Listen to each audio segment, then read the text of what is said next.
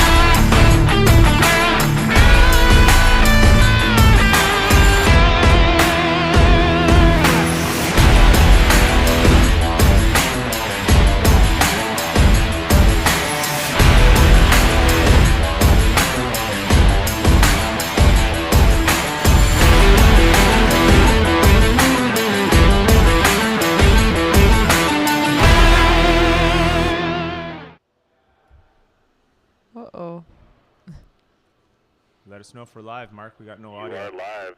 Oh, Hello, there we everyone. go. Welcome back to the Western Apprentice Skills Competition here in Delta PC. We're on day 2 of the competition. So today we'll have final projects.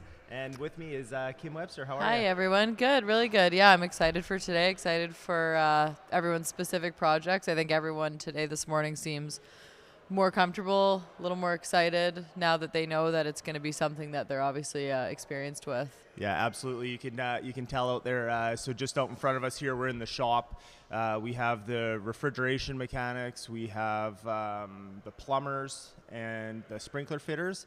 And you can tell it's they just had their kind of morning meeting, and you can tell everyone's a little bit more relaxed. Yeah, for sure. Whether that's because, now they're familiar with the shop or just because they know that, the common project can be a little tough because it's maybe something they haven't ever worked with closely. So, yeah, it'll be good. I'm excited, and hopefully we can get out there in the shop. I'd like to go, check out the welding and the oxy fuel and see how they're doing over there. Hopefully we can get that the portable camera out and maybe For sure. have a quick word with them while they're working. Yeah, I think we're going to let everyone kind of get situated with their projects and kind of get started, and then we're going to bounce away from the desk here and watch the projects throughout the day. For sure. Yeah, no, it should be exciting. I wonder how are they on this one project all day? Is that how this is working today? Yeah, I believe so. There might be a couple people that break out for the oxy fuel project. Right, because everyone's doing that. Yeah, but aside from that, they're going to have the majority of the day, probably about 6 hours, I think, on their project. Right. Awesome.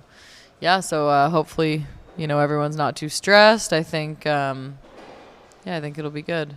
Yeah, I think after yesterday's performance, everybody probably went home, got some rest. For sure. Yeah. That first welcome night, everyone's a little too excited, maybe stays up a little too late. But I think today everyone went home and got a good rest. Yeah. So it's now after the common projects and kind of getting your feet wet in the shop. It's everyone kind of has that eye on the prize, to see if they can take home the win. So yeah, for sure. Did you find when you competed that this day was the day that you were hyper focused? Yeah, when I competed, it was the same thing. Like you have the nerves, especially you're out of town, all that kind of stuff. But it's actually a surprise. So when the one competition I was at, I trained in the shop. I was working on like fab, so layout, fab, and because I had in my mind it's going to be some kind of fab project, it's a lateral or a layout. And when I got to the competition, they kind of opened the curtain, and it was like a boiler mock-up. It was like boiler, and it was like completely the other scope, and I was like, oh, okay, deep breath. Yeah, that's the thing. It's not like they, I don't know if anyone's fully understanding of how this works, but they aren't told exactly what the project is going to be.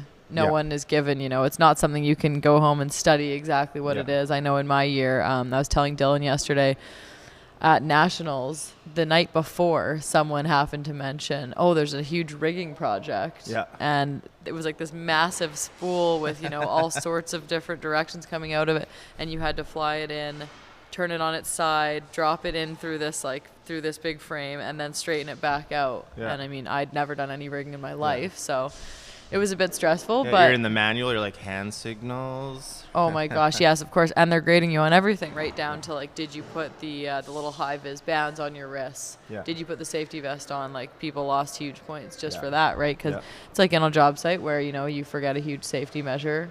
There's going to be consequences. Yeah, that's how it was in the home. competition. Yeah, exactly. So, so no one really knows what they're up against here. But I know the HVAC project, from what I've heard in the past, is usually one of the biggest ones where just finishing it is quite a challenge. So I spoke before we started the broadcast this morning with the training director from 516, who's kind of heading up the project there, and kind of went through what's all involved, and they've trimmed down some of the electrical stuff, some of the design to really encourage that they want everyone to finish it. Right. And hopefully have it start up, right? For sure. Because I don't know what it is today exactly, but I know at Nationals quite often they have to build like an entire like walk-in freezer, walk-in fridge kind of situation, which is I feel like they have the most challenging project when it comes to volume, right? So when we get out into the shop, we'll show everyone who's viewing from home. They have basically their trainer's like a big box, and it's actually insulated. So the inside of that box that's out there is a fridge. Right. So they have the evaporator coil inside, the condenser outside. So they're responsible for the controls, the electrical, and the piping, and then obviously filling it with refrigerant. So right. So they have it's intense. They won't have spare time for chit-chat. No, definitely. There's no. They won't be. There's not going to be a whole lot of the same camaraderie there was yesterday with No. asking for help. It's going to be focused, but also for anyone who's in the Lower Mainland right now, it's pretty hot outside, and I think it's supposed to get up to 30 degrees in the next few days. So funny because I don't know how it works for people, the local people from 516, but I know I was talking to Amber yesterday, and she was like, they're preparing to be busy the next few days. So it'll be interesting. Some of them might go from, this crazy competition to possibly straight back into work, right?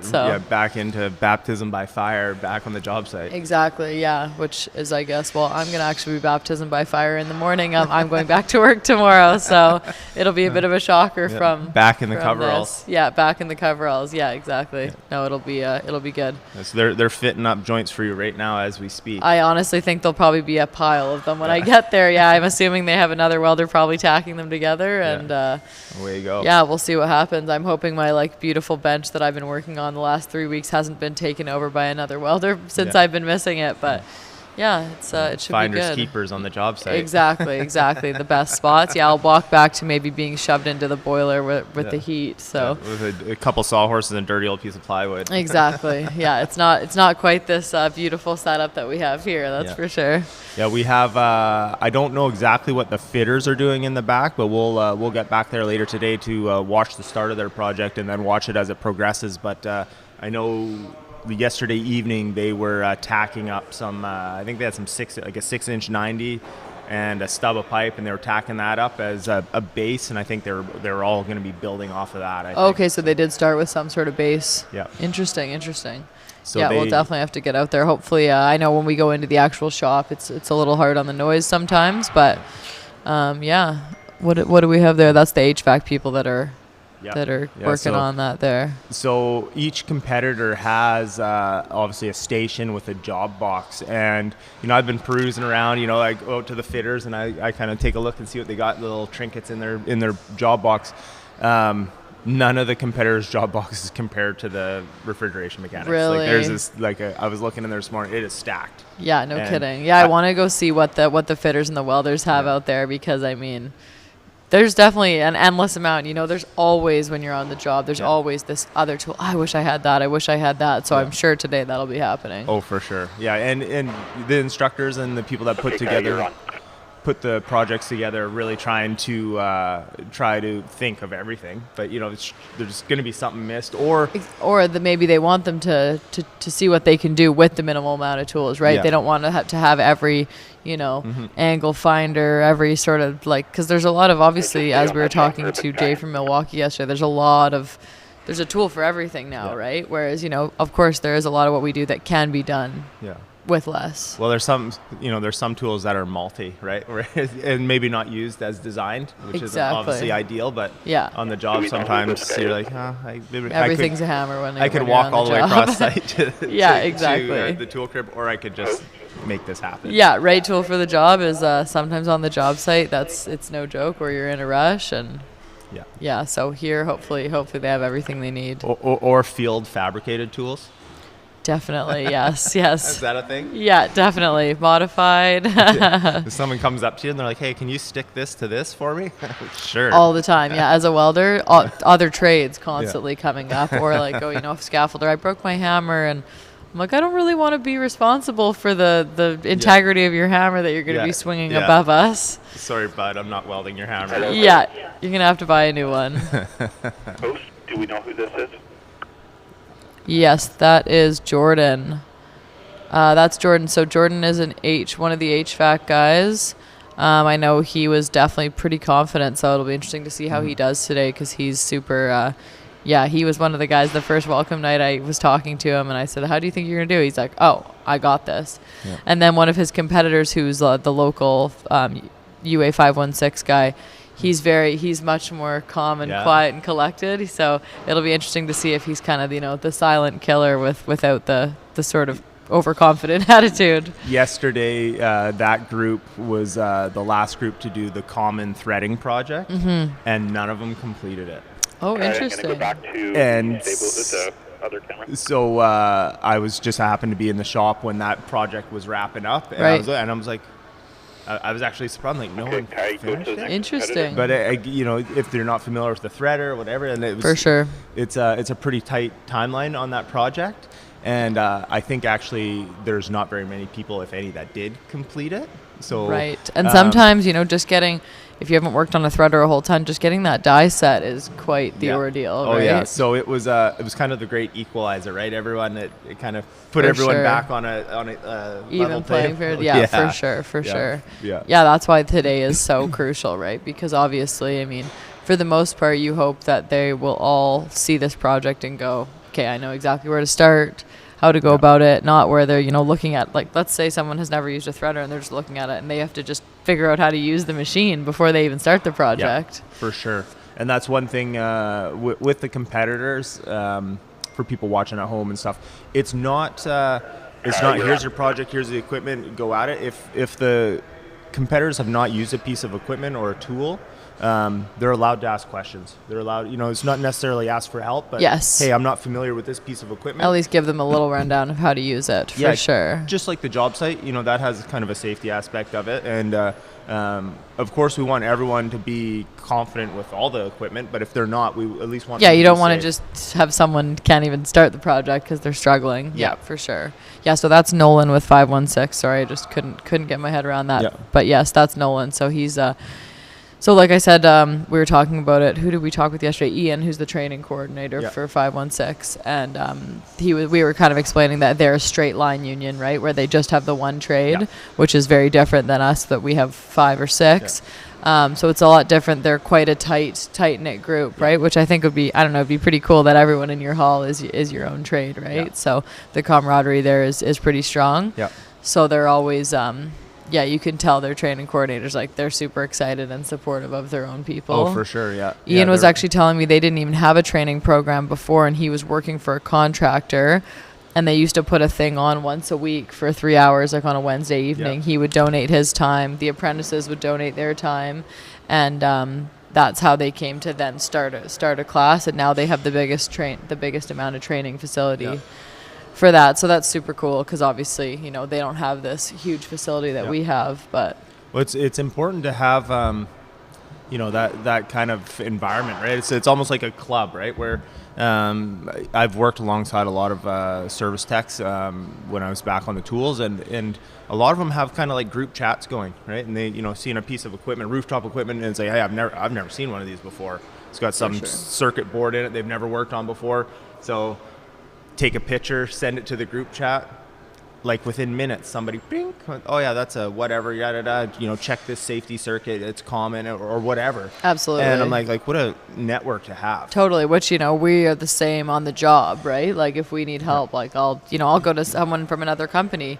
They're still part of our union. We're still, you know, still all brothers and sisters, and so it's nice to be able to bounce things off of each other, for sure, because there's some amazing tradespeople out there who have just been around for a while, or some of the young people that are just very, very talented. The neat thing about the union environment, where, you know, you might work for different contractors even on the same shutdown or whatever. 100%. You might be working at the same contractor 6 weeks from then, right? Exactly. It's just the way it works. Yeah, absolutely. Sometimes, you know, one contractor might finish their scope of work, and so you can literally, you know, go next door and go to the other one, which is awesome. I know a lot of the older people in our hall have told me how back in the day, you know, they would always work for multiple contractors on one site when, you know, one finished the other, and you know, that was amazing. That was an amazing time, and we're pretty much back to that right now. Like, we have the amount of work right now is just, it's amazing. Yeah. You know, when I first started, it was good, but it's booming now, and it's a good time to be on the tools, for sure. It's different environment out there right now, for sure. Yeah, it's amazing. I mean, I've never had a time when, you know, right now there's probably 4 or 5 jobs that I've had messages or calls from, which, I mean, it's awesome to to feel needed. It's really cool to know that. Yeah. It's kind of nice to know that if you want to go from one to the next, that it's there. Exactly. It's not, I'm going to go one back to the board and see and what's wait. out there. Yeah, for sure. The only thing is, of course, the way the jobs work, they never are one after another. There's always like 3 at once that you want to be at all of them, and you have to decide. And yeah, it'd be nice if, like, say for the shutdown season, if planned everyone got into a room and said, okay, you're going to do the first 2 weeks, we'll do the next 2 weeks of March. You would think, because then we would always have enough staff, right? Yeah. But I mean, maybe then we'd have too much. But I mean, it's with Kitimat and Site C going right now, that's obviously, it's great for the people. It's great for everyone. It's great for those people who can be there. It's great for for us here who want to do shutdowns and things like that, because there's always lots of space right now, because so much of our workforce is up there. Yeah. So we can see here on the split screen, we can see the guys here in the shop. I don't know, Mark, if you're listening to me here, are we ready to jump out from here and get into the shop? For those watching at home, I got the Mark Donnery, our producer, up in the studio. He's in my ear here. All right, you want to do the rock paper scissors again? Yeah, sure. So what if we win or if we lose? The winner gets to pick. Okay. Rock again? What do you I beat you with rock last time. I'll run out. You can run out with me. Okay. All right. We'll be back.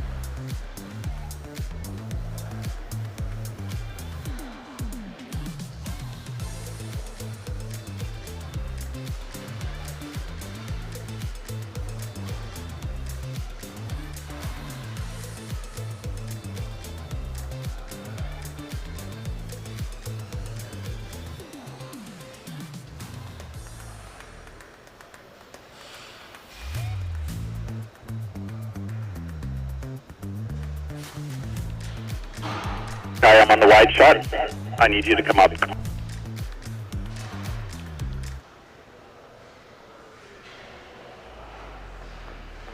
you say come up?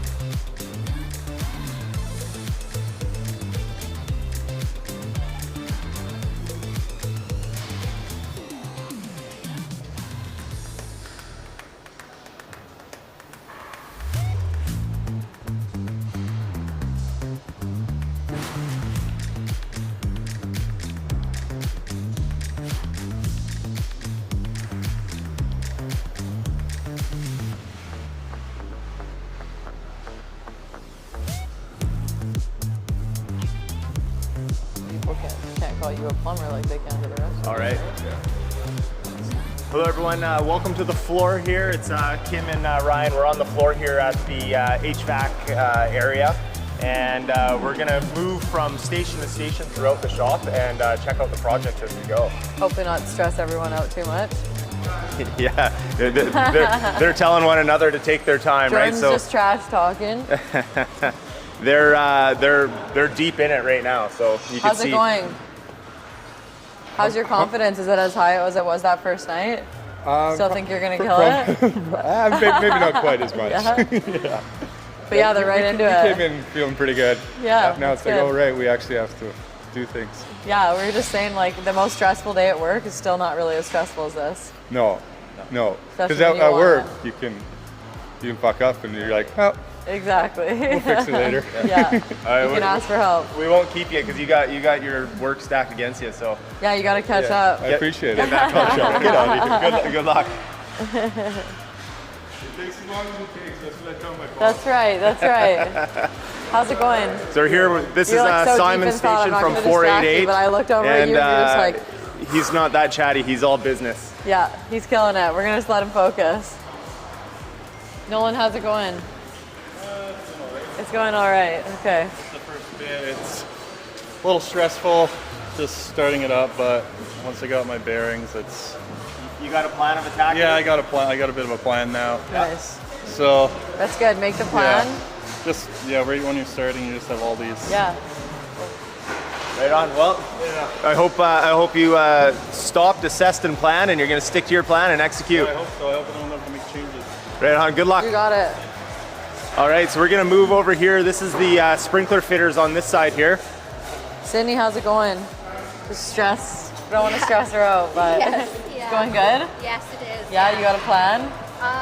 No, not really a plan, but I've done Winging it a as you thing, go. so I'm feeling Nice, this is your thing. Sweet, sweet. Better than yesterday. exactly. Cool, awesome. How's it going? Oh, it's going okay. Yeah? Getting colorful today. That's right. Feeling confident? Well, I at least have the belt. That's it. you That's know? right, the belt does make you look I pro. kind of wish I wore a watch, but that's about it. Oh. What can you do? Just gotta work. You don't need a watch, just focus. You got it. You got lots of time. It's not about the speed. How's it going? It's going good. Spinning on here. Feeling confident? Sorry, what was that? Feeling confident? Feeling pretty confident. Awesome.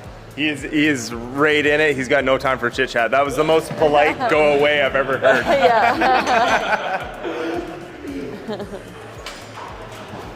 How's it going, guys? Good. Wonderful. Yourself? Good. Now we're trying to get this project finished. Yeah. This your jam? Like you've done Do this you all have before? just this one project, or do you guys have two projects? This is the today? confidence. one. Sweet. Just this one?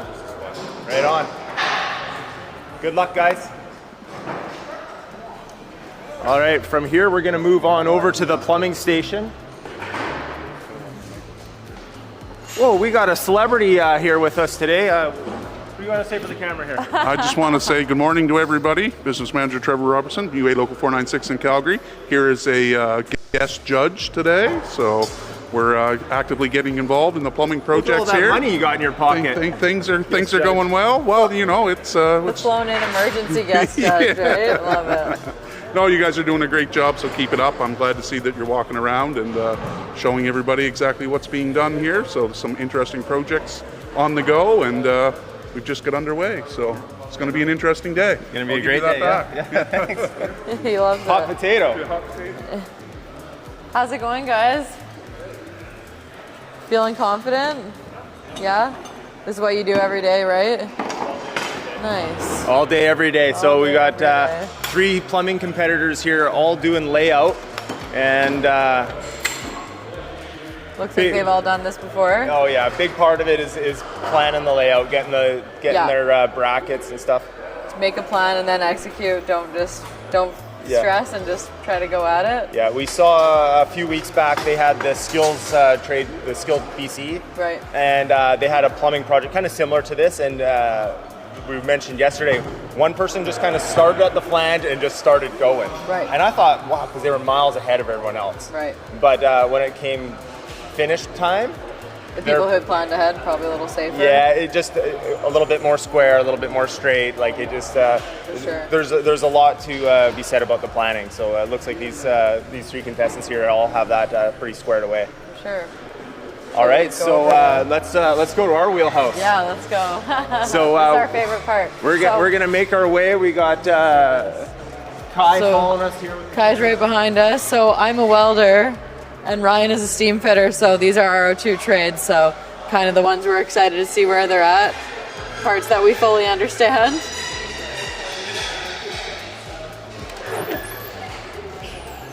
And there's welding students just in front of us here. So like we said, the school that we're having the competition in is also fully active right now. So these students are just probably all these bends you see. So they'll weld out pipes, cut out coupons, and then bend test them. So that's these are just regular students that we're in front of here. And the competitors, well, there's one right here. And then our other competitor, I'm not totally sure what booth we're in. We're gonna have to find them. That's the one thing. You go ahead to the steam fitters, and I'll find the welders here. Ryan, you want to take this? You take this. I'll find where the welders are. All right, sounds good. What booths are you guys in? All right.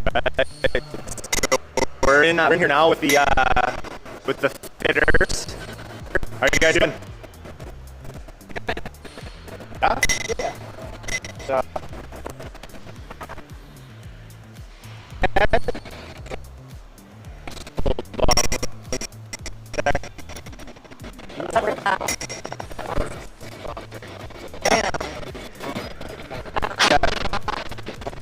yeah, roll up.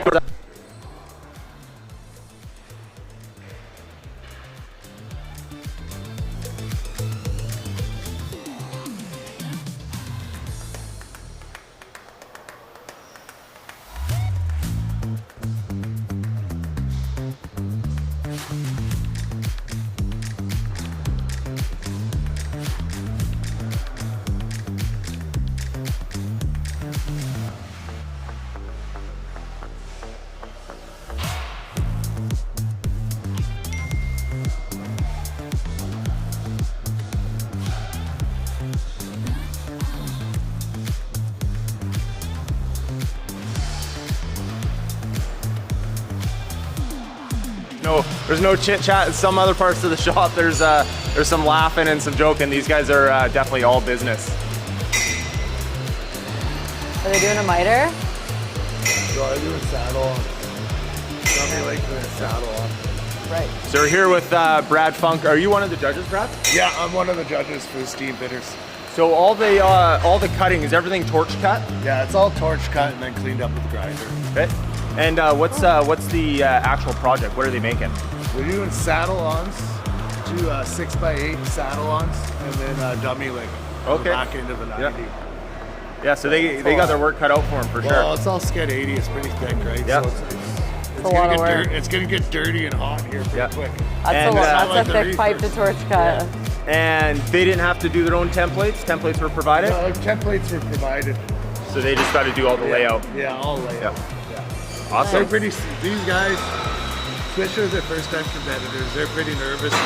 Yesterday was a little nerve-wracking for them, so today hopefully they'll get in their niche. Yeah, but once they get the torch in their hand and they start getting in their groove, so we'll be throughout the shop today. So we'll watch these projects progress.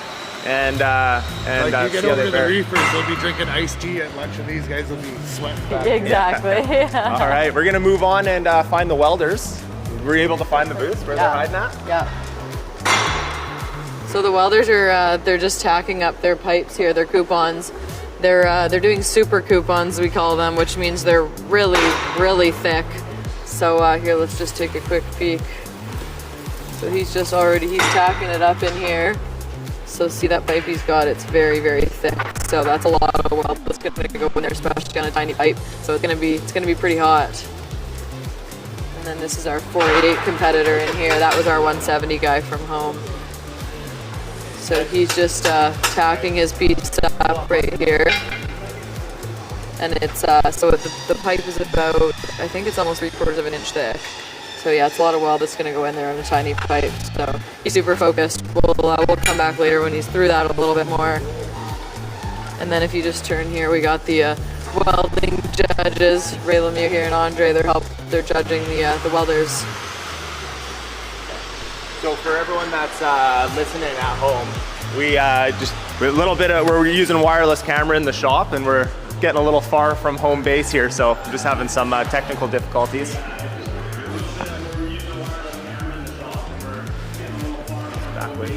Yeah. We got Will Schwartz here with us. A few comments for today's competition? Yeah, it's a great day so far. We're off to the races. It's busy. I mean, the competitors are doing a great job. They're out of the gate going strong. I think a lot of them yesterday ran out of time with a couple of their projects. So I think they realize that the time constraints that they're under, and they're taking it a little bit more seriously. So busy day for the competitors, for the judges as well. On the back end of things, we're busy keeping everything in motion. Working with some of our great sponsors, RKM, Milwaukee, Vega. So we've got some very good sponsorship support as well. So nice. Yeah, it's a great day. We were just in the back with the steam competitors, and it's like cold as ice. There's no chit chat. Yeah. There's no looking up at the camera. It's all business. Oh, strictly business. That's a serious weld coupon they're doing in there. Oh, I bet. That's a thick piece of pipe. They're going to be busy for a while back there. Yeah. So. All right. Well, we're going to take this, and we're going to run back to the desk. Great. Right on. Thank you. All right, Mark, we're going to make our way back through the shop. We're listening from up in the shop, and we'll get set up back at the desk.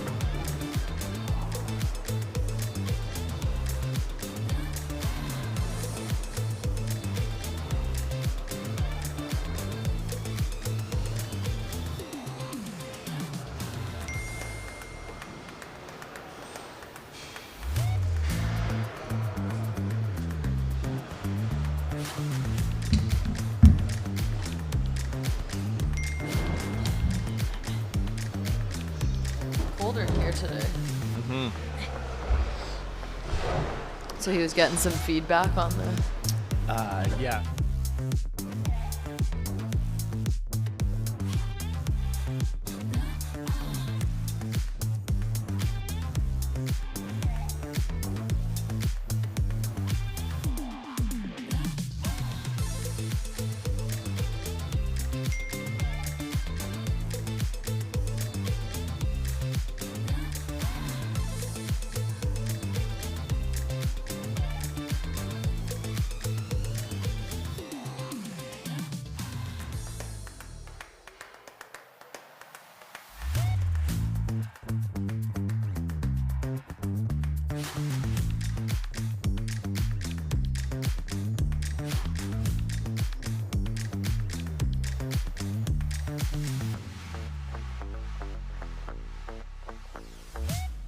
At the desk, Kim and myself. So we just took you on a tour through the shop. For everyone that's tuned in, we're live day 2 at the Western Apprentice Skills Competition. All the different trades are working on their final project. This is our second day doing a live broadcast, so we're still learning what our capabilities are. And I guess we got a little too far into the welding shop, and with the wireless camera we lost video, so we might have lost you guys there for a bit. Yeah, so we're working through the whole thing. Oh, I don't know if I have any audio. Anyways, yeah, we're working through all the kinks of everything, but I mean, it's definitely been a learning progress, but this is super cool that we can do this for, you know, other things in the future. Yeah, absolutely. It's just like anything, we're learning as we go. To see all the projects coming together, like they're coming together already. It's awesome. And yeah, there's some tough projects out there for sure. I mean, I know you're seeing that steam fitting project. I mean, in reality, it's a big skill to be able to use a torch well, right? Especially on, you know, a SCED 80 piece of pipe. So that's super exciting that they're going to get into it, because we don't even have that option that much. You know, sometimes on a job site, you know, trying to find someone with good torch skills is not that easy. So that's super exciting. I'm really excited to see how those guys do. And then the welders, like, yeah, that's a thick coupon. So when I say that, they're doing a 2-inch piece of pipe, and the size of it it's a 6.625. So it's like a 3/4 inch thick pipe, a 2-inch pipe. So that's a lot of passes of weld that's got to go around there, and it's hot, right? It's gonna be hot on your hand for sure. And what did Brad was saying? The refrigeration guys will be drinking iced tea at lunch, and the other guys will be sweating. So I'm sure everyone will be sweating in their own way, but definitely there's some serious projects out there. Yeah, when you look at that steam project and all the fab involved, because every cut is torch cut. So if you're not clean, or you know you got a little, it's anything you mess up with the torch, you're gonna have to clean up with the grinder, and that's gonna be time. And likewise, you know, you want to be a little careful with the grind, or careful with the torch, and not take too much off, but you also don't want to leave yourself too much grinding to do, because that's going to be a lot of work, especially if they're, you know, there is obviously some time constraint, as Will was saying, that maybe some people realized after yesterday that, the time they didn't, it's enough time to get the job done working at a good pace, but it's not tons of extra time to really it's not a cakewalk. And I think the common projects yesterday kind of, like you say, set the tone for that. Everyone's like, oh no, this is pretty serious, right? Absolutely. So everyone's doing good out there. I know the refrigeration guys, the first guys we talked to, they're pretty focused. They're pretty intense, right? And then the sprinkler fitters, they're confident, you know. Both Sydney and I can't remember the last guy that we spoke with, but both of them are just, you know, they're like, this is what we do every day. Right, it's totally our bread and butter. Just at work. Exactly. So if you can keep your mind to think this is what I do, that's a big help with keep the stress levels down and just calmly. And because I mean, I think the judges are watching also, like how people are handling it, comfort level, how's it's all going. You know, it's not just about the finished product; it's how they're handling it along the way. So it's definitely, there's a component to the scoring as to how you carry yourself through the competition. 100%. So it'll be an exciting day. I mean, it's already been over an hour, so they're just under an hour. So they're definitely well underway, a little more than yesterday, because you know, yesterday we're working out the kinks of getting started, but they're right into it now. So they've got a full day ahead of them. You know, I'm sure some of them will be like lunch break and right back in. It's not no one will be hanging around extra for. No, there's not going to be a whole lot of small talk happening. So yeah, I think on the refrigeration project has a couple different aspects where it's got controls, it's got electrical, obviously there's a little bit of a piping component, so there you could see right off the bat they're doing bending and flaring, so just playing off of what they did yesterday. Exactly. Where the sprinkler fitters, they basically just have a layout that they're all just going to cut and glue and maybe a couple threaded components. Yeah, it's a big all the projects are very, very different today, so I'm interested to see, whether we take a coffee break and a lunch break, but definitely at the lunch break to see the vibe in the room and if everyone's calm and how everyone's feeling. I'm sure there'll be a little bit of chit chat of where people are at, but I mean, you can already see, it's still a friendly competition. You see Jordan, looking over and saying, take your time, right? Trying to kind of get in his head a little bit. So it's a fun competition. Yeah, it is fun. And it's, I think by the time we get to maybe around lunch, people will have a good sense of where they're at. So either they'll know they've put in the time in the morning and maybe can coast through the afternoon and get everything tightened up, or maybe they're under the gun and that's not the especially case. Because it is a pretty good judge when you're working next to your fellow competitors, because if you're going for lunch and you're thinking, okay, we're all kind of similar at the same place, but if one person is ahead, and I can see one of them right now. He's wiping his brow. He's sweating out there, right? I mean, it's a good temperature in here. It's not hot by any means, so they're definitely working hard if they're sweating. Oh yeah, for sure. Yeah. And that's the neat thing here with everyone that had a view of us going through the shop. You can see all the competition areas are open, so it's not like they're shrouded from one another. So you literally can look to your left and right, and except maybe the welders and the steam fitters. You can kind of get a feel for where you're stacking up with the competition, maybe, right? Yeah, for sure. That might give you some false sense of hope. Exactly.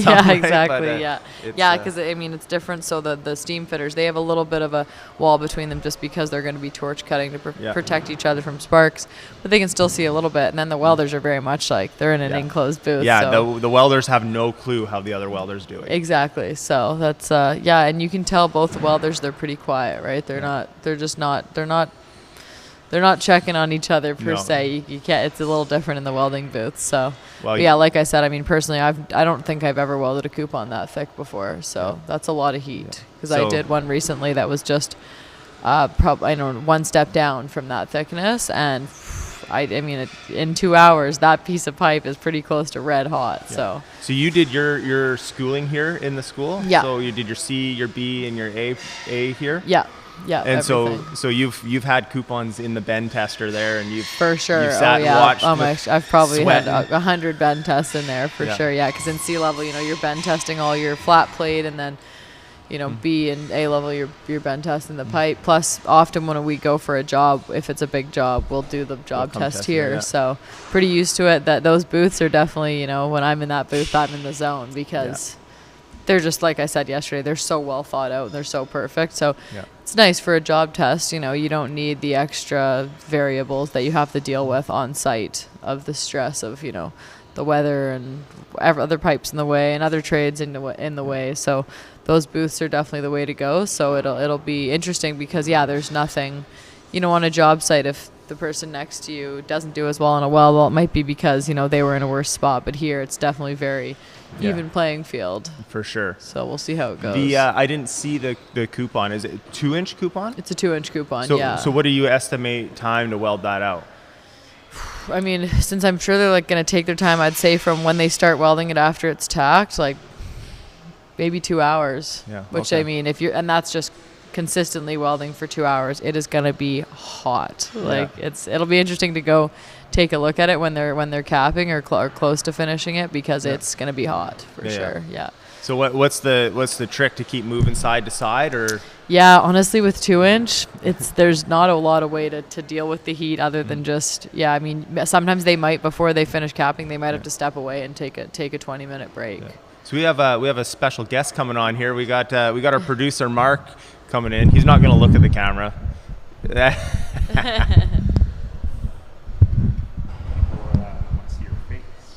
Oh, is my face being covered? He doesn't know that was my goal. So for everyone that doesn't know, Mark Donnery here, he works here at UAPI CBC. He does a lot of the job ready dispatch training, JLG training, that sort of thing. He's also the producer of the Hall podcast and does a lot of our media stuff for UA 170 and for UAPI CBC. So say hi, Mark, to everyone. Hi. Sweet, thank you. Mark likes to be behind the camera. Yeah. Better? There, now everyone can see my face who couldn't see it before. This is good practice. I was telling Ryan yesterday, I kind of want to start a podcast, so be a fun little way to test it out. For sure. Yeah. Anyways, so yes, if anyone was listening in yesterday, we're on a new microphone setup today. It's maybe picking up a little less of the background noise. Those mics yesterday were super high tech, so we were hearing everyone's detailed work behind us. Oh yeah, we had 5 threaders all going at once, and so it was loud. Yeah, I think that's part of it. It's just there's less machinery going out there for sure. So yeah, it's exciting. I feel good today. I'm excited for them. So do you remember on your competition, so final project day, what was like when you came out, you saw your drawings, so they give you, here you go, you're going to build this. Yeah. And then what were your thoughts when you got that? Like you start formulating a plan? I mean, so for ours, it was more of like a big all-in-one spool. I think today they're doing their trade-specific projects is more like different coupons. So they still did all the same processes, but I had to kind of build it into one thing that all fit together. So that was a little stressful because, I don't really do the measuring part of it generally because usually we're always partnered with a pipe fitter. That's the beauty of the union for sure, because I know if I was working, on the non-union side, probably I would be doing a little more. Yeah, there's no dual dispatch in the union. No, exactly. So I'm always with a partner that does the math part. So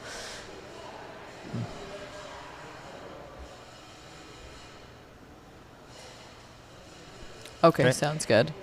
Kai's gonna take a shot of us here, so we're gonna kind of be able to see. You guys can see that in the shop, and then the camera's facing towards us, so we're kind of in the background here, so you can see the direction that we're looking out. So where we can kind of see the refrigeration. Oh, there you can see it there. So there's Amber, and the camera's looking back, and that sort of garage door behind us is that garage door that he's walking towards. That's where we're in that back room there. So we kind of have a good view of everyone looking from the other direction. And then we have Mark upstairs kind of keeping an eye that everything's conducive and you can hear us wherever we are. So it's been quite the setup. We're it's a little bit of trial and error, but I think it's going pretty well. Yeah. The probably a week ago. There we go. You can see me in the background there. A week ago, this was the loading bay, which is 364 other days of the year. Yeah. But obviously this is our home base for the studio. So around here, and so we got a sweet little setup back here. Now you can see that we're actually just and we were a little green room there, where we get our little interviewees teed up. So yeah, it's a good little setup we have here, and I definitely think we'll see more of this in the future for other events here. Yeah, for sure. This this was kind of a trial run for us with doing the live broadcast, and I'm sure we'll see more stuff like this in the future. So with your final project, when you were welding out, and I don't know about the competitors today, were you allowed to change position? Or did no. However it was built, you had to so generally, I think what they'll be doing today is, we call it 6G. So for anyone who doesn't know, that's where it's kind of like on a diagonal plane. And the idea of that is kind of that you're getting the experience of welding it like this, but rather they put it diagonal. So that's how all of our weld tests are done for whether it's jobs or weld tickets. So I'm assuming that's how they'll be doing it over there. It's kind of the most complicated way to weld it, I guess, because you're getting all the different angles. And on a 2-inch, your angle's changing a lot in a short amount of time. So when I did it, I know it's they're going to be doing stick, TIG, and some wire feed. And especially for us, like, we don't do a lot of wire feed at work. So when it's something you haven't done a whole lot of and have a whole experience, it's a lot. And then generally as an apprentice, we don't weld a lot of pipe. But because, we're the piping union, that's what they'll be testing on today. So welding pipe is kind of, when it comes to welding, that's kind of the top of the line, right? I mean, unless you're doing something underwater, perhaps would be the next complicated thing. But Pipe definitely is, the higher ticketed items and things. So yeah, it should be interesting to see how they go. I don't know either of them personally, so we'll see how they go. They both seem, they're quiet, they're focused, but I'm sure they're feeling good. So I don't know if they were aware of the thickness of that coupon. So the biggest part of that, like I said, will be the heat. And I do think, hopefully it works out for them that they can maybe get it mostly filled up, and then we'll be having a coffee break, because definitely I think stepping away from it would be a benefit to because the heat in that pipe's going to be pretty intense. Let it cool down for a bit. Let it cool down, for sure. So I'm sure they're aware of this. I'm sure they've talked it over with their training coordinators. I think everyone's kind of gone over a plan before they come here generally. So for sure. You definitely want to come in prepared. When I competed, similar story to you, and it was like, hey, there's this like big rigging project, like how much rigging you've done? I'm like, next to zero. And they're like, oh yeah, so it's they don't know what it's gonna be, but there's gonna probably be some component. There's gonna be this the one I did had a transfer, so you had to lift, and then you had to transfer the load over from one spot to another spot, get it rigged back up without allowing it to touch the ground, right? And we're looking at it and going like, okay, and there's just this like pile of slings and shackles, and you're like, all right, like rigging Lego, let's lay this out. And you're also trying to do it all safely and properly. Oh, there's I just want to point this out, there's Sydney up there. So I know she was super confident, which is, yesterday she had a little bit of nerves, but she was killing it. But I went up when we talked to her earlier today.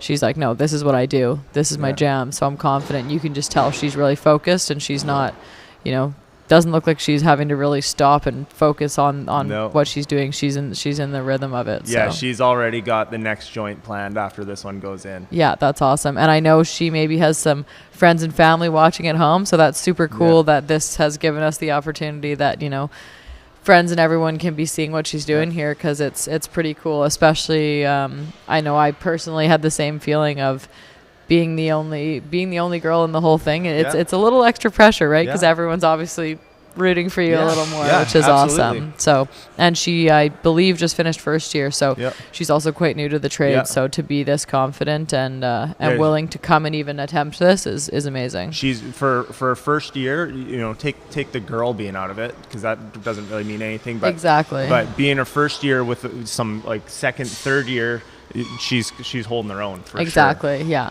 Yeah, it's funny. I was at work talking about, that I was going to come here and be sitting with you. And one of the guys said, oh, how did you do? And I said, I won this part. And he said, oh, out of the girls. And I said, no, like that has no bearing on this whatsoever. Right. It's not it's not that kind of competition. So, I mean, really, it should be a level playing field. So the only difference here is, if you're going up against a third or a fourth year, could be quite different, but looks like she's right in there with them, so that's awesome. Well, that's the great thing about the trades, and these apprentice skills competitions. There isn't a women's division. There isn't like a men's division. It's just the division. Totally, because I mean, really, it's not the same as comparing, strength in a sport or something like that. No. It's perfect. But yeah. I wonder if there's definitely not a rigging component today, but there will be a rigging component for them, whoever makes it to nationals. So. I would imagine when they get to the Montreal, there will be some rigging portion. Absolutely, yeah. So actually, maybe later on I'll get that picture over to Mark so he can pull it up on the screen. I have a picture of the rigging project that we had to do, and it was stressful, but it was awesome. It was awesome. Yeah, we had in Edmonton, local 488. They have, I don't know if you've ever been to their yard or not, but they have this huge mock-up with it's like 3 or 4 stories. It's got vessels, different things, and then they have a kind of a spool rack off to the side. They have a crane on site, and so they have a bunch of different iterations of rigging you can do there, and. Yeah, because there's full rigging courses at this point, right? I mean, it's especially like even for the Boilermakers, for example, they have like specific designated riggers on jobs, which is awesome. We have people that specialize in it on our industrial sites for sure, but for general, we all get to experience some rigging in our career for sure. But some of it's pretty big for sure. I've been on job sites where we're rigging in like 42-inch pipe spools, and with the whole plant's watching us, it's a pretty big deal, and it's kind of the big thing everyone's eyes are on. So that makes it a little extra stress, kind of like this, right? And all the eyes are on them. You can see, not all people in the trades are really wanting to be the face of something or be displayed. So it's big to be in this because you know that everyone's going to be watching. It's there's a certain level of confidence you need to be here and be putting your best foot forward, but also having everyone watching is just like you say, that next level of pressure on you, right? Yeah, and usually it's just the people in the shop are watching, but now it's also whoever's tuning into this broadcast, which is really cool that people, their friends and family, because generally if you're coming from another province, you probably can't bring anyone with you just because obviously it's during the work week. So the fact that people can be watching at home is really cool. Yeah, and depending on where everyone's watching from, you do have the ability to send in comments, questions, and Mark will be fielding some of that stuff up in the studio, and so we can answer questions and respond to comments as well. Yeah, and if there's anyone you want to, sort of see a little more of or anything, if you're specifically watching from home, I know, like I said, Sydney had mentioned that maybe her boyfriend was watching from home. So if you want to, have a certain time when you're able to watch, we'd love to put her on screen, have her say hey, because that would be fun for her too, I'm sure. Absolutely. It's this is an experience that, both of us can speak from experience, that it's unique. Right, it's definitely you're always going to remember being at the competition. All these competitors, whether they win or not, are going to take away so much from this. I remember when mine was over, I remember just thinking like, okay, it's exciting because I'm going to be a journeyman soon, but also sad that I know I can never do this again. Right. There is people. I know there was a steam fitter from Local 324 when I competed. He competed again the next year because he was, a second year and then a third year. So he was able to do it. When I competed, I was like going into fourth year. So I didn't have another opportunity. I remember thinking like, I wish I could hold back from being a journeyman just so I could do this again. But it's a great experience for sure. And to be able to go to nationals for, quite a few of these people is a super cool time. Yeah, and if for all the competitors that do move on to the national event, it's got another kind of day or so added to the competition. The level of all the projects is a little higher, but also you get looked after. You get taken out. There's some swag. Definitely, yeah. You're definitely wined and dined a little more per se. Get to go to maybe some sports games and wherever you are, and some fancy dinners, and there's generally we have people from UA Canada here today, but there'll probably be some people from UA International. So it's a really, really cool networking side of things as well. And people always remember. For sure. Which I mean, it's a perfect example for us here today. Obviously we're here because we had previously competed. I know that's why they asked me to come here, was I could speak from experience, and same with you as well. Yeah, never know. They might be on the sports desk. Exactly. We're gonna be. You'll see us on Sportsnet next week. We'll be commentating the Stanley Cup game. That's right. That's right. Yeah. Speaking of that, where is the Stanley? Where are they at right now? Are the Oilers still in the running here? I'm sure there's some Oilers fans in this room. We'll have to get Trevor from 496. He's an Oilers fan. Is he? He is, yeah. Oh, I didn't know you could live in Calgary and be an Oilers fan. I don't know if we were supposed to say that out loud. We outed him. Oh, that's too funny. Yeah, and then it'll be exciting for them to go to Montreal, because I don't think Nationals has been hosted there before, so that'll be a new thing, and Montreal is such a cool city. So and one of the exams will be en français. Oh, just an extra level of stress. Yeah, no, it'll be exciting for them, and I that'll be in June. So when they finish here, they don't have. They can. A lot of people. I know what I did when after I won here. I went back and started practicing immediately for nationals, right? Because that's a whole nother level. Yeah. The next step up in the competition, and the next step of kind of want to get through to go to Ann Arbor in Michigan, which is where the international competition is. So it's one of those things I know for myself. You compete at the Western level, and it's you kind of come in, it's fun, it's whatever, and then you win, and you're like, oh, okay. I guess I should maybe take this a little bit more serious. Yeah, that next step is you want that ring. I know it was. I know for me personally, it was a crushing experience. We're ringless. Yeah, we both did not make it past nationals, which is heartbreaking. It was very heartbreaking for me personally, but still such a cool experience to be able to have participated. Yeah, for sure. So we're working with some camera stuff here. We're gonna probably get another camera angle, getting out back into the shop. For what everyone's seeing at home, you can see currently the plumbers. So they're still doing layout there, right? Yeah. Yeah, everyone looks pretty focused for sure. I'm trying to think I don't know what time they have a break at. I think there will be a coffee break for them so they can step away. And how they'll do it is, you have to take the break, which I think is good because obviously some people would just feel like they have to work right through, right? So union appointed breaks, as we say them, you have to take your them. break, yeah, for sure. So I think Kai's just out there walking by with that's the camera that you saw Ryan on us earlier, and he's just going into the welding shop to kind of see if we can improve the feedback a little bit, and maybe we can get in there to get some of the steam and welding shots later, because they're definitely going to be doing some pretty cool stuff in there. We'll throw a shout out to Kai, our field cameraman. Kai is a film student right now. Yeah. And so he did a 14-hour workday yesterday because he worked his job after. Oh, he did. And so when he came in the morning, he looked just as nervous as all the apprentices did, right? Totally, because I mean, he's a film apprentice basically, right? Yeah. So this is a cool opportunity for him, and he's super focused. He's taking it super seriously. Yeah. I think he's gonna maybe pop into a welding booth or something here.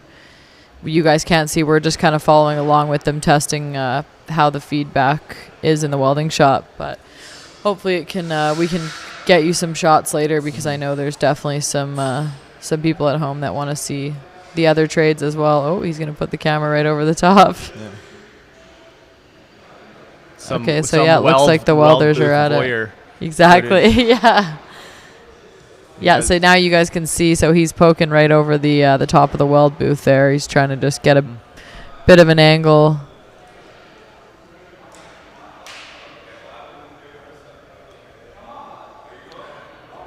So part of us being out in the shop here, we're trying to get this footage without, interrupting the competitors. Obviously, they have a task at hand, right? Yeah. Oh, so there you go. There's a perfect shot of that weld coupon that he's already working on there. Yeah.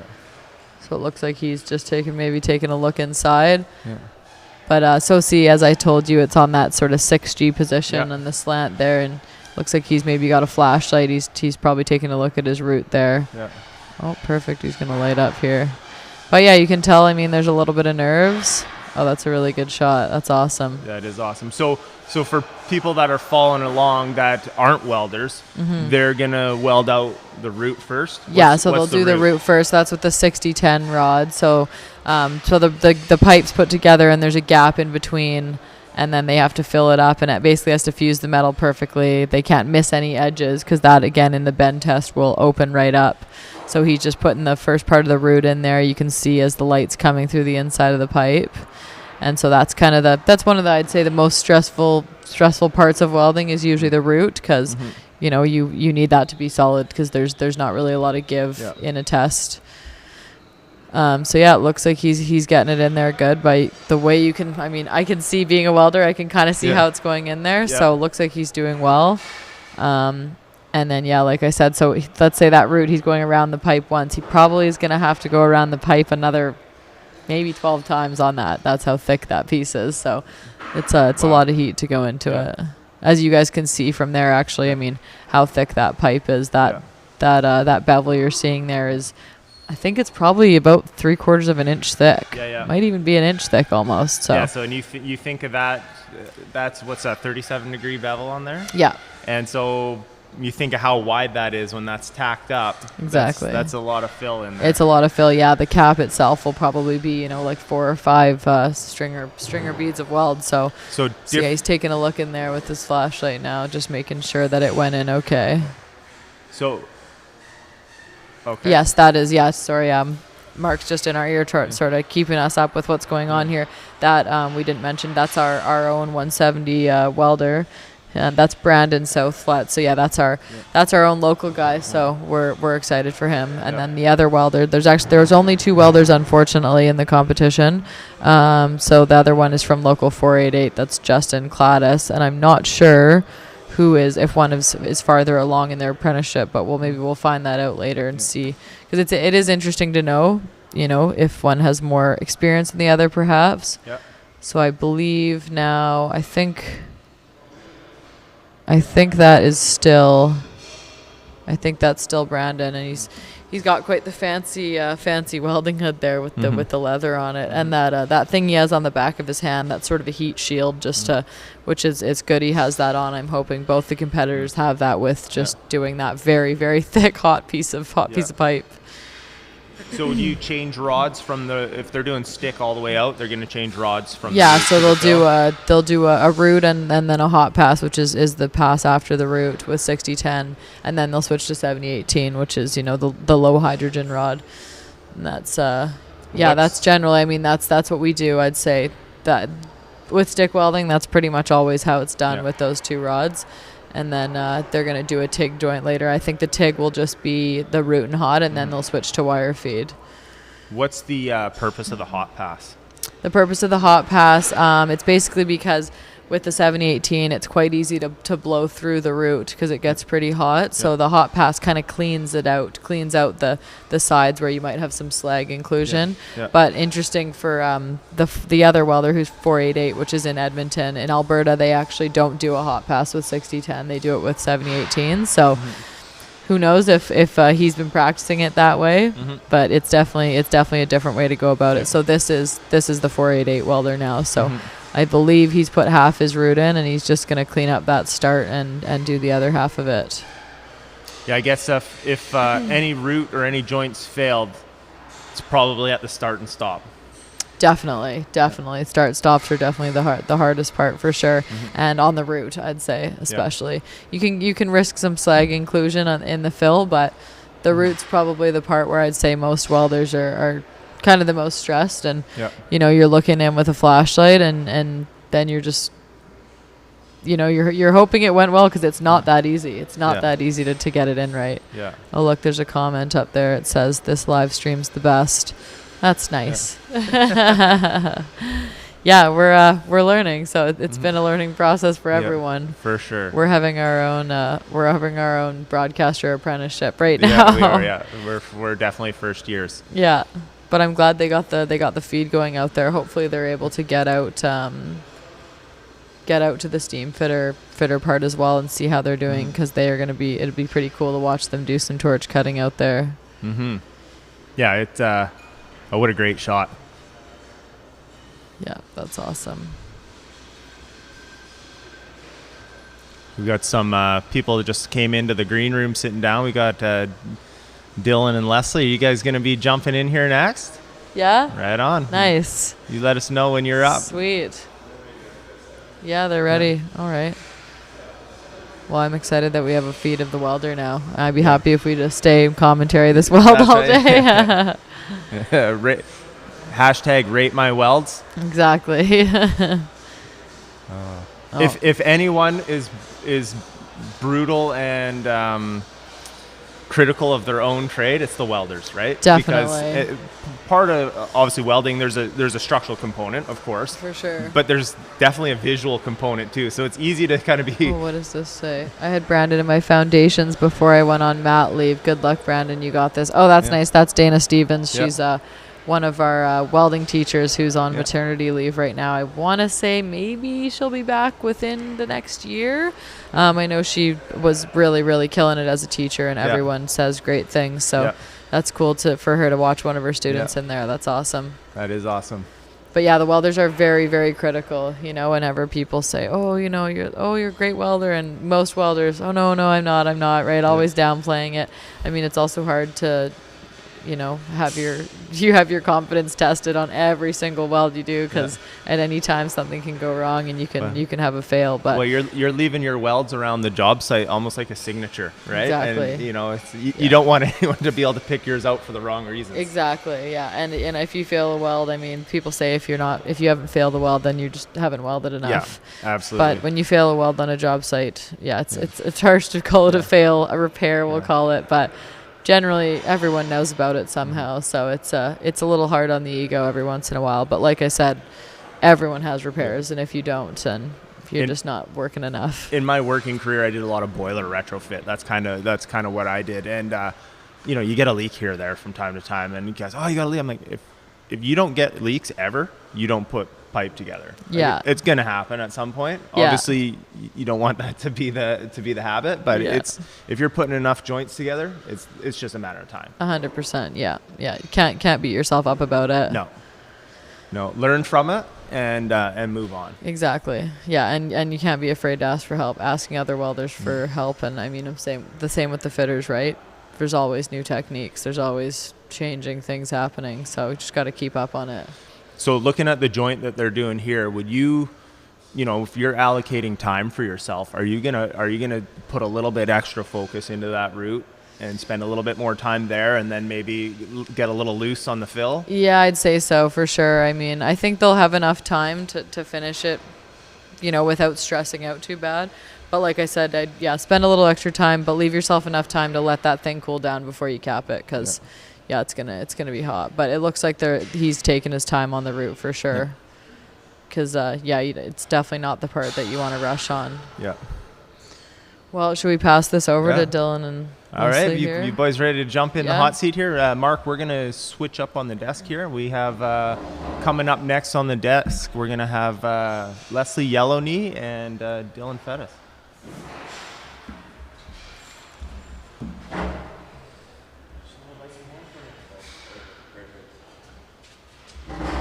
I'm Max Fair. I'm a UA 170 pressure welder. 3, 2, 1.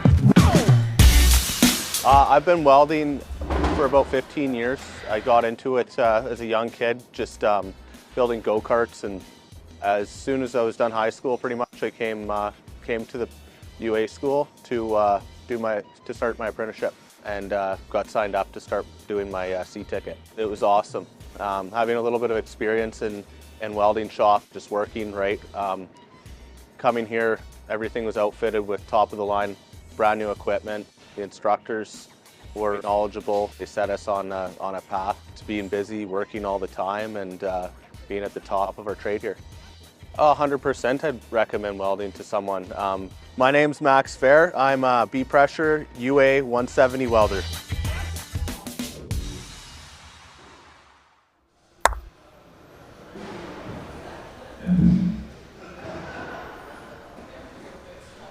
And I think we're back. Looks like we're back on. Hey, everybody watching at home. My name's Dylan. I have with me Leslie Yellowknee. He works with the UPIC here. Leslie, tell me a little bit about yourself and what you're doing here. So yeah, my name is Leslie Yellowknee. I'm from Big Stone Cree First Nation. I'm the Special Projects and Indigenous Relations for UA PIC and UA Local 170. I've been with UA PIC since August of 2022 now. So some of the things that I do is I work with the foundations coming in and out of UA PIC. A lot of other things is I do a lot of the Indigenous relations, all of our members and apprentices on the school side, but with 170 as well, doing outreach, business development as well. So any opportunities with projects, things like CNOC, with Squamish, or projects with MST, which is Musqueam, Squamish to Tsleil-Waututh on development, and then things with Fluor Canada if we're needing some apprentices up at Kitimat. I try to support them in that aspect as well. So some of the things I've been able to do in the past 10 months that I've been here. So we've partnered with Musqueam, Squamish and Tsleil-Waututh. They came together as 3 nations. We're actually running a piping foundation. So just so everybody knows, Squamish actually has a training and trade center right below Second Narrows Bridge. Oh, okay. Yeah, and we're running a piping foundation down there. They're doing essential skills right now, and Raven Hillenbrand is going to be the one who's going to be teaching that class.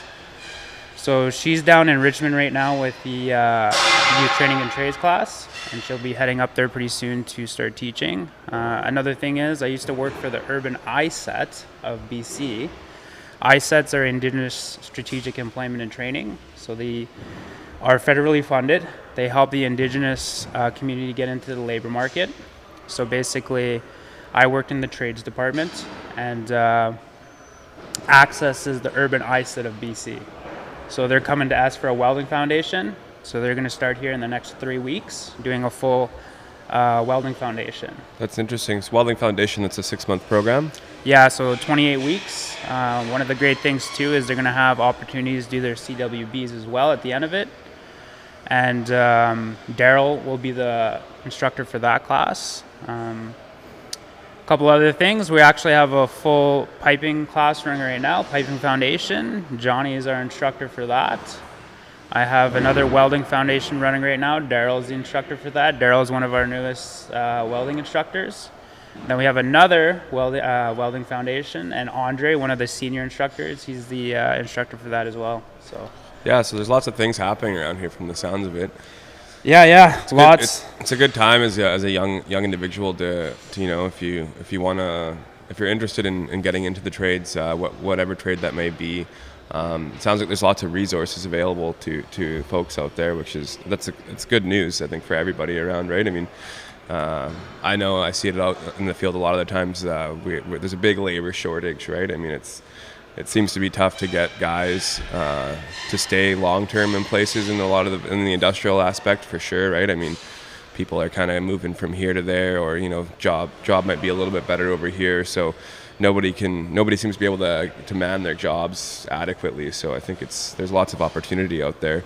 So with the Access program, I guess once they go through their foundations, they'll have their CWBs, so they'll essentially be able to go straight from that and join the workforce, is what the hope is.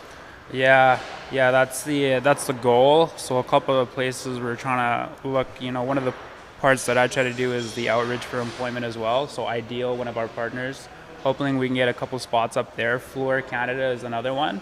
They're starting to take some of our C welders as well. So the plan is, once we get towards the end of the program, start working with employers, get them actually to the graduation. So Access, they actually have grad ceremonies. It's kind of something we do in our culture. Okay. So we actually have ceremonies around it, and we'll actually have employers like that. C-SPAN, they come out, bring them to the grad ceremonies, and most times, like C-SPAN, great employer, come out and actually do like letters of employment. Will Schwartz, director of UA PIC, he's actually come out to the grads before. We've actually hired piping students right out of the foundations before, had them employed here at the school, helping us, cut pipe, bevel pipe, just kind of get them introduced into the piping trade, and then seeing what their work ethic was, had them dispatched out for work just a few weeks later. So yeah, that's kind of the plan. Yeah, it's beautiful. We are really, I think, lucky to have we have an amazing training center here. Between all of the talented and knowledgeable staff, and then just the facility itself, it provides a lot of opportunity for young apprentices and people who are new to the trades to really hone in their skills and grow and go from there, right? So just to talk a little bit too about what you're mentioning about the work shortage or the worker shortage. I personally, in the time, I've been on the board, or I've been a part of the UA since 2017, which isn't crazy long, but I've never seen our board this busy with the amount of jobs listed on it. It's very true. I mean, I hear it all the time from, when you're on a different job and you get travel cards coming out, and they just can't believe it, right? They just call in and listen to the job tape, which just lists all the jobs that we have going, and they're like, man, it takes 10 minutes for the tape to finish, right? Like, they're always blown away. They're like, we don't understand. It's never like that at our home locals, right? So yeah, I know. I feel like, the past 5 years, I've always been told, at one point it's going to get to a point where we're not going to have enough workers. Everybody's going to retire. Yeah. We're going to need more people. And I've been hearing that, and I feel like we're finally there. Yeah. You know what I mean? It's to the point where it's there are not enough people to work to man these jobs, but we're doing our best. That's why we're running so many programs here. just trying to get enough apprentices out there, but it's still not enough. Like, yeah, you're really right too. I mean, it's something that I've heard over the the course of my apprenticeship and stuff, and as I've gotten older and I have my trade qualifications now, I can really see it. And it's almost before I used to think, yeah, okay, sure, that's what they're saying, right? And I guess that's good for me and my friends and my family that also work in trades.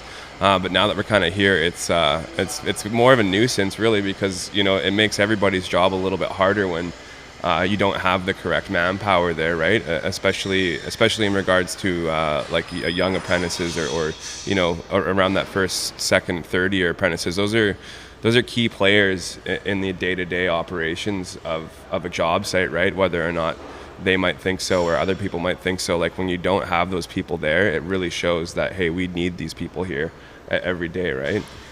Yeah, just having that next generation come in and take over these retirement spots, and I'm still pretty young, but there's still so many more people out there retiring every day, and hopefully all these apprentices we're getting through just continue with these apprenticeships, getting their red seals, everything with the compulsory trades coming through. It is very important that people are getting their red seals, because even in my time I have seen people not wanting to go back to school, stick with level 2, and just because they're making great money up north or working industrial, right? And for me it never made sense, but I hope we continue this trend of contending with red seal trades and completing certifications. So yeah, it is nice and important, I think, to get your red seals and your trade qualifications, because even if you're younger and you start apprenticing around in your early 20s, you can get your trade qualifications, and maybe it's not really what you want to be doing forever. Maybe it's not what you're completely passionate about, right? I mean, I know lots of people, including myself, that I really enjoy what I do for work, and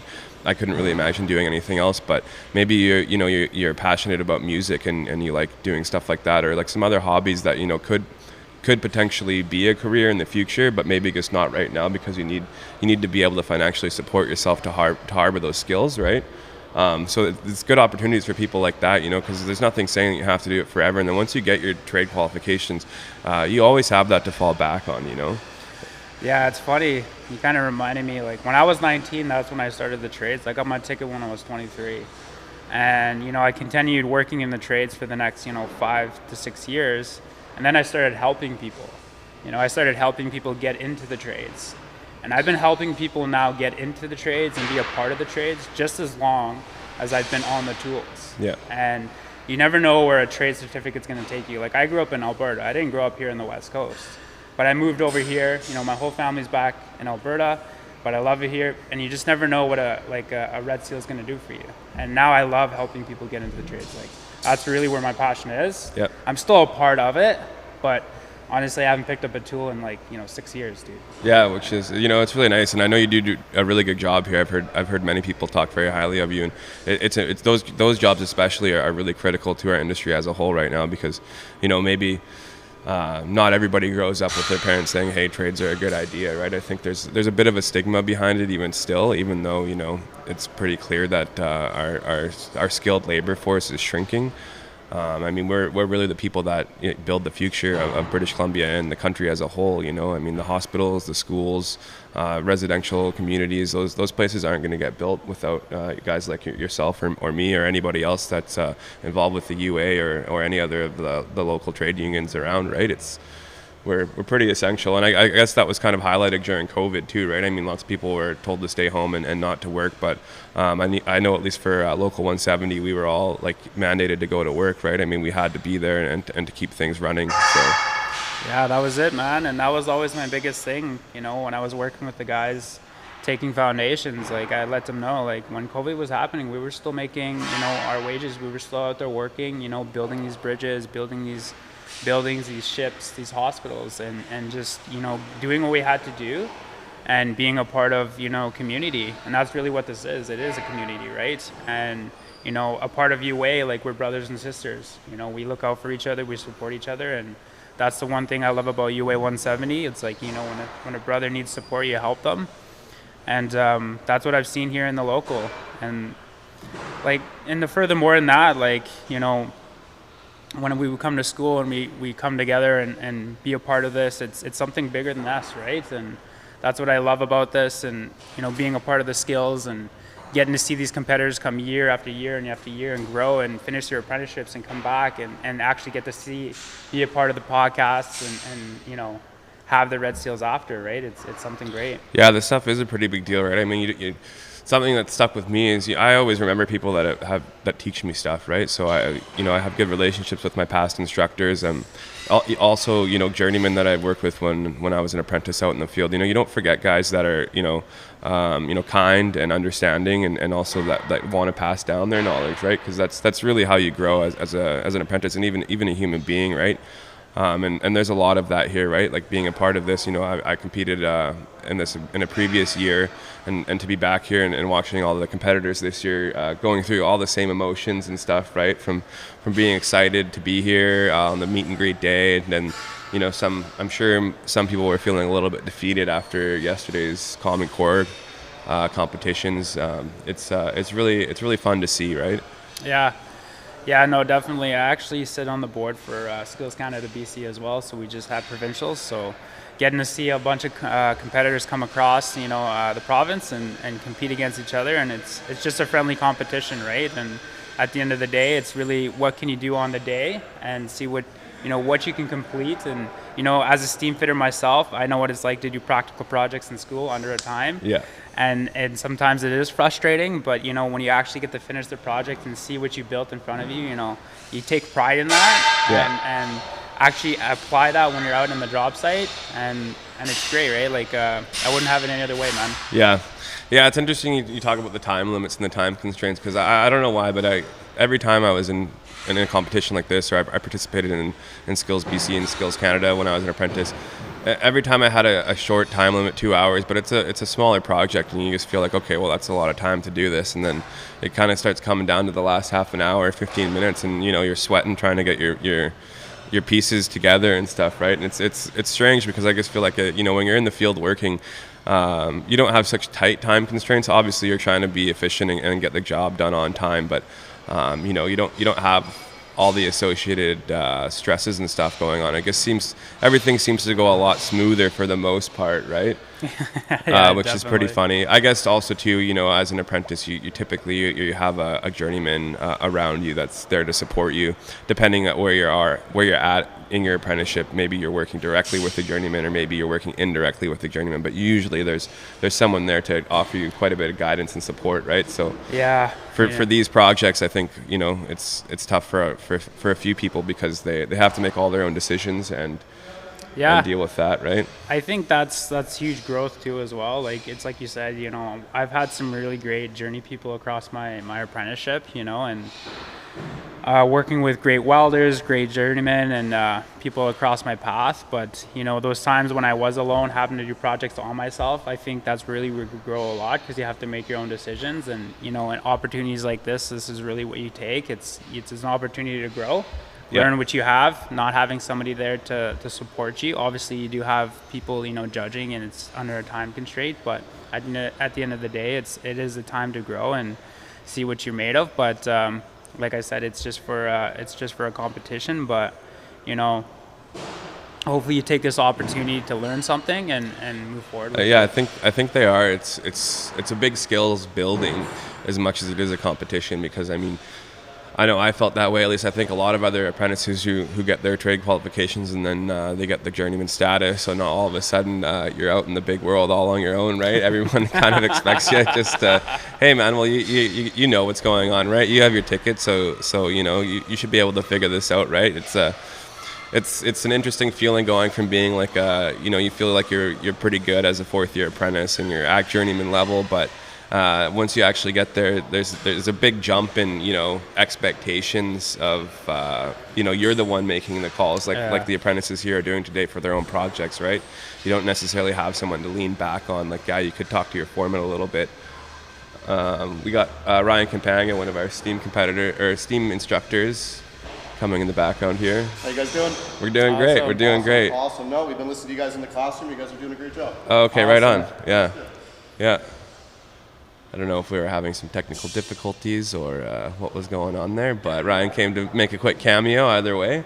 Yeah. He was my instructor just last year, so it's nice to see him out here poking around the competition and saying hi to some of the competitors and the other instructors and facilitators that have been around here.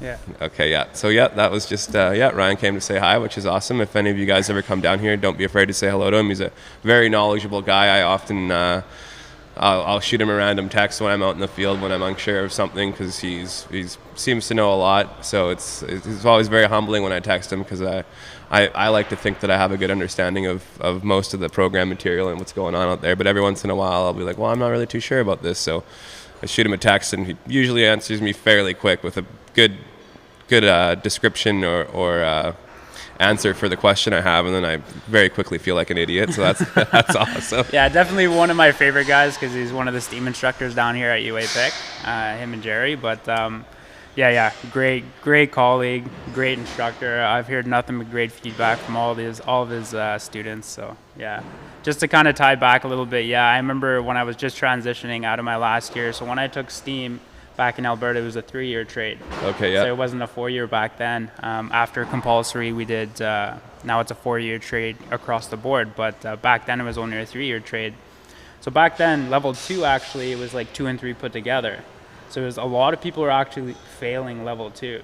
Back in Alberta, it was a lot harder. It was a compressed... It was such a compressed level, right? But I remember finishing my last, level 3 and that transition of like, okay, here's the grinder, here's the package, like you're the journey person now, like, you can't rely on us anymore, right? And having that a little extra pressure. Yeah.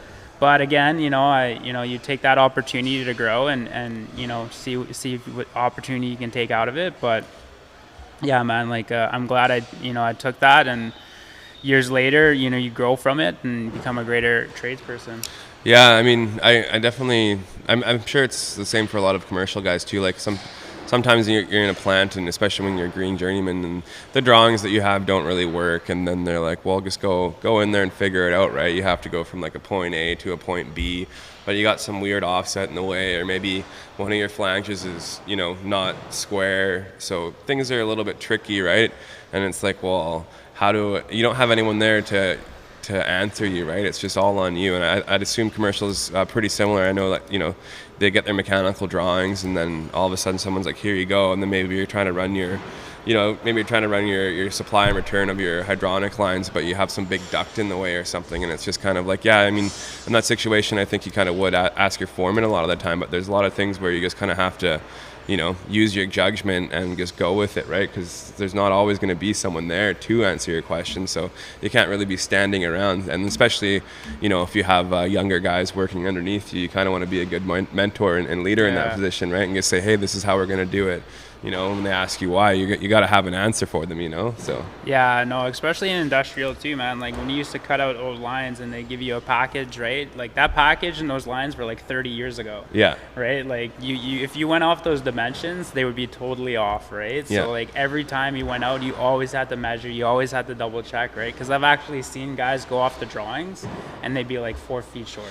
Well, that's the funny thing is even if you get engineering drawings, a lot of the time they'll add a little note in there that says field verify, which is basically just the engineer saying, hey man, I think this is what this is supposed to be, but just in case you fabricate it and it's not, I don't have any liability because you were supposed to field verify, right? Which I think is awesome, because it's like, well, that's great. I mean, clearly my employer has paid a little bit of money to get these drawings made up, but at the end of the day, if the piping doesn't work, that's clearly my fault now, because I've done a few of those. I've done a few mistakes. I've cut a few flanges. I've had to cut a few welds before, but yeah, definitely. Yeah, it's always a good experience though, and it's nice once you kind of catch your groove too, and you feel like, yeah, okay, I do have a good grasp and understanding of how this is going, right? Which is then where it kicks in. You can start being a mentor to other younger apprentices. And yeah, I think that's a huge part of it too. When you start becoming like a new journey person, like being able to teach somebody else, I think you learn a lot more too, right? Because once you actually apply what you learn and then be able to give that to somebody else, like you really understand what you're reading and what you're doing, because you're able to give it to somebody else, right? Here's how to bevel, here's how to level this, plumb this, do a 45 here, things like that. And then, I guess in my time, during my apprenticeship, it was a little bit different, right? At times, maybe I was getting a wrench thrown at me. Yeah. Maybe I did have a welder yell at me a few times here and there. So a little bit different, right? I try to be a little bit softer than kind of the way it was given to me. But that's just the way it was back, 10 years ago when I was in the I think it is a really good time to be an apprentice, I think, in BC and in Canada, just because of the, how things are going these days. I think we've made a lot of strides in the way that we treat others, especially women in trades. I think they've rightfully gained a lot more respect than they have gotten in the past, which, there's some antiquated ideologies, I think, on stuff like that. It's always I'm always really happy to work alongside women and see them out there. They tend to work a little bit harder than some of the guys in my experience. And then there's no bullying or harassment anymore, right? Like nobody stands for that. Your union brothers and sisters will stick up for you, and B, the contractors they're not having any of that anymore. So no, for sure, and I agree. Like just seeing kind of where that trajectory is going with our sisters in the trade, the percentage has definitely gone up in the past 3 years alone. Even with Indigenous, right? Like with Truth and Reconciliation, that's gone up. It's not what it was 10 years ago when I even got into the trades. Even within an industry, its trajectory is just going up and up. And honestly, for me, it's I feel pride. I guess if you were to ask me, what do you feel? I feel pride. I feel proud to feel like a young Indigenous man in the workforce of our industry, and to be a part of it. I'm 32 now, and I still get to help guys that are, in their young 20s get into the trades and get great careers at C-SPAN or Parkland and be a part of our UA, right? And get to stand, shoulder to shoulder, not above, not below, but shoulder to shoulder, man. And, with our sisters together. So, yeah. Yeah, it's good. Well, I think we have a next guest coming on, but thanks so much for coming out and giving us a shout, Leslie. Appreciate it, brother.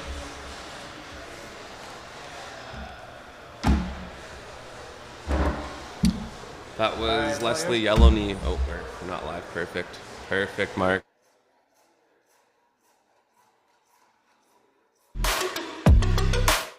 I heard about the program through a few different friends that have made it to Red Seal or just went through the Foundations program, and they highly recommended it. I really enjoy the hands-on experience. I very much enjoy being creative, the fact that we're working all the time, welding or studying. It's a very immersive class. 75–80% more in the shop, and then I'd say the other 20% is in class or at home studying. This entire time I've felt complete support, whether it be from the director, whether it be from the supportive staff, or my teacher directly. Both my parents are very supportive. I have a younger brother who's extremely supportive. Just extremely excited that I've committed to such an awesome program with such an awesome opportunity. That was the decision to make the jump, was really to get myself certified and have a spot in the industry. I would say 5 years from now, I hope to be Red Seal. There's many different avenues within the industry, and welding's just the beginning of it. I would recommend it 100 times again, and to anybody, and I have been currently recommending it to a lot of people, just for the fact that you have a very hands-on learning experience.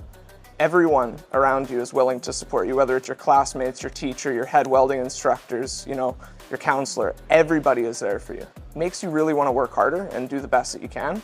So it's just a very supportive, positive work environment to learn in. I'm Alex Gain. I'm a Welding Foundation student at UAPIC, BC.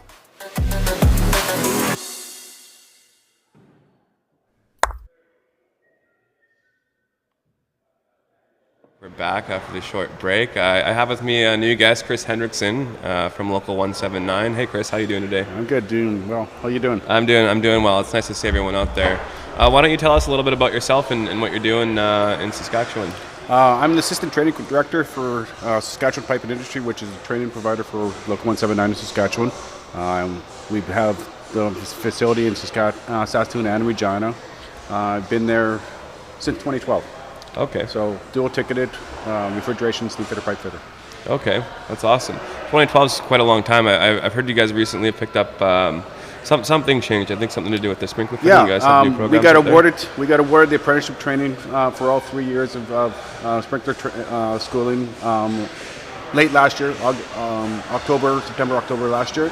We just brought on our new instructor, Rashawn. So by August, September, we'll be putting on our first course, and all things going ahead. We're ready. Yeah. No, that's awesome. So it's 3 levels. So, but basically that, like the training authority in Saskatchewan has certified you guys to offer the programs. Yeah. Historically, the sprinkler trade was always in Alberta, so our apprentices actually had to travel to Red Deer to do all their training there. And so once it became a compulsory trade in Saskatchewan, they figured that we should probably be taking care of the training within our own province. Yeah. And we went up against a couple of the other providers, and we were lucky enough to be awarded that. Yeah, that's amazing. That's awesome. That's a big win for Saskatchewan, the apprentices, and UA Canada as a whole. It's a long time coming, so we're looking forward to showing what we can do. So yeah, right on. Yeah, that's great.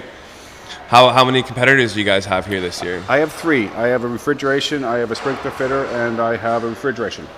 Okay, right on.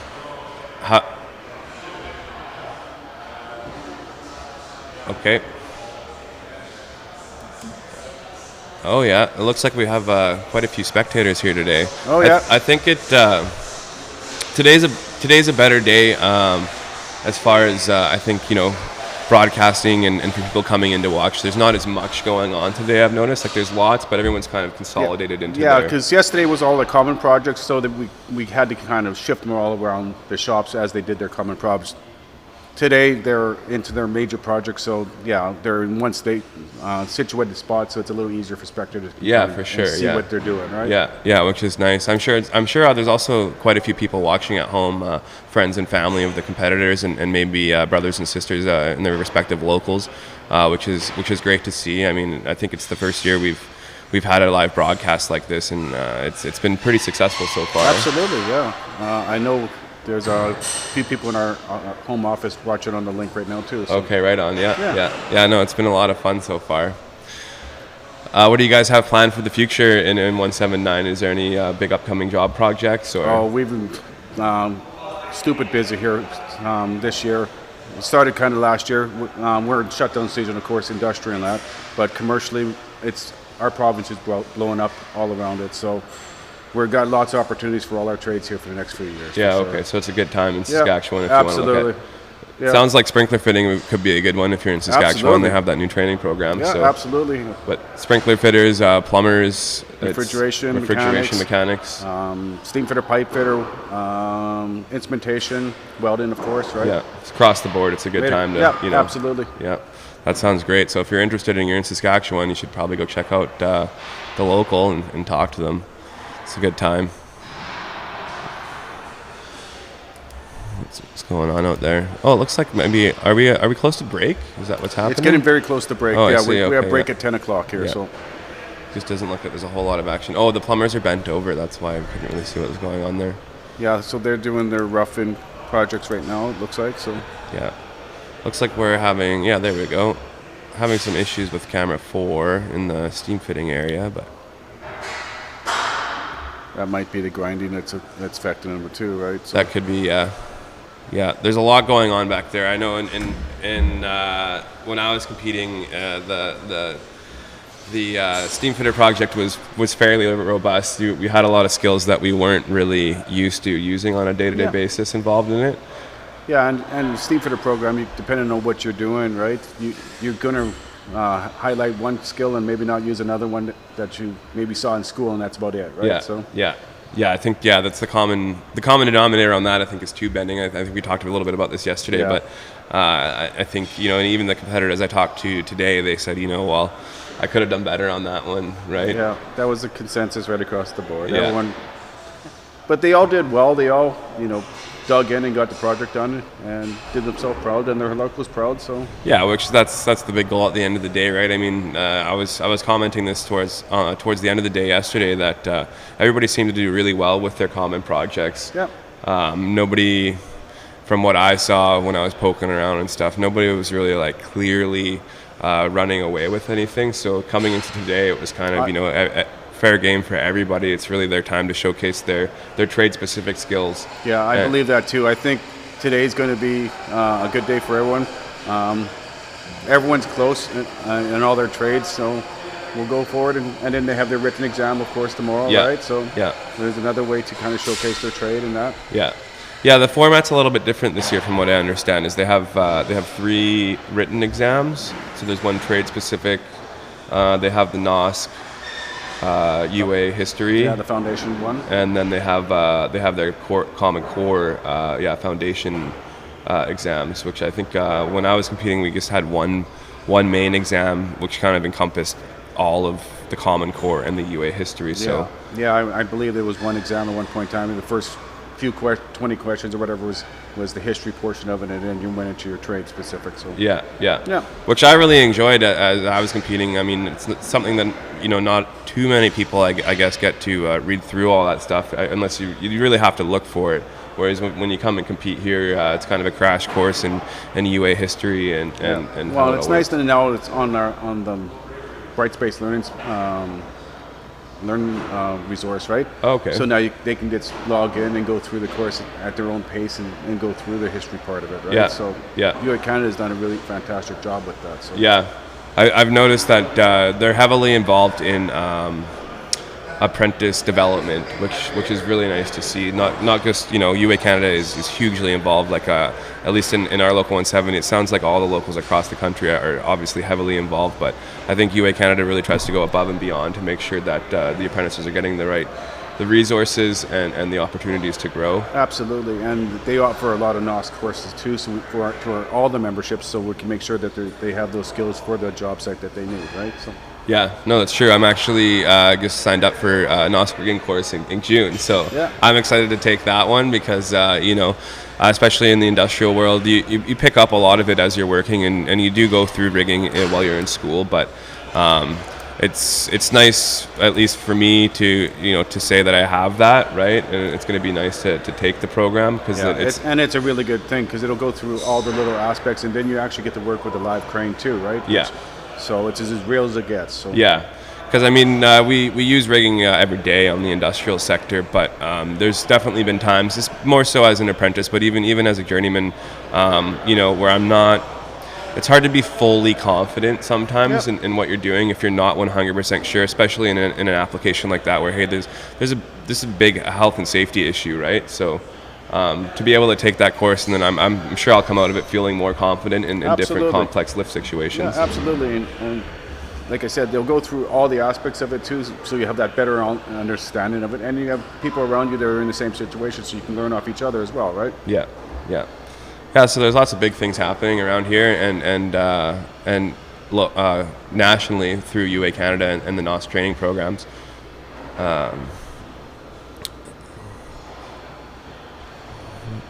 Looks like we have some plumbing going on. Yeah. Close up. It looks like he's trying to set his floor flange, from what I can see here. Looks like the projects are coming along quite nicely. Actually, I was back in the steam fitting area a little while ago, and they've completed some of their dummy legs, from what I could see. Nice. So everything seems to be moving along fairly well.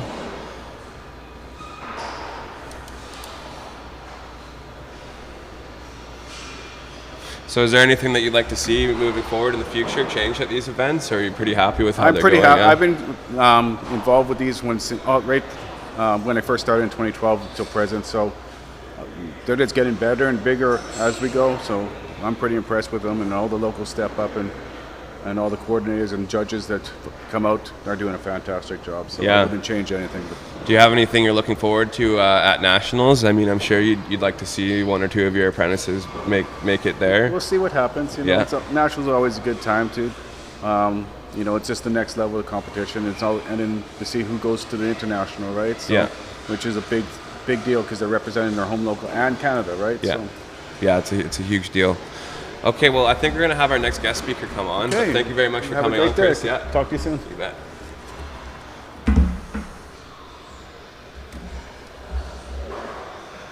That was Chris Hendricks with Local 179. Hendrickson, my bad.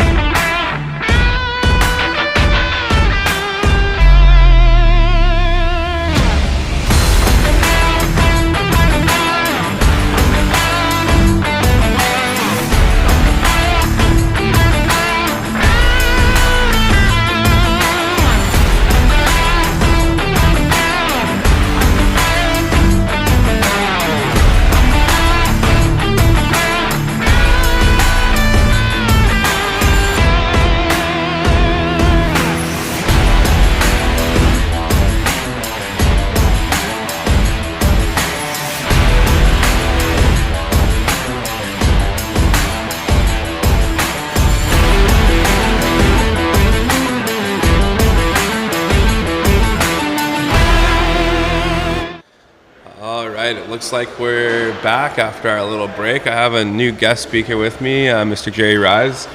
He's steam fitting instructor here at Local 170, UAP ICBC, UPIC. How's it going, Jerry? Good, Dylan. How are you today? I'm doing quite well, man. I'm doing quite well. I had a good sleep last night.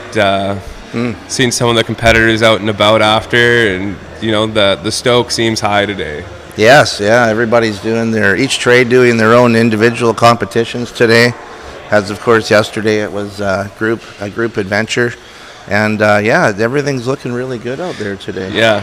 Everything seems good. Everyone's kind of in their own little areas, which is nice. It's a lot easier for everybody that's trying to help facilitate it, like yourself. And I know I've been running around a bit here and there. So it's nice to see everything come together at our home local, right? I mean, you're involved every day to day here as an instructor, so I'm sure you guys have been prepping for quite a while. A lot of preparation to go in to put an event on like this, and we have a lot of really good help here. And as you can see, we have our tech guy here with our great setup here, so we can do this live coverage. Yeah, Mark Donnelly has been instrumental, key player in putting this all together for everyone who's watching at home.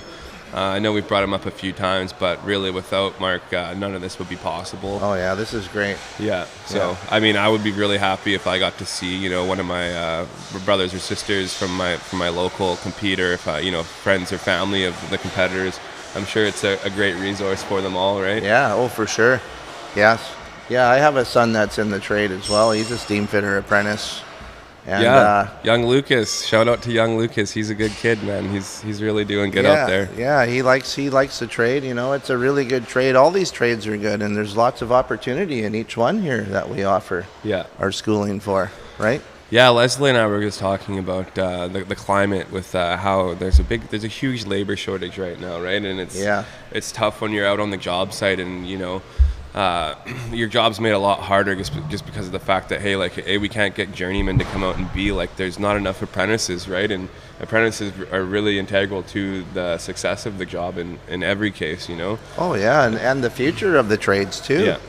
We need to bring the apprentices in and put them with good journey people, and get them trained when they start out so that they will be good journey people. Yeah, mentorship is a huge deal, right? Exactly. And I think it's one of our core values here at Local 170, right, is to foster safe and respectful places for people to come and learn and harbor their skills that will allow them to be successful in the future as journey persons, right? Yes, very much, yep. I think one of the key things about these apprenticeships is in these different piping trades is that everybody's always getting positive reinforcement. You're always learning on the job. Not everything's always going to be perfect, right? You learn as you go, and you have your mentors, your journey people, above you helping you. Yeah. It's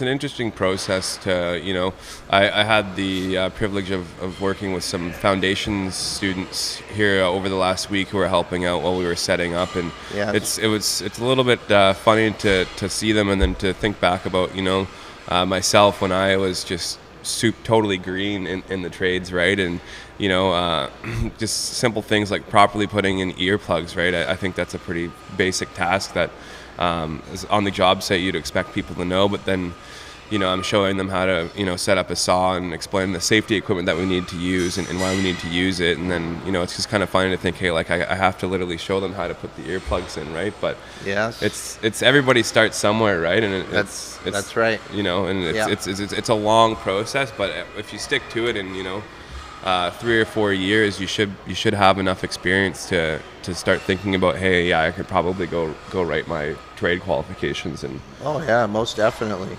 Yes. Tell me a little bit about your work history. What's your background? My work background, I'm a steam fitter. I actually got into this right out of high school. I have family that were in the trade, welders, and it just seemed like the thing to get into. And 17-year-old kid starting out, and just jumped into it, and 33 years later, here we are. Here I am. we've got your son working in the trades now too. That's impressive. That must feel good. Yeah, it's a great great feeling to know that, you know, he's doing this and he enjoys it. The main part is enjoying what you do, right? Yeah, we talked about that earlier, but you know, you might not necessarily be the thing that you're most passionate about, but as long as you enjoy it and you're interested in it, I think it's worth doing, because you know, obviously you've made a good career of it, but there's nothing saying that you have to do it forever, right? Maybe you have a different hobby or something that you can you'd like to make into a career, right? Trades are a great avenue to financially support yourself. And then also have that peace of mind that, you know, hey, I have these equitable skills that I can always use, that are always going to be needed. Yeah. Right? Yeah, and with that red seal, you can take that pretty much everywhere. You can go anywhere, yeah. Anywhere in the world, just about everywhere. Yeah. So it's it's a really positive thing, and it's a great achievement for anybody, or wherever they're at in life, however old you are, right? I mean, it's never too late to start in a lot of cases, you know. So it's been really good to me, and it sounds like it's been really good to you, right? I mean, the financial stability that it provides is, you know, that to me that's a very important aspect to it. Yes, very much. That's what we need these days. You know, we live in an expensive place, and we need good wages, which we have, and they're getting better. Good benefits through the UA. Yeah. And also what we were talking about. You know, being an apprentice and you know, having good journey persons to work with, and you know, those people you work with, you're going to work with if you stay in the career for your whole career. Yeah, it's interesting, you know, when you think about it, the guys you're in school with and the guys you meet when you're younger, and then I don't think about it a whole lot, but every once in a while it'll become a topic of conversation. You know, someone around your age that you've worked with for a few years has a kid, right? And then it's like, holy cow, you know, in 30 years we're going to be like the older guys, right? And talking about how our kids are idiots, or how one of our kids is doing this, or we'll see somebody's kid as an apprentice starting out, right? Yeah. So they're lifelong relationships that you build with your brothers and sisters while you're out on the job or in school.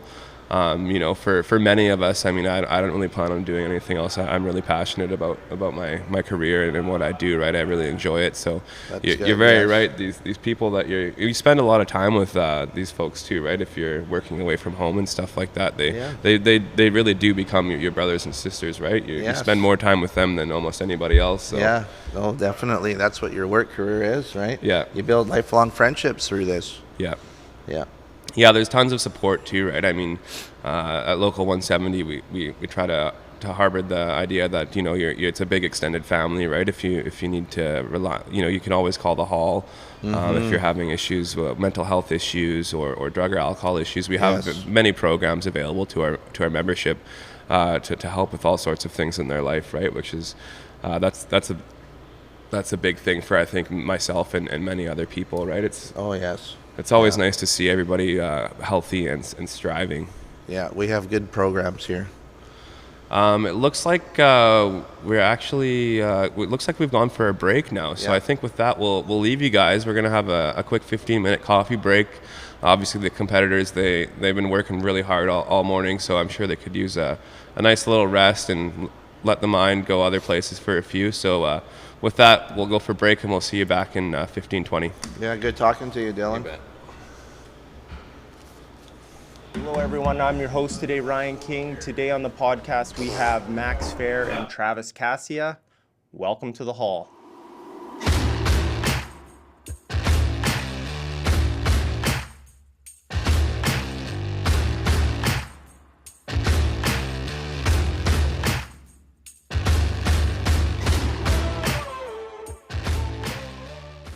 Hey guys, how's it going? Good. How are you? Good. Thanks for coming on. Thank you. Yeah, thanks for having us. It's this is our first time having two people on together, so we got a little bit of feedback noise we're working with. Yeah. We also have the shop running full speed right now, so there's a little bit of grinder noise. So people that are listening, you might hear some of that in the background. So welcome. How let's start. What trade are you guys? We're both welders. Okay. And do you start your trade as welders right from the get-go? Not me, no. I I started out as a plumber. I don't tell everybody that, but yeah, no, my dad's a plumber, fitter by trade. He's been a 170 member here for quite a long time. He bounced around with the non-union thing and then kind of came back and joined back up. And I had started working in the summertime in between grade 11 and 12 with him. And then he wanted me to come back after high school, and I did. And I did my 4 years of schooling. I did one at BCIT, one at PVC, and then my last 2 years here at the Hall. So I got my tickets at 22, and I worked for a little bit for PML and Trotter, Templeton Mechanical, quite a few companies. And then I had helped on a pipeline job in between, and I kind of just fell in love with it. And so I did that when I was like 20, that helping job. And then I came back, finished my apprenticeship, got all that done. And then I was working, and I got a phone call from a fella who's a welder here. And he said, hey, would you like to come help me up in Dawson Creek? And I said, absolutely. So I went, and we were on tie-ins there. And was working with him. And we were up there for 3 months, going on 4. And he said, you know, you kind of have a knack for this. You're very attentive and you pay attention. And, you know, you told me that you were kind of done with the plumbing trade. What would you want to do? And I thought to myself, well, I could transfer my hours over to the fitting side. And I never ended up doing that. I kind of just was interested in welding. And he said to me, well, I could probably get you into school. Let me talk to a few guys. And I came down here a week after I got home from that job, and I was signed up in my C level. I did my C and B back to back, and I haven't looked back since. Nice. So, right on. Yeah, it's been good. Yeah, so kind of a different career path, but still got to where you're at now, right? And I think the more people you talk to, everybody's got, you know, it's very seldom does someone come in, especially young, and come in at the, you know, 18, 19, 20 and be like, yeah, I'm going from here to there, right? It's usually they try something and then they see something else that maybe they're more, you know, either they like more or it's more adventurous. Like I'm sure, you know, high-rise plumbing versus being on the pipeline, there's two different animals. Oh, right? 100%, yeah. Completely different worlds. So what about yourself, Max? How'd you get started in the trade? I started out pretty young, just kind of screwing around. I picked up a welder, I think, for the first time when I was like 12 or 13 years old. My grandpa was a welder in the Hall, right? So third generation. Nice. I didn't go to school for it until I was like 20, though. I don't know why I didn't in high school.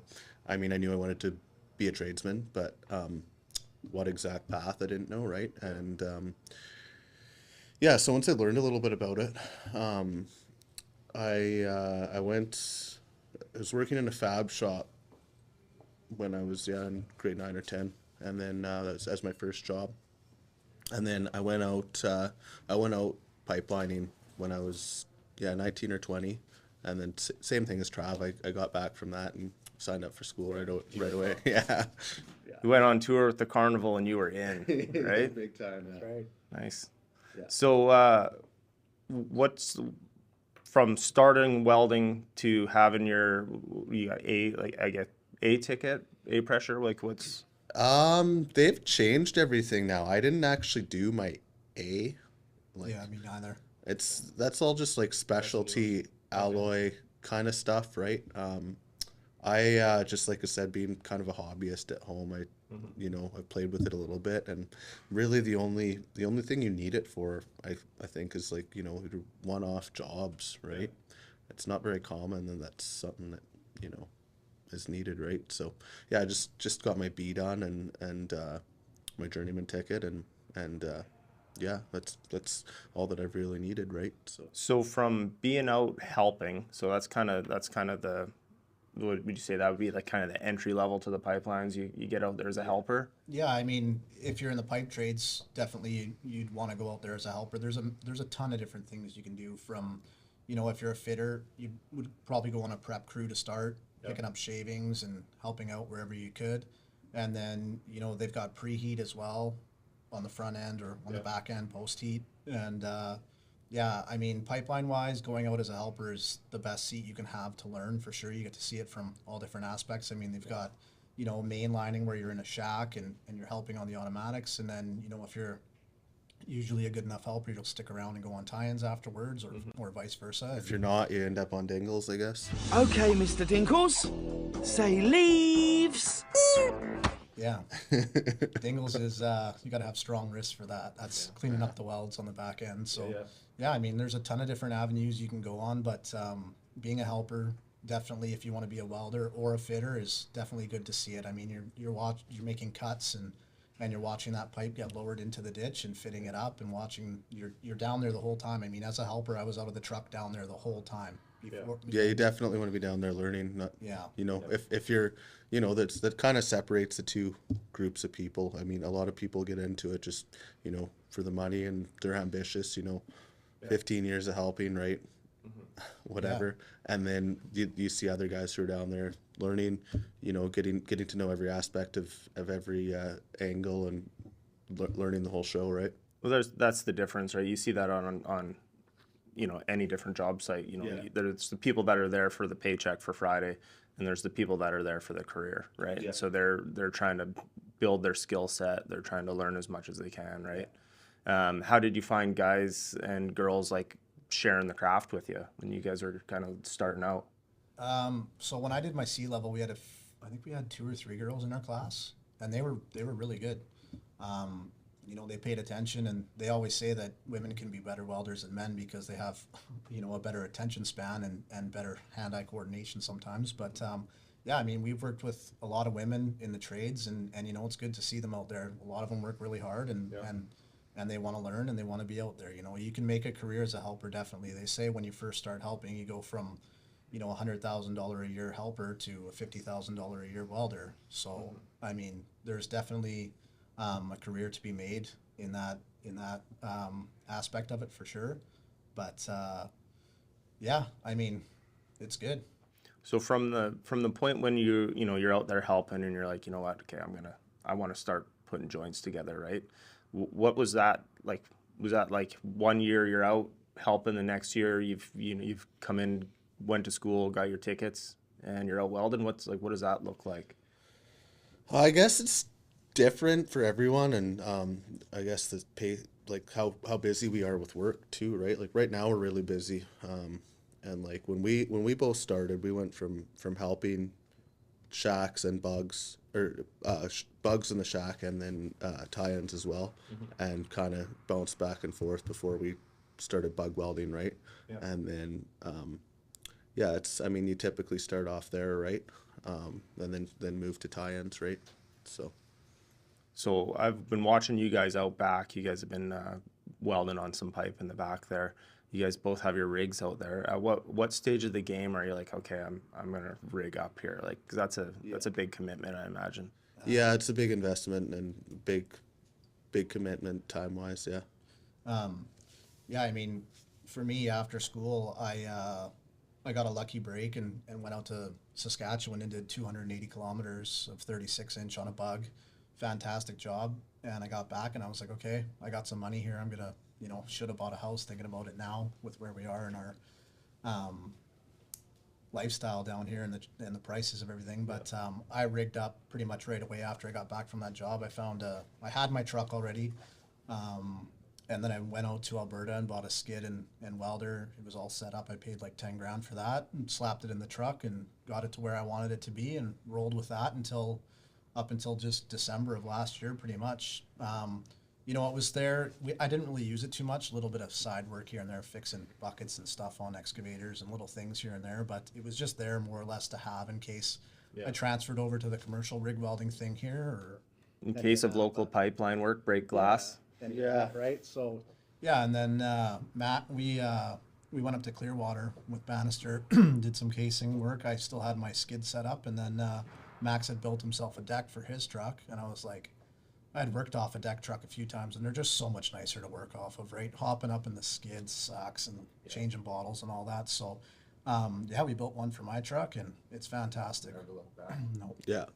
Yeah. So you got to make it comfortable for yourself, right? That's right. I mean, and the nice and thing, functionable. Yeah. Yeah, for sure. And the nice thing about having your truck is, you know, if you're a bug welder and you're a good enough bug welder, sometimes you get to move on to the troubleshooting or the goose welding side of things, and you get a rig check for that. and you're not essentially using your truck all that much, but it's there and it's ready to go. And then kind of how it works out is, if you're on the goose or troubleshooting once in a while, you'll get a stick welding opportunity towards the end of the job, and then your truck's there and you're ready to go. That's kind of how you move up the rank of breaking out onto tie-ins. You start on those bugs first and learn as much as you can, and then helping in between or whatever it may be, and then you might get lucky enough, get a call and break out. Yeah, and that's and then it's no looking back from there, right? No. So you're kind of running as a business owner to some degree, right? Yeah. And then obviously all the stuff being set up with the union, you're kind of looking after all that stuff, and then making sure your truck's running and in good condition, and your life's all squared away to be out of town for. Can't be running too much of a gypsy wagon. You gotta have it somewhat together, right? But getting everything dialed in, and you're pretty much ready to go on the fly to work, right? I was years back. I was up in just south of Fort Mac, and we were on the site, and I had a young kid with me. I was driving truck then, and the swamper was with me. He's like, "Oh, look at that guy's welding rig!" And this guy had I think it was like an F450 Harley Davidson edition, jacked, like all done up, skid in the back, like nice looking truck, but tons of money, and it was like a young guy running it. Yeah. And right beside him was an older gentleman, had like a early 80s square body Chev with a flat deck, and it looked like it should have been out of a museum. Rig on it, and they're both welding spools side by side. And the guy's like, "Oh, look at that Ford, look at that Ford." He's nice truck, right? Young kid. I'm like, the difference between those guys is that guy probably lives at home still, like with his parents. Yeah. That guy has probably a cottage or a lake house and a boat and whatever else, right? Because he's probably had that truck since the dawn of time, right? And looked after it. Yeah, you look after your truck, and your machine will look after you, right? They're billing out at the same rate, right? Exactly. So one has payments, one doesn't, I guess, right? But I mean, your truck gets shit kicked out there, and the welder that I was helping at the time in Dawson Creek, he had a Chev like I have now. It was just an extra cab. I got the crew cab, right? And he said, I was like, "What do you think I should get for a truck?" Because I had an old Dodge 12 valve, wicked truck, but it was a club cab, so the extended cab didn't open up, and you want to have a room in your back seat for everything, right? And he's like, "The best thing I can tell you is don't buy a truck you love." He's like, because they get ruined, right? So you learn that as you go, right? And especially after building the deck, right? Like I got rear-ended a few months in, right? And it's just like, fuck, like put all that time and money into building it and like doing it yourself, and then something like that happens, or like you say, just having helpers, like not take care of your tools as well as you would, right? Just kind of throwing shit around, and So we've been super fortunate last couple of years here with the work we've had locally, like in our province. Essentially, as soon as you start welding on that pipeline, you're working yourself out of a job, right? At some point, it's going to connect somewhere, and you're going to be done, right? So well, take the work while it's there, right? It's that's what my grandpa always told me, anyway, right? Usually, best day of the job is getting hired and getting laid off, right? The two best days of the job. But I mean, as it goes now, with everything being so expensive down here, you want to try and ride that out as long as you can, right? But I mean, once the job's done, there's so many different avenues as a welder you can go into, right? Like I work in a shop here once in a while in Coquitlam, and with my old man, he works there, so it's nice working with him. And then we've both done the industrial thing a little bit here and there, and you just try and stay as busy as you can. Yeah, it's pretty busy industrial side, I think. Yeah, the industrial board's been hot. It's like there's tons of work there right now for sure. Commercial picking up too. I know when this pipeline stuff wraps up, hospitals, I guess BC's revamping all the hospitals, right? So there's lots of work there right now. Right? Being a ticketed welder, you have your option, right? You could probably pick some close to home, or pick a job you want to be at, right? There's so many out there. Definitely, So how old are you guys? 30. I just turned 30 on February 17th. Yeah. So you guys still got a long road ahead for sure. So what do you guys see for the future? Like what's?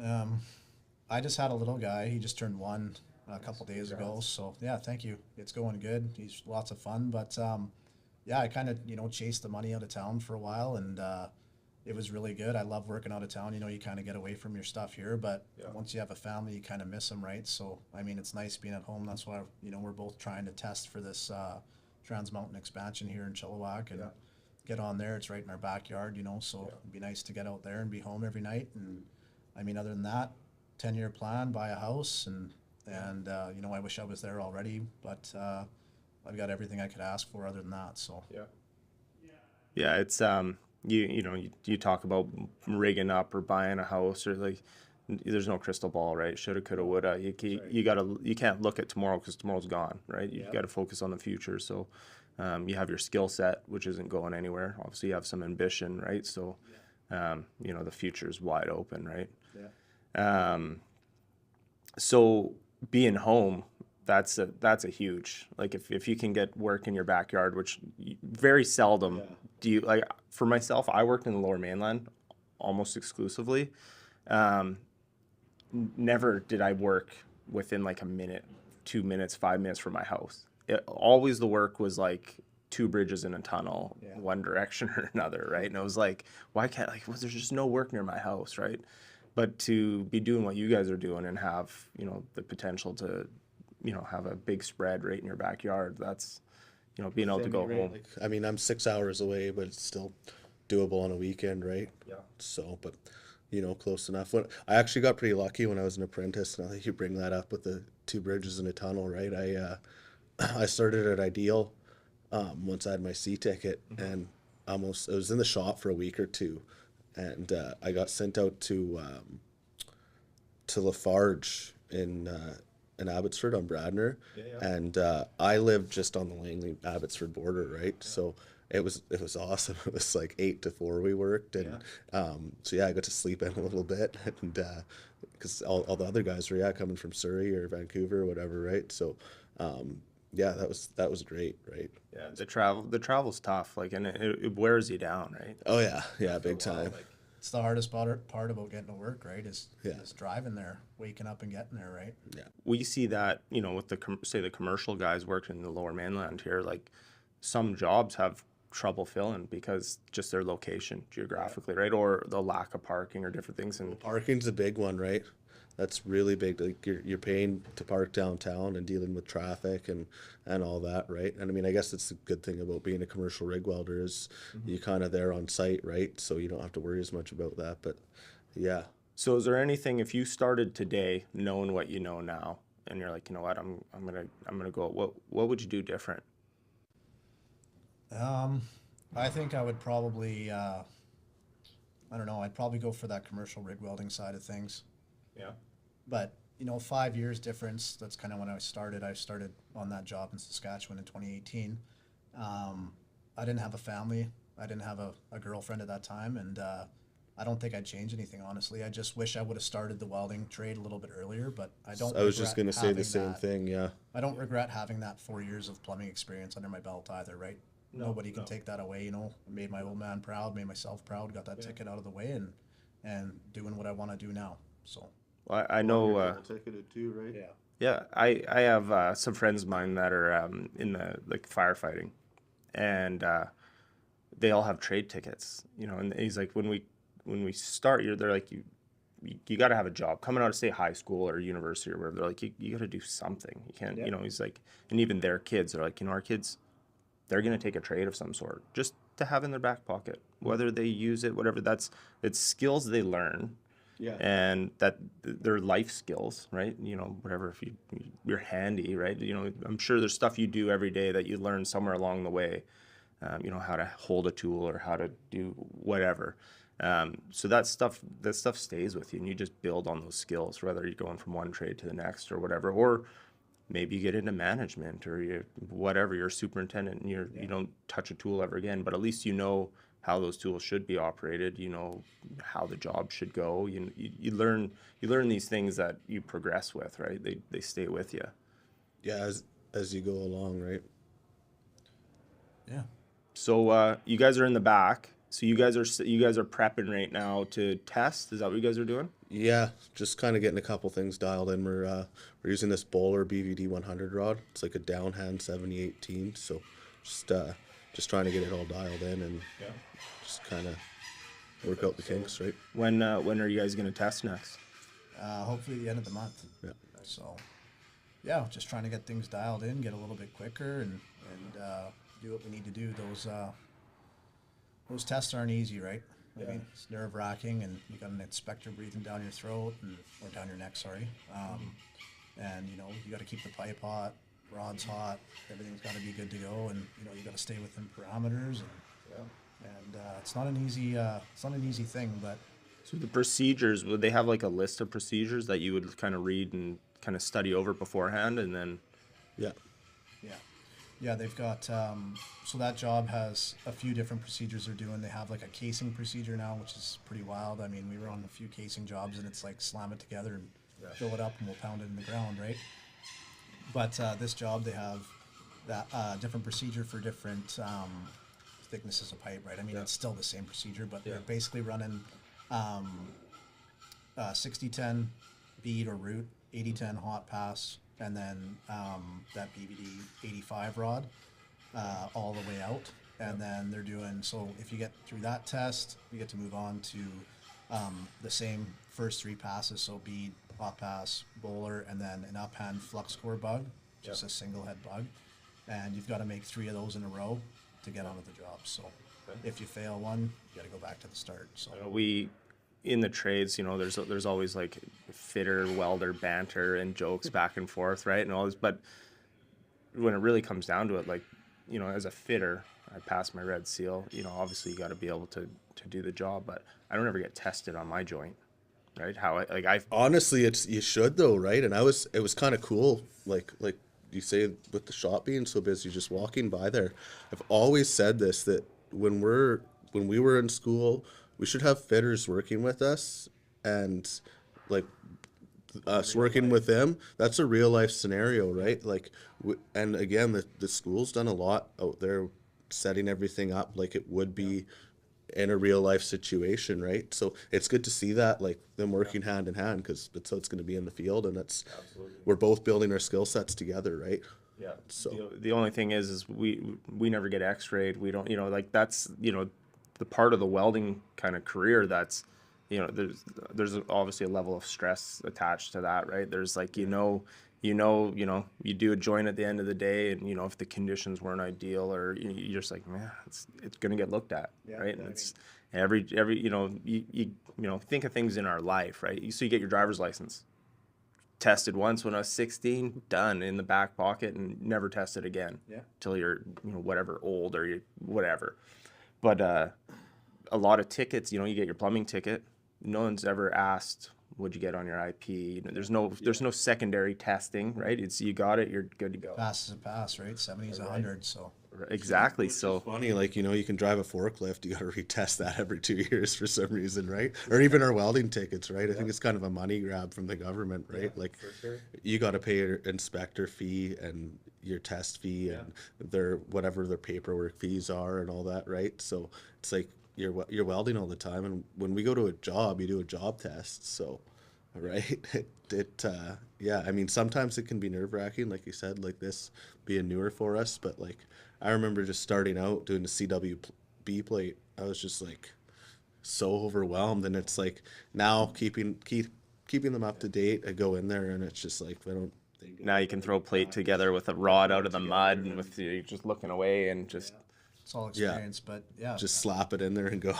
Back to what you were saying on the fitting aspect of things, having a good fitter and a good prep as a welder makes your life easy. That prep is 100% everything, right? If you got a shitty prep or a bad fit, once you sign on to that thing, you own it. You don't own it anymore, right? So having a good fitter and a guy that you can get along with and let him know how you like it. Yeah. Well, you got extreme ownership. Like once you tack it, you bought it. That's yours. And so yeah, for sure. Yeah, and it's the same thing in any avenue of welding or you know, pipeline, commercial, shop, industrial.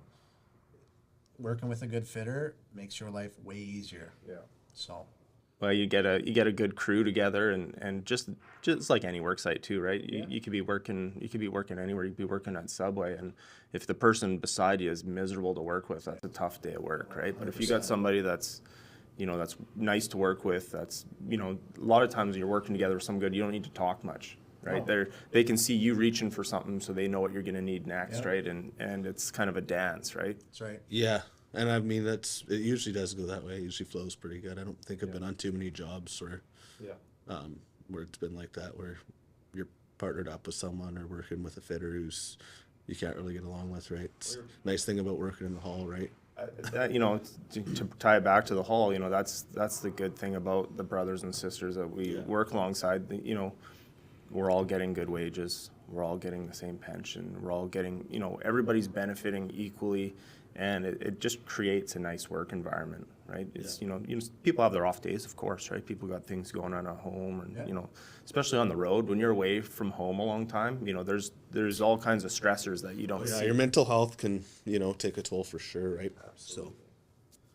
So for both of you guys, you're pretty young guys. You've been in the trade now, say 10 years roughly. How have you seen the welding trade progress with like technology and stuff like that? Like, are you seeing new stuff just in the 10 years you guys been doing it? Definitely. Yeah. I mean, 10 years ago, they were kind of doing cellulose for everything, which is like 80-10, 60-10 and 80-10. That's how a lot of the jobs we were on helping wise was 2 rods. 60-10 bead rod and an 80-10 hot pass all the way That's all up there to your was. fill and your cap. Now they've changed to this bowler, which is a German rod or Swedish. Something like that, something like that anyways. And it's just a higher tensile strength and a stronger rod, so they've been running that. And then, I mean, this uphand flux core bug thing, it wasn't really around when we first started. It was wire, like the guys were running, dual shield wire uphand or downhand. And there's so many different things these contractors want on these jobs, rod-wise and wire-wise and all that stuff. But I mean, the scanning now, like the UT, the ultrasonic testing and the X-ray, they're picking up It's over the things top, that is, tiny. So, Mosquito landed in it. Yeah. So I mean, they're it's pipeline-wise, I think it's very hard to make it and to get out there and get clean welds and just be confident walking into that ditch or walking up to that pipe and being able to put a good clean weld in there. The technology for sure has definitely gotten pretty crazy, right? So you think as if you're looking at the welding career as a whole, you got people that build brackets and containers and weld up, truck boxes or whatever, and then you have, guys like yourselves that are welding on like gas pipeline infrastructure, right? Like, so there's a huge spread, right? So you think of the quality at one end compared to the quality at the other end, right? Like that's,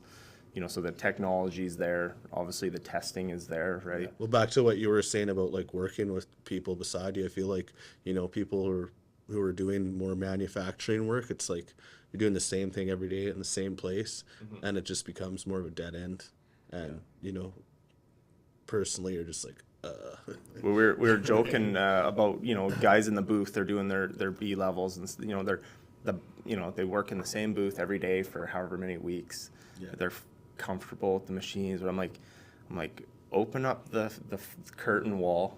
Turn the fan on. Maybe turn on a sprinkler. Maybe put some water on the floor, and then don't let the joint 6G or whatever rate at eye level. Let's put it on the floor in the corner. And definitely let them bang that out, right? Because it's that next level. Because there's, you guys know, once you get out there, you're never gonna have open a that. JLG and have it hanging off the side of the. Exactly right. You're never gonna have that perfect joint. It's you hoard yourselves in. You do everything you can to make the inspector happy ultimately, right? And get the job done, but. Real world, right? Like sometimes, like you see it out there. Sometimes it's just blowing, and the only pipeline I've ever saw myself personally is what I drive. The spreads I drive by on the highway, right? But some days you look over and you're like, oh man, those guys are soldiering today. Like it's tough today. Yeah, right? we've had some bad days. That's for sure. Yeah, it's definitely not a fair weather trade, that's for sure, pipeline wise anyway. But I mean, same thing industrial. That Parkland does a shutdown every couple of years, and I've seen some photos. I've never been there personally. He has, but I have always rainy season, right? Nothing's covered. It's all out open. No sheltered buildings or nothing, right? It's funny because we were talking about that last week, and it was the rain and the snow coming down, and for some reason I'm picturing it's all indoors. I don't know why I had that picture, but they're like, no. You're just used to a mill or none of it's indoor. It's all outdoor, open, and all of it. nothing's operational, so nothing's warm. Like there's nothing to like put your gloves on, or it's like you're wet from the jump. I'm like, Yeah. I never thought of that. I'm like, yeah, that gives me a new perspective, right? No, but it's, you know what? That's the work, right? That's the work. It's not all unicorns and rainbows, right? So you guys got anything you want to add before we wrap up? No, thanks for having us. Yeah, and, thanks for having us. If you want to get into the trades, definitely look into the hall here and come to school and pick what you want to do. There's a lot of different avenues and some good money to be made. It doesn't matter what you do. Yeah, I don't think the opportunities, the work we have on the board, you know, kind of the environment we have right now, it hasn't been like this, or at least for a very long time. Like it's been quite a while, yeah. It's wild. I don't know if this is a rumor or not, but I heard that they're paying for schooling now. There's so there's a couple different, like say for welding, there's welding foundation course. Yeah. The courses right now, it's 20 something weeks. You know, forgive me for not knowing the facts exactly, but it's all funded. So yes. So you my understanding, you get coveralls and boots. You get your lunch every day.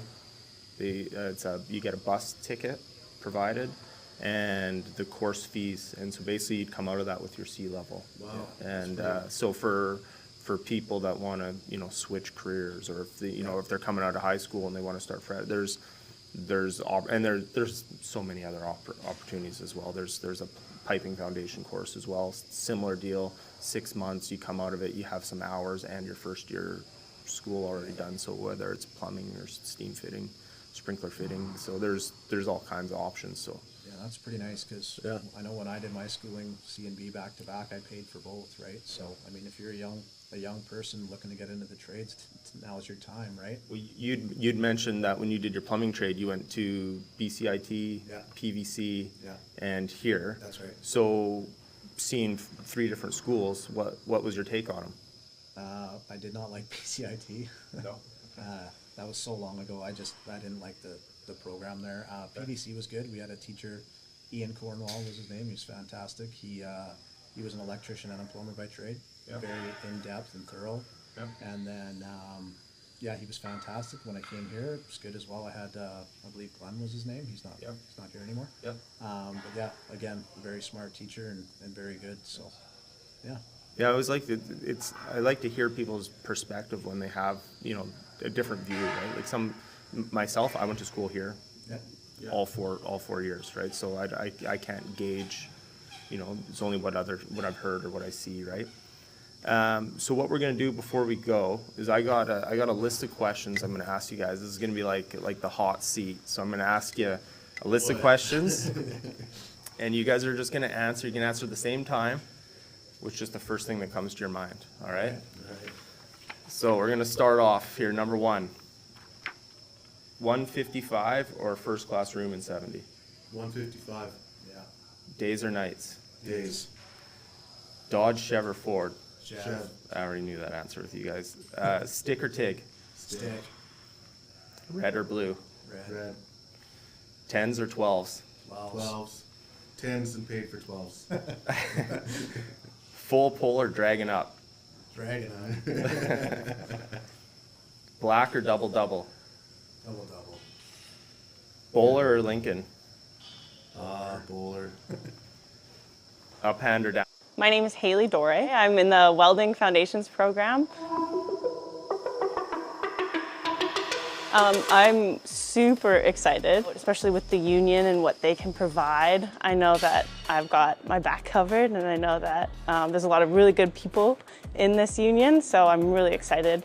I heard about the program through a friend's girlfriend. She had gone through the program a couple years prior, and she suggested it to me. And I love all the different types of welding we've tried. I've loved the support and all the faculty that are here and helping. Leslie's great, my instructor, Daryl West, he's fantastic. I would 100% recommend this. I've already started recommending this school to different people. I boast about this school to other people. I can't even count on my hands how many people have already began to request it too. I didn't know that we were gonna get equipment, free boots, coveralls, tuition paid for. When the school came back and offered that, I was absolutely like thrilled. I was boggled. Definitely felt supported throughout the program from the instructors, from my parents, from my friends, from everybody. Support is everywhere. It's like a little mini family here, and everybody's really nice and very supportive. My name's Haley Dore, and I'm a Welding Foundation student at UA Pick, BC.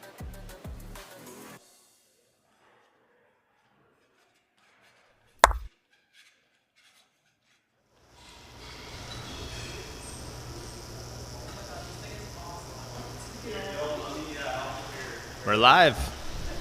Hey everyone, welcome back to the live feed here. I'm Ryan, your host at the table right now.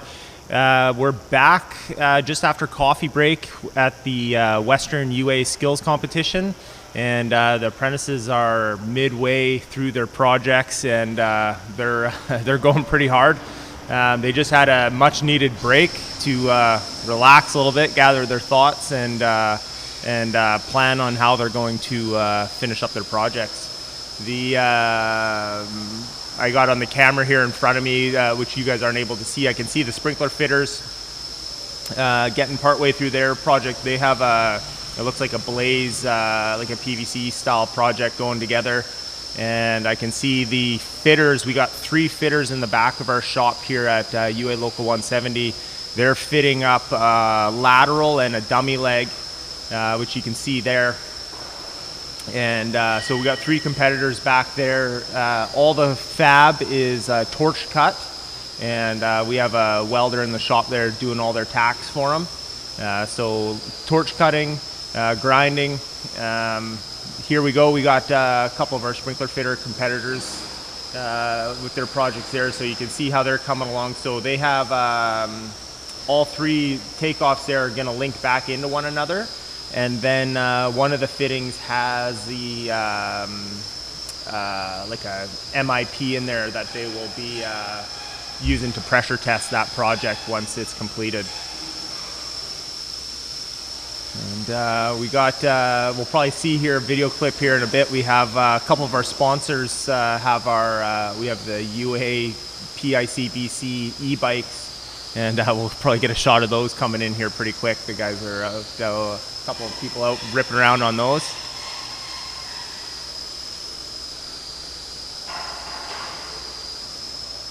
So for everyone tuning in, this is day 2 of the Western Apprentice Skills Competition. Day 1 was multiple common projects that every trade has to complete. So there was a bending project, there was a steel threaded project, there's also a torch, like an oxyacetylene torch plate project as well. And then today is primarily the final project. So we have HVAC technicians doing kind of like a refrigeration system. We have the sprinkler fitters that you see here doing this piping configuration. We have plumbers doing basically a bathroom group with drainage, venting, a couple different material types there. We have the welders in the back doing 2 different coupons, 2 different processes. And who did I miss? So we got the plumbers, the sprinkler fitters, we got the steam fitters in the back doing this this dummy leg and doing a lateral. And yeah, they're all focused and they're all going pretty hard at it. Yesterday's competition with the common projects saw a lot of the competitors working on stuff that they're not necessarily comfortable with, and they a lot of them came in pretty confident and pretty quickly got thrown out of their depth. The bending project was pretty tough. And the threaded project, which I thought would be kind of one of the standard projects, actually turned out to be one of the tougher projects. Not very many competitors completed the threaded project in the allotted time. So a lot of that scoring will go down to precision. So the scoring has a whole bunch of different criterias based on the project, but obviously, end to center, center to center measurements, meeting any of the footnotes in the instructions, cleanliness of the work, how square it is, how level it is, etc. And then how you run your station and how you hold yourself as a competitor. It also has some weighting in the judging as well. So we have judges for each respective trade from different locals around, volunteering their time here at UA 170 shop here in Delta, BC, and it's quite the competition. So here you can see the video you can see on the screen here is one of the fitters, and they're just checking the dummy leg coming off the bottom of that 90. They're working with Sked 80 pipe and all their pipe that they're working with in there. So they were given all their templates, but they still had to do the layout, and then all the template cuts were torch cut. There's no zip cut, and then they'll be beveling with the grinder for any bevels that they're required to do throughout the project.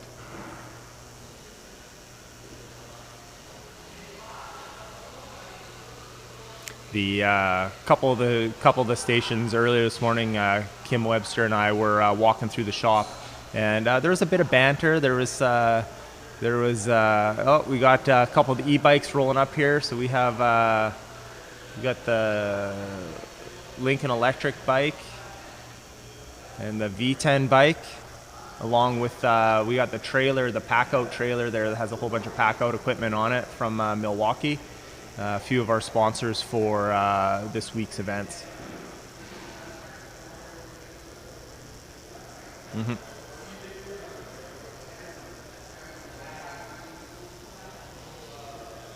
All right. The competition today, I think, probably will wrap up about 3 o'clock. So all the competitors had roughly 6 hours on their main projects. So budgeting their time, is definitely crucial to ensure that they get through these projects in the allotted time. You can see different approaches, especially at the plumbing station. So we have 3 plumbing competitors doing their kind of mock-up, and you can see kind of different people are at different stages. You might think one's further ahead than the other, but some of them have spent a little bit more time on the planning phase and on the layout. So they're laying out their brackets, they're laying out, they got clamps and guides and stuff like that. And I think come near the end, they'll all kind of come together at the same time, where other people have, put a flange down and then they're just starting to build off of that. So we'll see in the end, I imagine of all the projects that get completed, it's going to come down to precision, right? So is, the elevation's correct? Is the grade correct? Is everything straight and level? Any of the special notes, a lot of the projects have, specific footnotes and, stuff that needs to be maintained throughout the project. So it'll be tough to see if everyone, doesn't have any oversight on any of those special footnotes.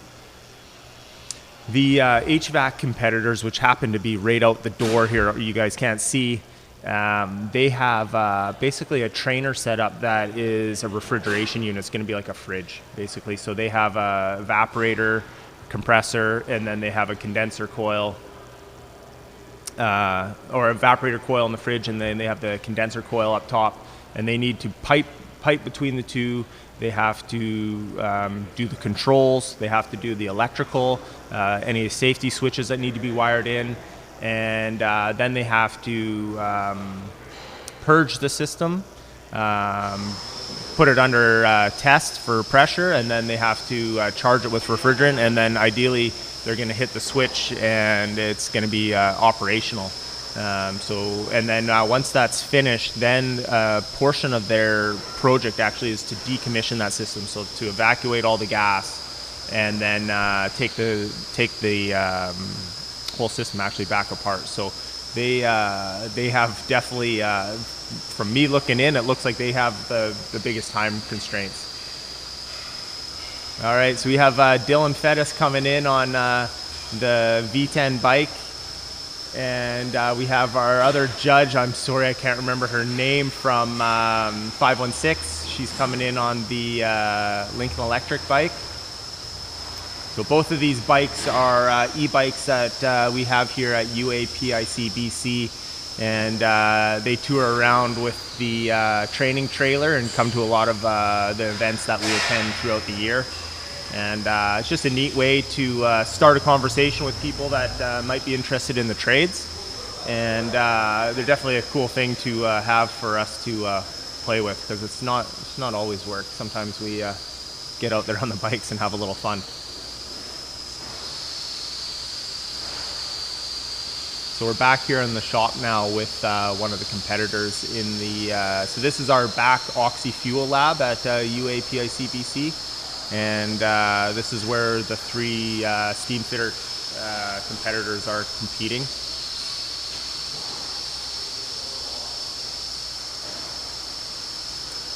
Well, and you just got a quick shot of Kai.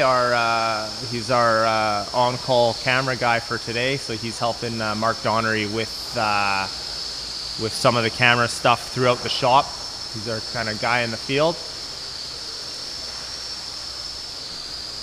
And he's an apprentice in his own right. He's in film school currently as well, so he's putting his best foot forward, helping us out.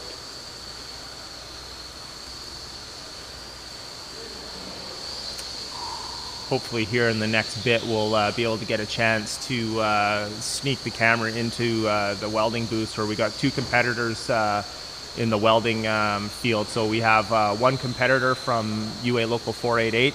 And we have one competitor from our home local here at UA 170. And they're both welding out. It's been dubbed the Mega Coupon. It's stick root and stick fill and cap in 6G on a 2-inch coupon, and they've been going pretty hard. So we got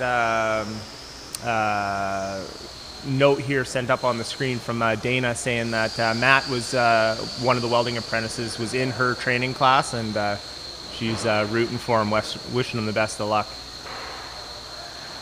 If you're watching this through the UAPIC stream, you can submit comments, questions, and Mark will get them up on screen, and we can throw some shout outs or answer any of the questions you may have.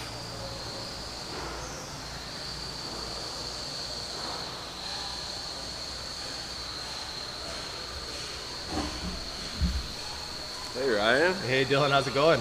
It's really good, really good.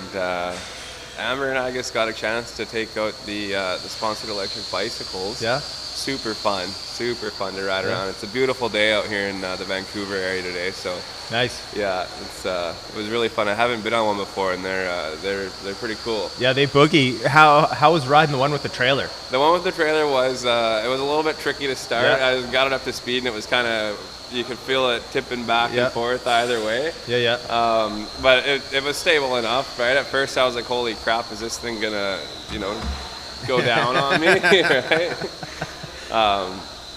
But no, it was a lot of fun. It's sure really nice to have those here. They've got them all decked out, and the sponsor stickers and stuff, and the one's got the welding hood on it. So the Lincoln Electric one, and yeah, they're super cool. We throughout the year, UAPIC has their large fifth wheel training trailer, and then at UA 170 we have the wage wagon. So we go out to a lot of car shows. Yeah. And the bikes are great for like grabbing lunch, right? So we can they're like the escape pods, and we'll go tear off on them. Yeah, no, they're really cool. I'm sure they draw a lot of attention too. You guys have laced them out pretty good with we got the Viega, the Mega Press bike. It's all copper taped up, and it looks like it's built out of Mega Press and copper pipe. And the Lincoln Electric one, it's got that welding hood on the front of it. So we're into the steam shop here, with the steam fitters. And yeah, I believe that's Tegan from 179 grinding away there. Looks like he's putting some finishing touches on his dummy leg. Yeah. Yeah, it's coming together. So the competitors, when they come in, they might have an idea of kind of what they're going to be getting themselves into, but they don't actually see the project until they walk up to the booth. Yeah. Yeah, I mean, I know when I was competing, I really had no idea. The facilitators and the instructors, they do a pretty good job of kind of keeping you outside of the loop before you get into the competition area, which I think is great because it makes it fair for everybody, right? I mean, you kind of bring your general trade skills to the table and you're hoping for something that falls in your scope, right? But I think the project definitely captures the majority of the skills that steam fitter should possess. So we got the drawings here. So this one here. So this is when you look in there, you see the part that Tegan's fabbing right now. That's this dummy leg right here. So he's working on this here. So they need to bevel this edge here. And then they also need to torch cut and bevel the saddle on for the dummy leg as well. So they got their work cut out for them. They do, yeah, and it's interesting. I mean, when I was competing, I didn't have a lot of experience fabricating dummy legs. There's something that we talked about in school, and obviously I understood what they were and what their purposes were. But I had never fabricated one before. So it was a little bit tricky. If you look at the drawing again, it's tough to figure out exactly where your center should be, right? Because you can see that they want to have it 18 inches off the center of the 90. So it's really important to do a proper template development and layout, and also it's fairly critical to make sure that you're quartering the pipe or however many ordnance you want to have on the pipe. It's essential to have them in the right spot, right? So a lot of prep work goes into. You can see in the video the 6-inch 90, so he's marked center line on there. And then all the contestants in the steam portion were given templates. So they just had to do the layout of it. So if it was me going in, especially with the torch cut, I would start here, I would do my layout, and I would get this set, and I would leave this a little long, right? Yeah, and well, you always want to leave yourself an out, right? Especially when you're fitting with hard pipe and welded joints. It's essential to make sure that you don't pipe yourself into a situation where it's like, hey, I'm too short now, right? I mean, it's always nice to have a little bit of trim when you need it. Yeah, well, they all have a toolbox, a job box with all the stuff. There's no pipe stretcher in there, so yeah, no, they cut it short. They're done. Yeah, and I mean they only give you so much pipe. I think you might have a little bit of chances. Like if you mess up on your template and on your cutting, you might be able to squeak in one more cut, but like it's not something that you can be doing over and over again. That you have a finite amount of pipe, and they really don't give you any extra. So you need to make sure everything you're doing it counts, right? There's a small margin for error. We see him going on the dummy leg there, and it's all three competitors have chose to start there. Another portion of that project, I believe, if I'm not mistaken, is going to be this saddle on. Yeah, the saddle on. Is it a saddle on, or is it? It doesn't specify if it's a saddle on. Because I think when I was competing, it was a stub in, not a stub on, but. I think they do their best to try to change things every year so it's not the same, right? Yeah. But I definitely struggled with the repad. It's another one of those things where unless you've worked on them before and you've done them before, then it's a totally new experience. Like I said, you can use your general trade skills to make the final product, but it was quite a challenge for myself and I think a lot of the other competitors when I was competing. To make that, right? Yeah. You could clearly tell that there was one or two guys that hadn't worked with them before. Yeah, the reinforced pad still has to be beveled. It has to be torch cut, right? So depending on how much experience you have with the torch in your hand and how smooth you can be, right? If and you got to walk the line because you don't want to cut it too short. But if you leave it too big, then you're going to spend a bunch of your time on the grinder. Yeah, well, it's worth noting too that. Oh, we have a comment here. Al Phillips, I like the other host better. Is she going to be back? You know what, Al? I'm not too sure. You're stuck with me for now. I think most people like the other one better, but you know, you get what you get sometimes. It is worth noting that they're using Schedule 80 pipe, so to go in there and face stuff and rework it with the grinder is not the easiest task. No. So you want to. No. You want to make sure that you're doing as good as the job you can with the torch, because it saves you a lot of time in the end. Oh, so is Trevor going to be a guest again today? Absolutely. Trevor Robertson from 496. He definitely will be back on the program at some point by popular demand, actually. So you can see the one competitor here. So they must be allowed to discut the end. They're part of their specs. They had to torch cut the saddle on. So. Yeah, I believe they were allowed to do that, because I think in order to, I think you might be cutting the end.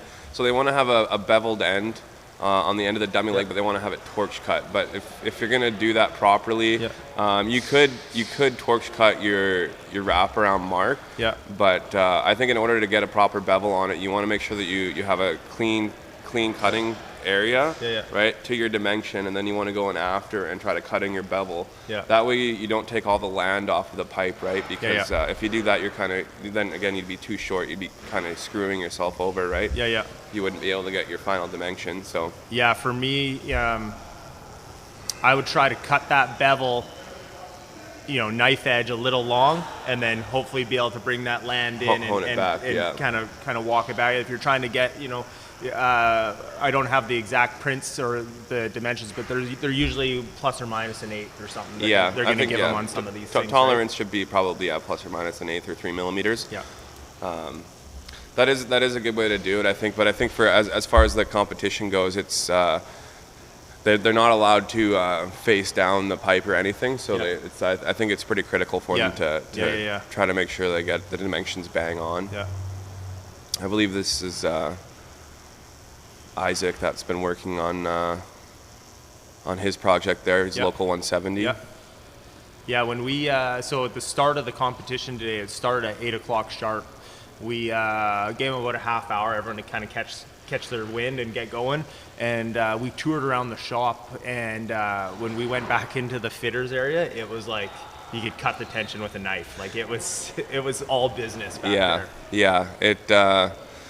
It's definitely a pretty serious project. Like I said, there's some things that I'm sure some of these competitors haven't really encountered before. So it's that's a big thing to deal with, stress-wise, anxiety-wise, when you're looking at something and you're like, oh crap, I've never seen this before, and then there's nobody there. They're not supposed to ask the judges or any of the facilitators or anyone around them any questions pertaining to their project, or else they'll lose marks, right? So I'm sure it's very high-stress moments. Yeah. Also, I think yesterday I'm sure a lot of people got a little bit humbled, and they kind of figured out how the competition works and their times and stuff, right?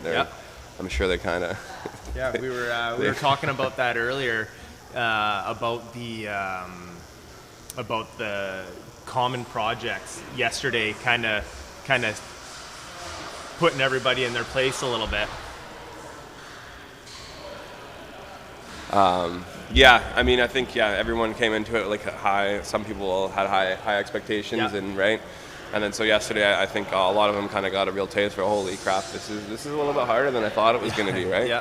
Yeah, it's Kim and I were discussing it when we were out on the floor. It's this is harder than most work days, right? Oh, yeah. At work, obviously, you're being safe, you're working to get stuff done, and you're keeping steady. But this is a whole different ball of wax for sure. Yeah, it's completely different than the work environment with A, being in a competition, and B, as an apprentice, the big thing, at least what was told to me when I was an apprentice, is if you don't know, you should ask, right? Yeah, absolutely. There's no shame in asking, especially on the industrial side, because most of the stuff we do could be pretty dangerous. And if you don't have a full understanding of what's going on, then, you know, that could be catastrophic. Yeah. So. Well, the stupid question is the one you didn't ask, right? So we've had instances where we've seen on like shutdown jobs and stuff where, you know, you got a valve with a, you know, a silicone coating or something, and someone thinks that's the packaging. Yeah, I know exactly what you're talking about. They take the knife to cut it open, and it's like, no, that's part of the valve, and, you know, and then that has monetary. Monetary and really like timeline implications, you know, because it's some of these parts that they source them months ahead of their shutdowns, their scheduled shutdowns, so that they have everything there, right? And it's like, you know, especially as you get towards the end of the job, if a mistake like that happens, it can be really detrimental to their timelines, which could have been solved with a simple, hey, can someone come over here, take a look at what I'm working on, and hey, is that supposed to come off or is that supposed to stay? Yeah. They might look at you and be like, no, that's supposed to stay, of course, and you're like, okay, I've never seen it before. Yeah. You know, thanks for the heads up. It's a good point. Like, even as a journeyman, if you're unsure about something, there's lots of knowledge and skill around the job sites, and you know, it's a lot easier to ask and then to not ask and deal with the consequences of that, right? Yeah, and if you know, if, like on the job site, if everyone's taken you know, absolute responsibility for everything, right? It's, you know, extreme ownership. It kind of falls on everybody, right? So it's if you're a foreman watching this, you know, encourage the journey people around you to ask questions that they don't know, and then if you're a J-man, encourage the apprentices to ask those same questions. Yeah, definitely. I think if we look on the screen here, Jordan, one of the HVAC tech mechanics, he looks like he's adding refrigerant to his system. So to me that means it looks like he must be getting close to, you know, that's a major milestone, I guess, you know. Yeah, absolutely. We got a comment here from Darren Vo. He says, great competition so far. Thanks for sending in the comment there, Darren. Glad that you're enjoying the show. Yeah, it's nice to see everybody at home looking and being engaged and stuff, right? I'm sure they didn't have this when I was competing, but I think I'm sure the competitors probably really enjoy knowing that, hey, their friends and family are out there, and they can watch them live and get real world updates instead of, you know, having to sneak off and send a quick text to your brother or whatever, right? Hey, I'm doing okay. Yeah, well, these competitors, you know, they all have family and friends rooting for them. Some of them have you know, spouses and children at home, and so it's neat for them to be a part of it while they're away from home. Yeah, you know, definitely doing what they do, right?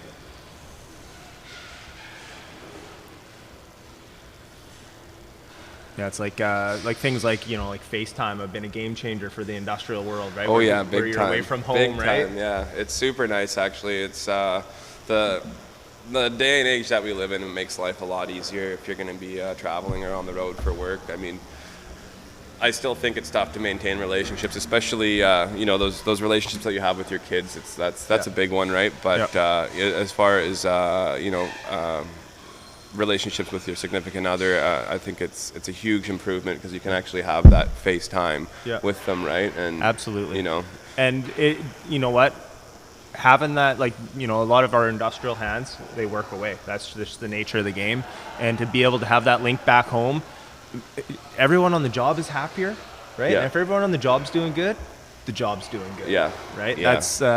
That's part of it for sure. It's amazing how much like group morale really it's a huge part of a successful job, right? Yeah. I mean, you got to be there, you got to want to be there, right? And if you're happy there, you're going to be producing a higher standard of product and in a more efficient manner, right? Yeah. Everyone's, you know, going to be happy to see each other collaborating together as much as they can.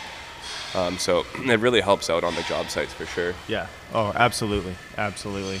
And you know, we were talking about, you know, the relationship, you know, you have, you know, with a welder and a fitter. If you're paired up together for the long duration and you guys get along, it just makes life that much easier. It does. Right? It's interesting how that works. And a lot of times you'll go from different job to job with the same people, right? Yeah. So you spend a lot of time with the folks you work with.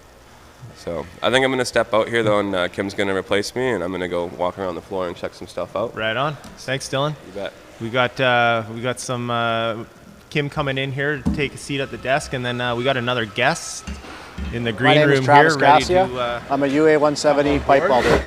3, 2, 1. I've been a welder for 5 years. I like the fast pace of welding.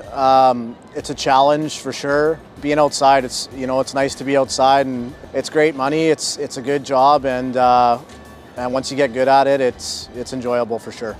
I would definitely recommend welding to anybody that's interested in a fast-paced trade and working with your hands. There's a lot of different things you can do with it. It's great. I did my schooling here and I learned a lot. Definitely an in-depth course, that first 7-month foundations course, and then you move on to your B pressure. Yeah, I definitely would recommend it to anybody. Got pretty much full medical, full dental. Benefit-wise, aside from all that stuff, you feel proud. It's a brotherhood and a sisterhood here, and just makes you feel proud to be a union member. My name is Travis Cassia, and I'm a UA 170 pipe welder.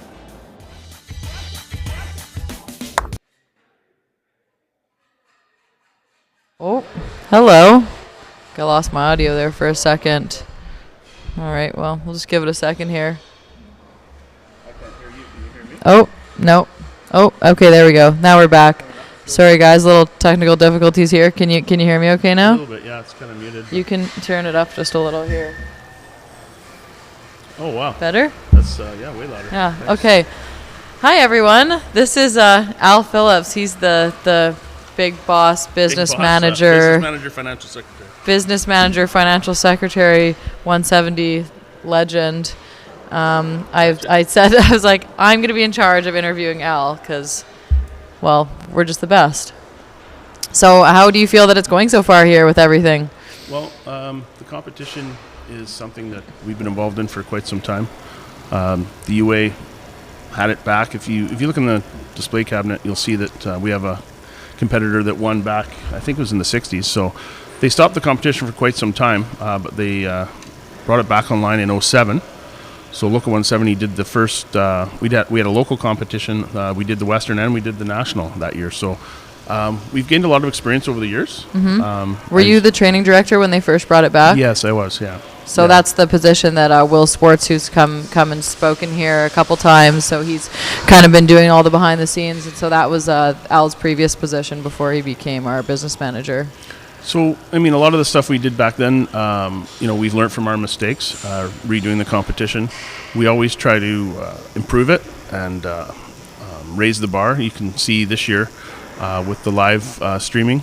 I was on a meeting this morning, but I also have it live streaming in my office. Yeah, we were getting critiqued while I was chairing a meeting. He was also just doing some doing quality some control. Fixes, yeah. So if you see some strange things happen to me while I'm on here, it's because Mark's getting back at me from the booth. I don't know if he's yeah. Poor Mark was getting told all morning. Enter some emoji over my face or something, but and now I can hear him in my ear talking to me. So.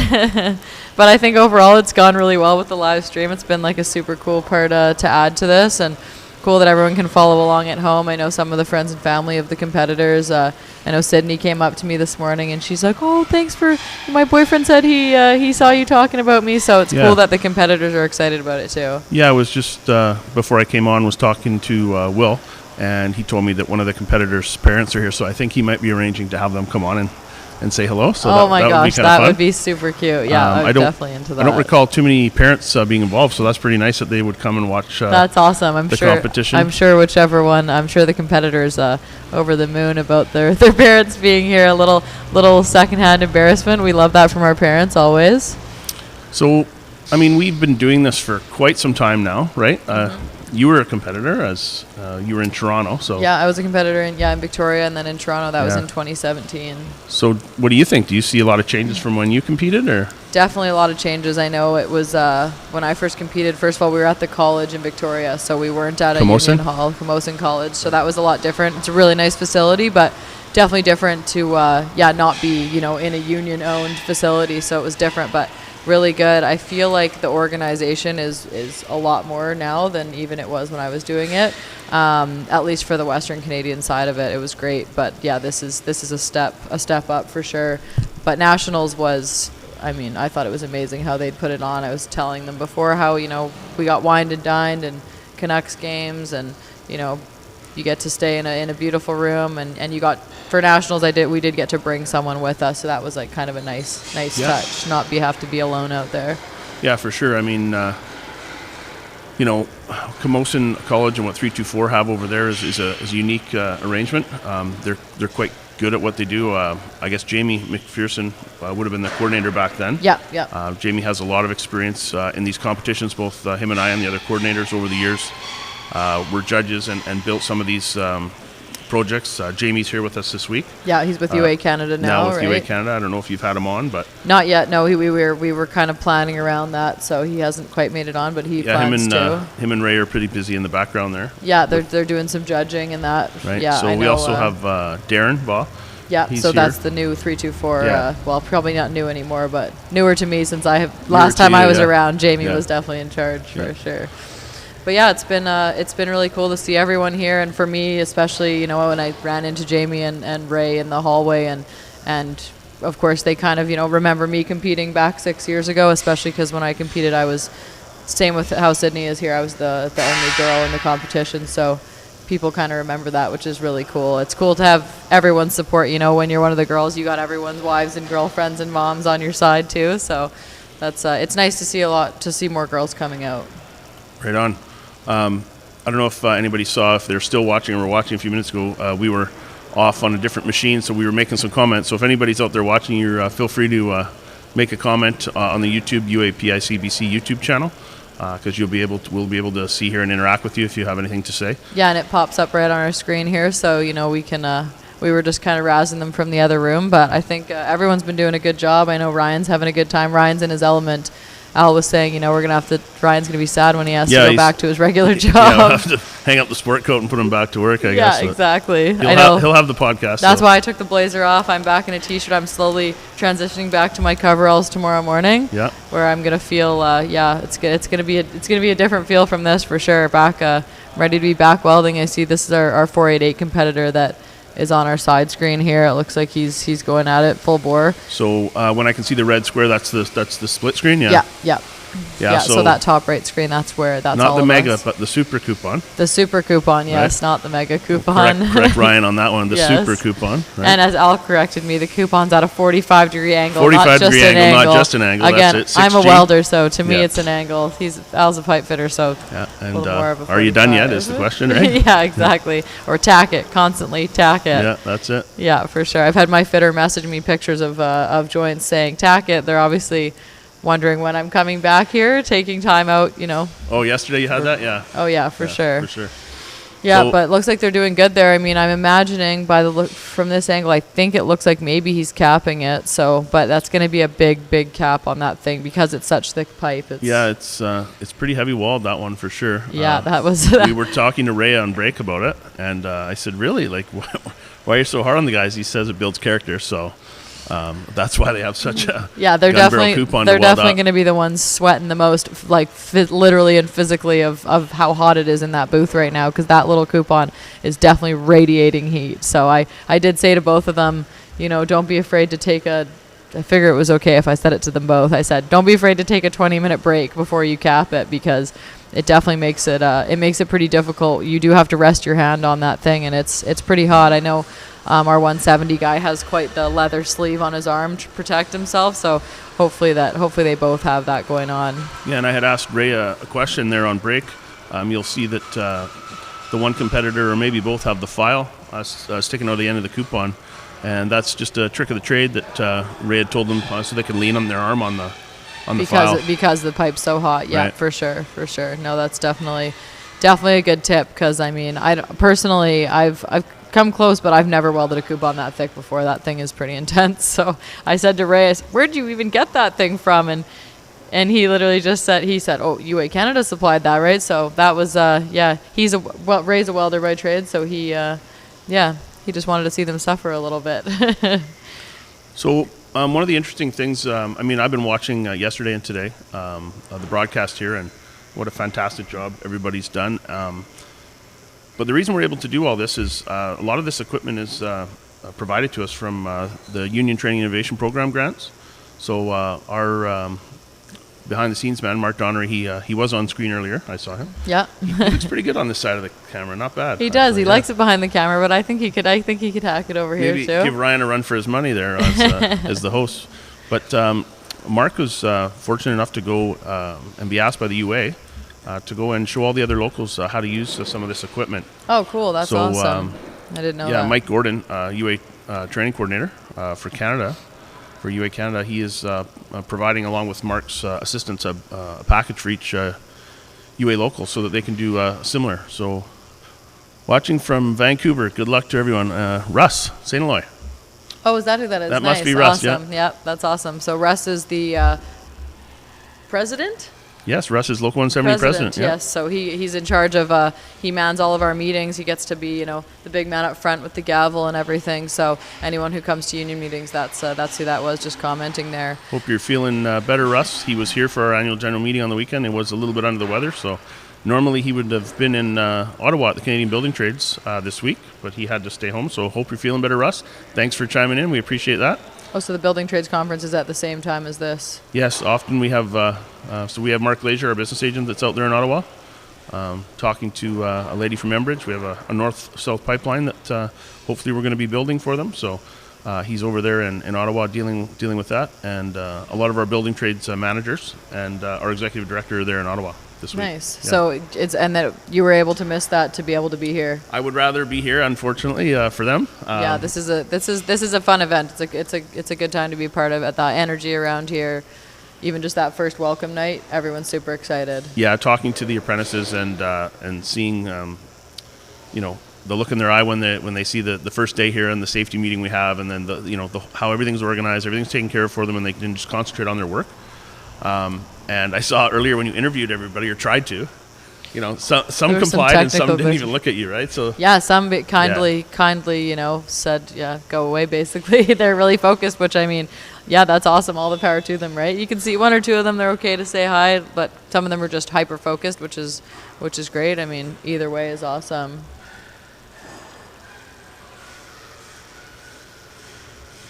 Okay, so we just got an update on our Russ. It was the wrong Russ, so I hope you're also feeling good, Russ, but the editor of a local magazine. So thank you for your comment, Russ. Oh, there we go. Aha, sorry, Editor of different Site Russ. News. There we go. Cool, that's well, awesome. welcome, and thank you for chiming in. Site News, appreciate it. That's awesome. So here's one thing the competitors do not understand, is they do not understand that there's progression. So once they're successful here, so on Thursday, we will have a winner in each category. They have some practical assessments they have to do tomorrow. Mm-hmm. And then the bar gets raised again, right? Then they have to go and do the national. Definitely. Yeah, they have to do the national. So this year that's in Quebec. Yeah, which is the first time that they've held it, right? Yeah. Local 144. So there was a period of time where the UA and its locals in Quebec, we didn't have great communication together. Nothing to do with the language barrier, of course. But definitely we are closer to those locals now. They're contributing to all of our events. Local 144, interesting fact, this year is 125 years old, the same as Local 170. Wow. So in November, they'll be holding their 125th. So a lot of history there. And, we're really happy to be going out there. So these competitors will then have a different competition, because often here you can have a competitor from each local, where there'll only be 3 competitors. Right? Right. You've got West, Central, and East. And then, if they're successful there... Ann Arbor, yeah. Ann Arbor, Michigan, and that's each district, right? So Canada being District 6, they'll be representing the whole country, so... And how many districts is there at that? 6 districts, There's 6, yeah. okay. Yeah. That's awesome. Yeah, I mean, it definitely gets more intense, and you can see, how day one was here. Everyone's kind of having a good time, a little camaraderie. At Nationals, it's like... When you're out for dinners and Blue Jays games and this and that, I mean, there's obviously the camaraderie there, but when it comes to the competition day, it's definitely it's a step more focused and more intense, because whether, people want it even a little bit more now that you're that much closer to that. I mean, that ring. Yeah, the ring is an interesting story for sure. The Canadian winner, they get a UA ring, and no business manager, no business agent, no training coordinator, no Canadian director can have that ring unless you win it. So Larry Slaney, our ex executive director for training. Mm-hmm. See, Mark's getting me back for yesterday because he's talking in my ear. Yes, you're distracting me. Oh, there's a comment from Barry Donaldson. Oh, he's a big Hi from Kitimat, LNG. Good luck to all the competitors. That's awesome. And Barry met with all the competitors. Obviously, on Barry's Monday. working hard. Yeah, exactly. Barry's sitting behind his desk up there. Sitting behind his desk at the school up there. So thanks for chiming in, Barry. But that Canadian ring, that's designed here in New Westminster because we did the first competition. So Cartwright Jewelers designed that. They are no longer in business. They're a family business here that was around for over 100 years. But we were able to get the mold for the ring, and we shipped it back to Ontario. So they're still making the ring, the same ring, and that's the only way to get it is to win the competition. Heartbreaking thought to think about that ring. I was so close. You came very close. I mean, I guess the other guy was a little bit more serious, right? Yeah, I guess so. He just took it more seriously. I was having too much fun. Yeah, I know. I remember the results of that competition as we were there in person. So you didn't lose by much. No, it was a sad couple percent, but yeah, it was a heartbreaking time, especially with who I had kind of trained under was Merv Kobe, who was our head of our welding section in our school, and it was his last thing before he retired, basically. So I was sad not to bring that win home to him, but I know he was still proud. It was still a good experience. Yeah, it was nice to see Merv yesterday. He was here in the building, so you were able to see him during lunch break, I understand. Yeah, and we walked through the welding shop, and I think he's happy to see that his sort of designs. He actually told me a story about walking into the back of the welding shop, or before it was the welding shop, and the layout, and saying, we want to blow a hole in this wall and plan it out and have the welding booths here and everything. Sorry, we're getting spoken over here. Yeah, just that's a little okay. tips in the ear. But anyways, Merv was saying when he walked through the shop with you, and Joe, our old business manager, said, "Oh no, we're not going to do that." And Merv said you just winked at him, and here we are with that welding shop today. Right, so that's right. I mean, no offense through. to Joe, but yeah, Joe had different ideas, and luckily Merv and Barry, who were our instructors at the time, we kind of gave them carte blanche to do what they saw in their vision, right? So yeah, every little thing was thought out in that shop. Yeah. It's crazy. It's still operable today. They're still working in there. It's still functioning. We haven't adjusted it much from those days when we first built it, right? So it's a good design. It's a good shop. It's a good shop for sure. The really cool thing about when we built this place was, all the union trades that worked on it, they knew what they were building, right? The sheet metal workers, for example, if you look at the ducting, you won't find another welding shop with a better laid out extraction system than what we have, because they knew they were building the union school, right? So yeah, it's great. Yeah, there's like hood vents in every booth that are taking away those fumes that aren't so good to be inhaling all the time. So it's a well thought out shop for sure. I mean, I'm sure it was the same, if you're like last year at 516 for the refrigeration. It's like when you're in the place where we offer the courses, it makes a big difference of having the proper setup. Yeah, we're very fortunate here in BC to have 3 locals that really take serious the training of their members, and in 3 different ways. Yep. Going back out to the shop, are you, Mark? Okay, Mark's just talking to me. I don't know. We're not total professionals here. When someone's talking in our ear, it's a little hard to talk and listen. Yeah, sorry, Mark. Okay, yeah, so I think they're going to take us out to the shop again in a minute here, and the steam fitters are well underway with their project, which is it's a pretty tough project with the saddle-ons and the dummy legs. So it looks like everyone's I was watching them earlier good. and the comments about how they all started the same way, right? So sometimes there's more than one way to build something, so it's interesting to watch the different competitors do things differently. So I think we're going to switch this up here. I think Will's going to come back on. I just got to go check on Trevor to make sure he's working. I don't want him to be slacking, so I haven't seen him in the shop. They're judging, so I got to report to the Canadian office. He's having coffee and some cookies. Yeah, I got to make sure he's doing his job right. Or they're taking care of us here with the delicious food from bread and cheese yeah. catering. Yeah, some delicious baking. So yeah, thanks for having me on, Kim. No problem. Good to talk to you. Thanks for spending a couple days with us. Thanks, Al. Okay, we'll see you. All right, I think Will's going to jump in here. Oh, okay. And I am in plumbing level 4. 3, 2, 1. The way I got into plumbing is actually a very long story, as it started off in landscaping, which in turn went into irrigation, and from irrigation went into plumbing. A lot of people think about plumbing and they just think, oh, it's toilets and crap pipe. And that's not all that it is. We're learning about water tube boilers, fire tube boilers. We're learning about big industrial settings and how these boilers are used in certain applications. I find that that's very intriguing in that sort of sense. Level 2, we did a whole setup in the mock-up. We had to run drainage for a basic bathroom. So you had your tub, your toilet, and your lab. And we had to run all cast iron underneath and test it and make sure that everything held and everything was good to go. Another practical that I was able to do at the school here was for backflow, being able to work on double check valve assemblies, pressure vacuum breakers, which is very cool to be able to put your hands on things and get to actually do that experience. I think it can be a really good job because it's so hands-on, there's so much to learn. You get to work with a ton of different people who come from all different backgrounds, all different experiences. There's so many different avenues that you can go down that you don't even think about. You know, you come in as an apprentice, you're learning all this stuff, you become a journeyman. That can take you to being an instructor, being an inspector. There's so many different ways that you can go about it. Go for it, just do it. It's just an experience that you can't turn down. My name is Jasmine Barshani. I am a 4th year plumber apprentice at UAPIC, BC.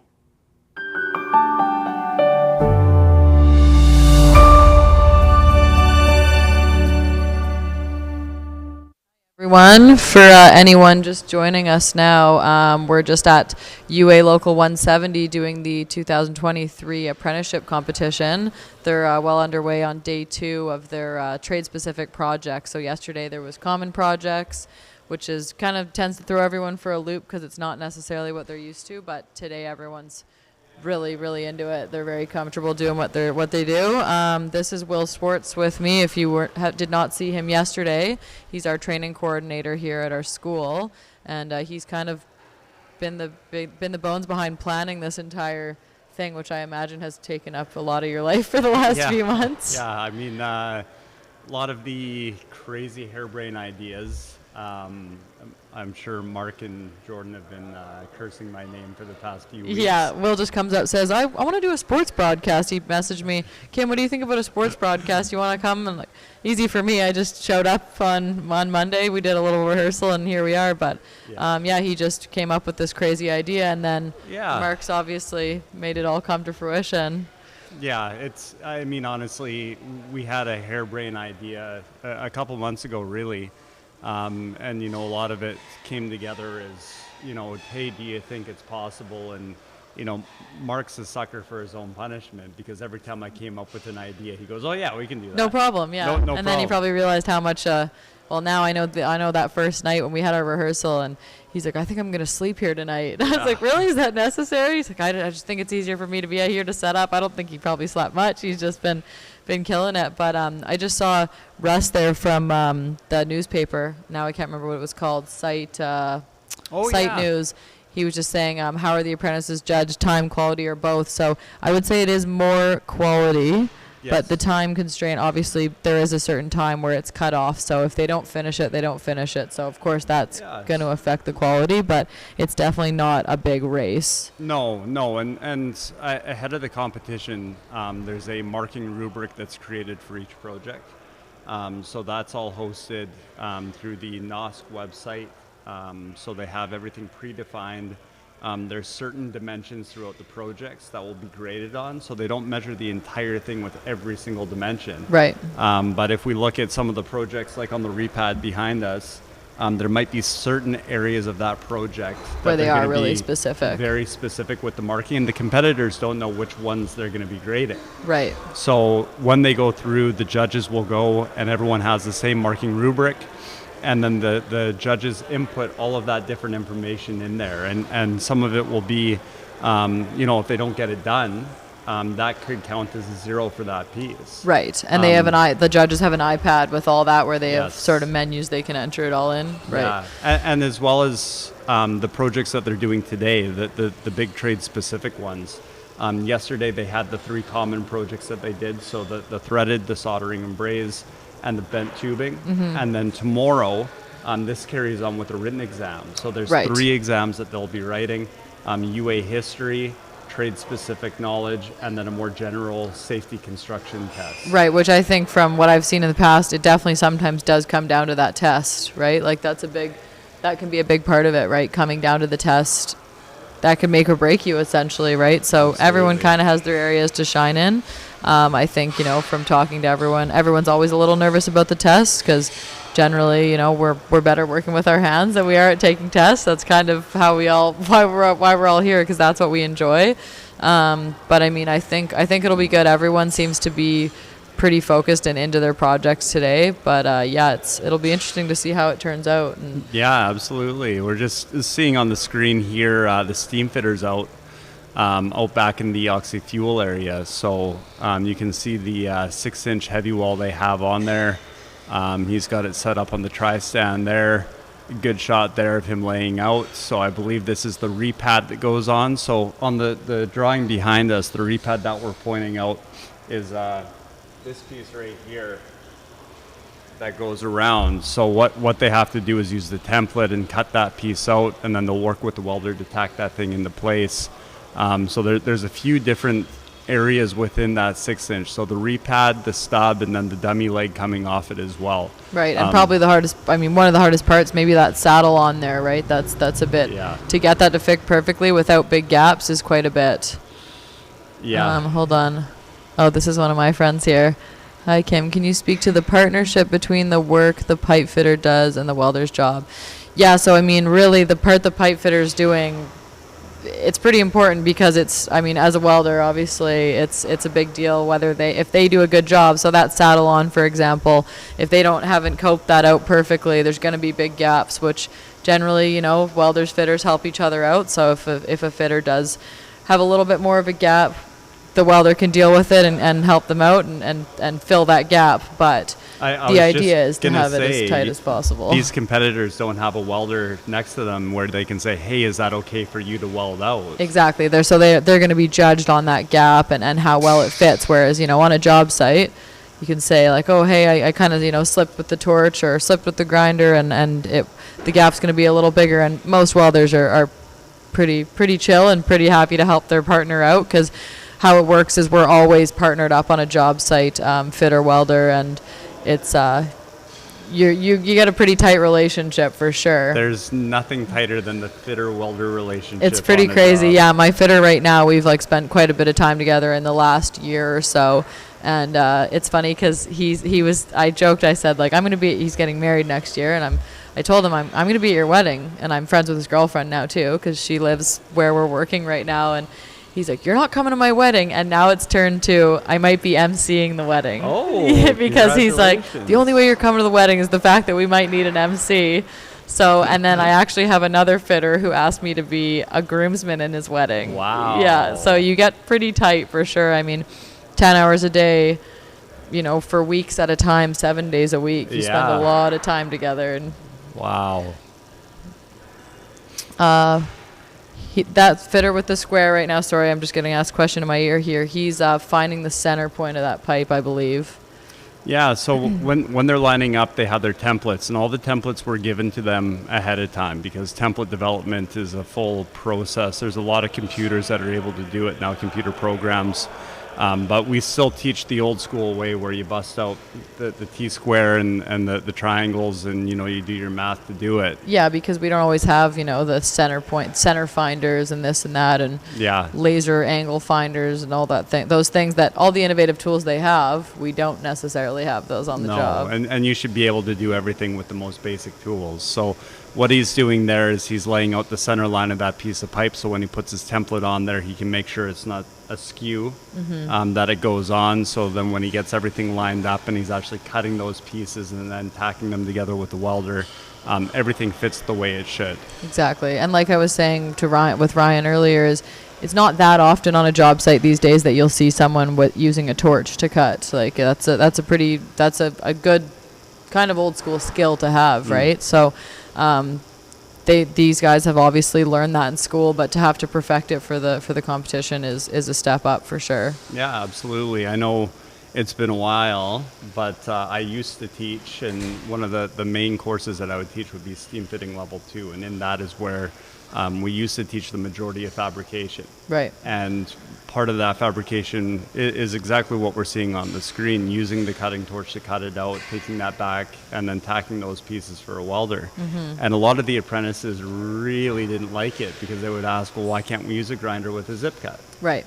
And the point of it isn't what's the easiest way to do it. It's we're here and we're in class. And sure, when you're out on the job, you're going to use the easiest option. But we need to train you how to do things with the most basic tools. Especially because what about the job sites where you don't have all the tools, Absolutely. right? It's funny, actually, when I was in B level and you were teaching still, and I remember they had to do that project where there's a straight pipe and then two mitered pieces. 90. Yeah, and Will asked me, come tack it, and he said, don't tell them, don't help them, right? Just let them do it and tack whatever it is, and basically he said what the test is once it was tacked together, they were going to have to then try to weld it themselves. So if their fit wasn't good, which some of them were very, very large gaps, not easy to manage at all. Like most welders, you just can't.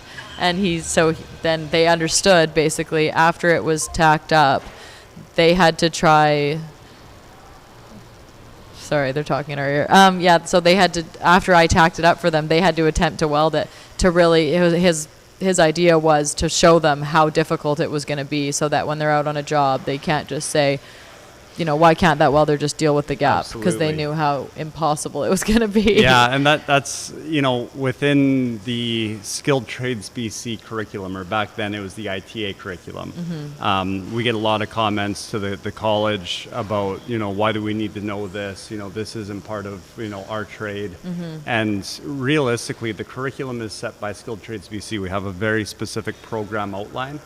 And one of the little areas I would always try to fudge, and it's only an extra hour, but after they tacked that fabrication project up, I would send them out with the welders, and they would try to put a root in their own piece of pipe, and no one was successful. And the point of it wasn't for them to learn how to be a welder, it was to give them more respect for the welders that they're working with. For sure, and realize how difficult it is. And when they got a 3/8 or a half-inch gap and they're saying, hey, can't you fill this? I remember literally having to lay 3 rods into a gap to try to tack their pieces together, and it was a good way to teach them. I mean, it's no different than the welders. We have to bevel and fit our own pipe in our course. We don't have a fitter doing it for us to show, teach us their side of the coin too. Because like we said, when you're partnered up, that's you got to have respect for each other, and you do spend a lot of time together. Yeah, I'm just looking at that's a great shot there, doing the oxy-fuel cut.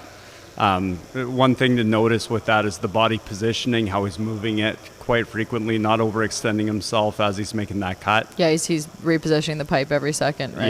Yeah, that's and really bracing your hand. Like people who try to kind of freehand in the air, it's hard to keep yourself steady when you're doing it just freehand like torch that. Looks like it's well set up, good neutral flame there.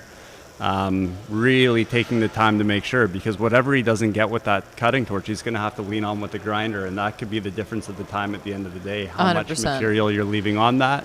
You don't want to be too close to that line, because if you take too much off, you're going to be in trouble. That's almost worse. Yeah, you'd rather leave a little extra if you can, but you don't want too much work with the grinder because of the time, and also just that's a lot of extra work. Yeah, right? Absolutely. They're already going to be sweating in there. That's a pretty big project. I mean, on a job site, that would easily be a 10-hour day probably to build this piece. So, it depends on the person. I guess that's true. Will hasn't been on a job site in a minute, if I might say. A couple of years ago, maybe a couple hours, but I think we're running up there a little bit now. Yeah, it's a big one. Yeah. But I mean, I think they're doing a great job. They are all super focused.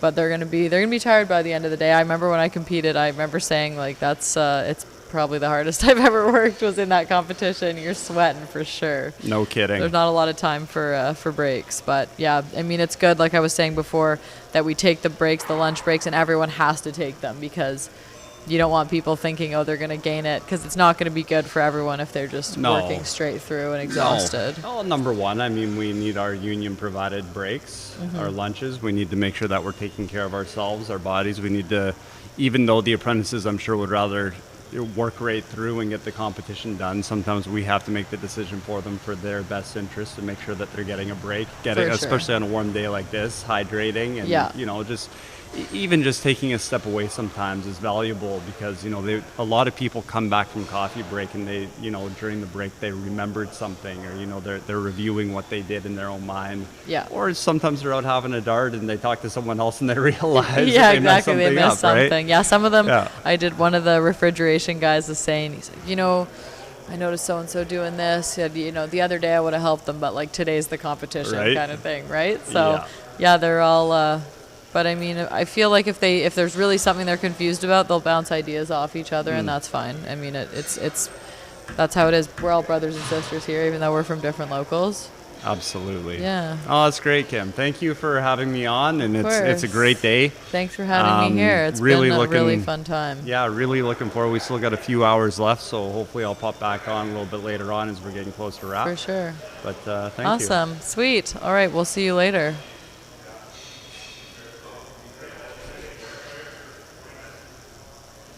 Again, we're still figuring out this thing. There we go.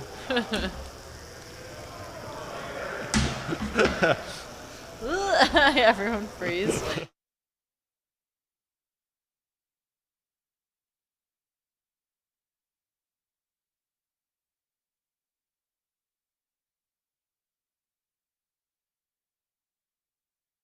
This union, so I'm really excited.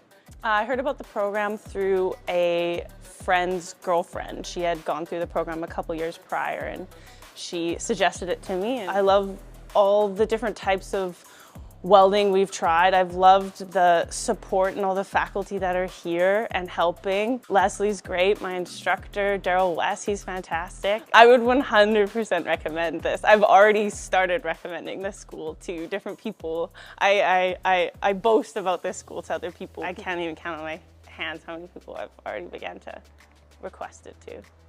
I didn't know that we were gonna get equipment, free boots, coveralls, tuition paid for. When the school came back and offered that, I was absolutely thrilled. I was boggled. Definitely felt supported throughout the program from the instructors, from my parents, from my friends, from everybody. Support is everywhere. And it's like a little mini family here, and everybody's really nice and very supportive. My name's Haley Dore, and I'm a Welding Foundation student at UA Pick, BC.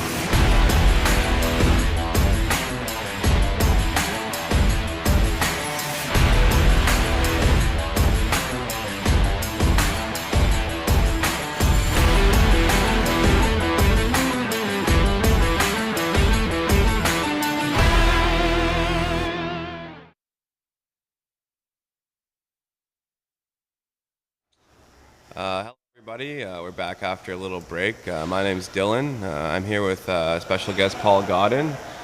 His son Mason is one of the plumbing competitors here this year from local 324. Hey Paul, great to have you. How you doing today? Thanks, yeah, I'm happy to be here. It's kind of exciting to see him in the competition. Yeah, it's really cool actually to have some parents out here. I'm sure lots are watching on our live stream, but I'm sure Mason loves having the support here of his family. Yeah, for sure. Yeah, my father's most likely watching right now.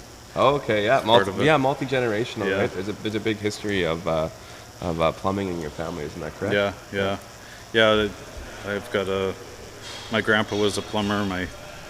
My dad was a plumber. My two uncles are pipe fitters. There's a little family competition there, and yeah, it's cousins and everybody sort of took it up. So the piping trades are really the bread and butter of the Godden family. Yeah, that's for sure. That's pretty cool, yeah. I'm sure you guys get into all sorts of good conversations, Thanksgivings and Christmases and family gatherings, especially having a couple steam fitter, pipe fitters. Yeah, for sure. In the family, there's always that fun rivalry. I don't know why it always seems to come up, but it's definitely alive and well. So that's pretty interesting.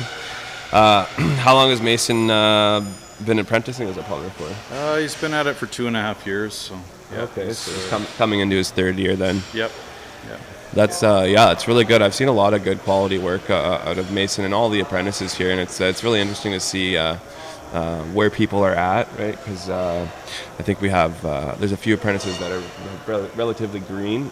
I think Sydney, the sprinkler fitter apprentice, I've watched her project, and she seems to be doing really well, and she's just a first year, right? So there's a lot of skill floating around here. So. Yeah, Mason was able to get here last year and do a little bit of a competition just amongst the school here and a couple schools. So he got some practice in on it and knows a little bit what was going to happen this year. So okay, yeah. So he's got the Skills BC background, so he kind of got a little bit of a taste for how things were going to go. Yeah, and he was looking forward to it and a little bit of nervousness, but he's pretty happy to be there. Yeah, working away at it. How does it make you feel watching him out there? I mean, we have that awesome vantage point up on the mezzanine in Lab 1 there. I'm sure you must be fairly proud of him watching. Yeah, absolutely. I was fortunate enough to work with my dad for 12 years of 2 of them being my apprenticeship, and it was a pretty cool environment to have. I have a job that doesn't allow me to go out and work with my boys, but they're both plumbers, so it's been a lot of fun watching this competition and seeing their skills develop. And obviously I didn't teach him all the stuff that he's working on, but he's coming along quite well, and it's been fun to watch. Yeah, I bet. I mean, I'm sure as a parent helping them through school and stuff, it's probably been very rewarding. It's interesting that both your boys have decided to get into the career. I'm sure you're pretty happy about that. Yeah. It's trades provide great opportunities for everybody. All the young men and women out there who maybe are thinking about it. You should really look into it, because it's really it's a great community, especially if you join a local union, right? You kind of get the way that we look at it is you're an extended family, right? With all your brothers and sisters here, everyone's here happy to help you out, right? When they can, when and where they can. And the union provides great support for mental health and addictions, depending on where you're at in life, right? We want to see everyone being healthy, happy, and successful in life, right? Yeah, absolutely. I've seen both sides of it. I've seen, working with my dad for years, I wasn't in a union, but as soon as we branched off and became part of the local 170, you could tell that the skills development and the support behind the members was awesome. It was awesome to see, and there was safety things that you end up seeing. You're in better shape after working with the union. Yeah, it's really nice to see the skills development, especially, right? I know the school here at UPIC in BC, with Local 170, they spend a lot of time and energy trying to develop new programs and new resources, like pulling together new resources to help apprentices be the best that they can be once they get to their journeyman status. Because the apprentices are really important to everyone involved, whether you're a younger journeyman who's relying on them to help you navigate the job site and the workload that's involved with getting your job done on a day-to-day, or whether you're an older member who's close to retirement age or who's already in retirement age. We really need these young apprentices to have the skills in order to get the jobs done, to keep everything rolling along successfully, right?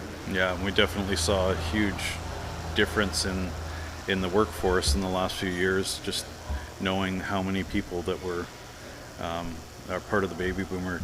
So we need as many young people as possible getting into the trades. Yeah, for sure. I mean, it's pretty interesting. I know when I was in high school and stuff, trades to me was always a really viable option. I have my family's background is also quite heavily trade related, so it was always something that was promoted to me. But I think a lot of the stuff, like in schools, for quite a long time. It wasn't really promoted as a good option, right, or alternative to traditional academic schooling.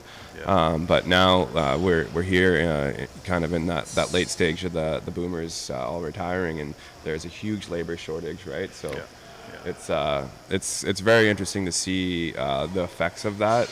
It's something that's been talked about for a long time. And now, you can clearly see that, especially in BC, we're extremely busy, and there's not enough labor force to man the jobs, right? Yeah, and skilled labor. It's hard to get that skill up as quickly as possible when it comes to knowing that there's a shortage and being able to have people that'll be skilled enough to take over some of those roles that they had as the older generation. Yeah, I know, and that's one of the reasons why I think competitions like this, UA Canada is also heavily involved in apprentice development.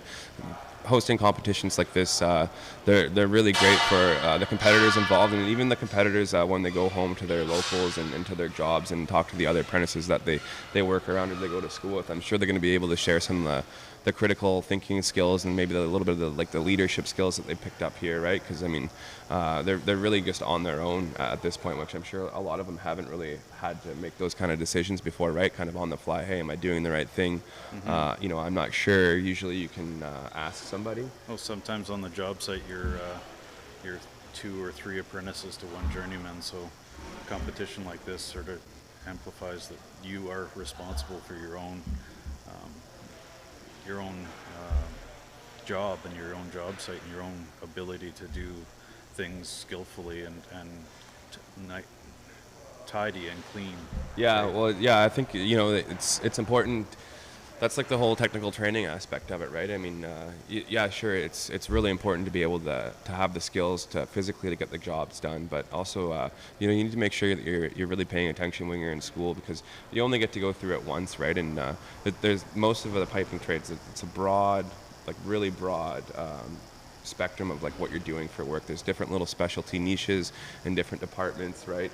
But you have to rely on those skills a lot more as you get into like being a more experienced journeyman,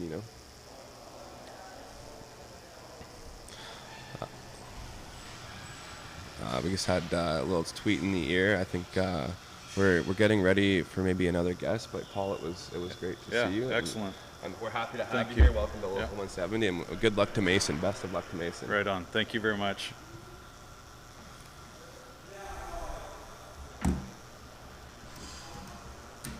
That was great. Thanks, man. I heard about the program through a few different friends that have made it to Red Seal or just went through the Foundations program, and they highly recommended it.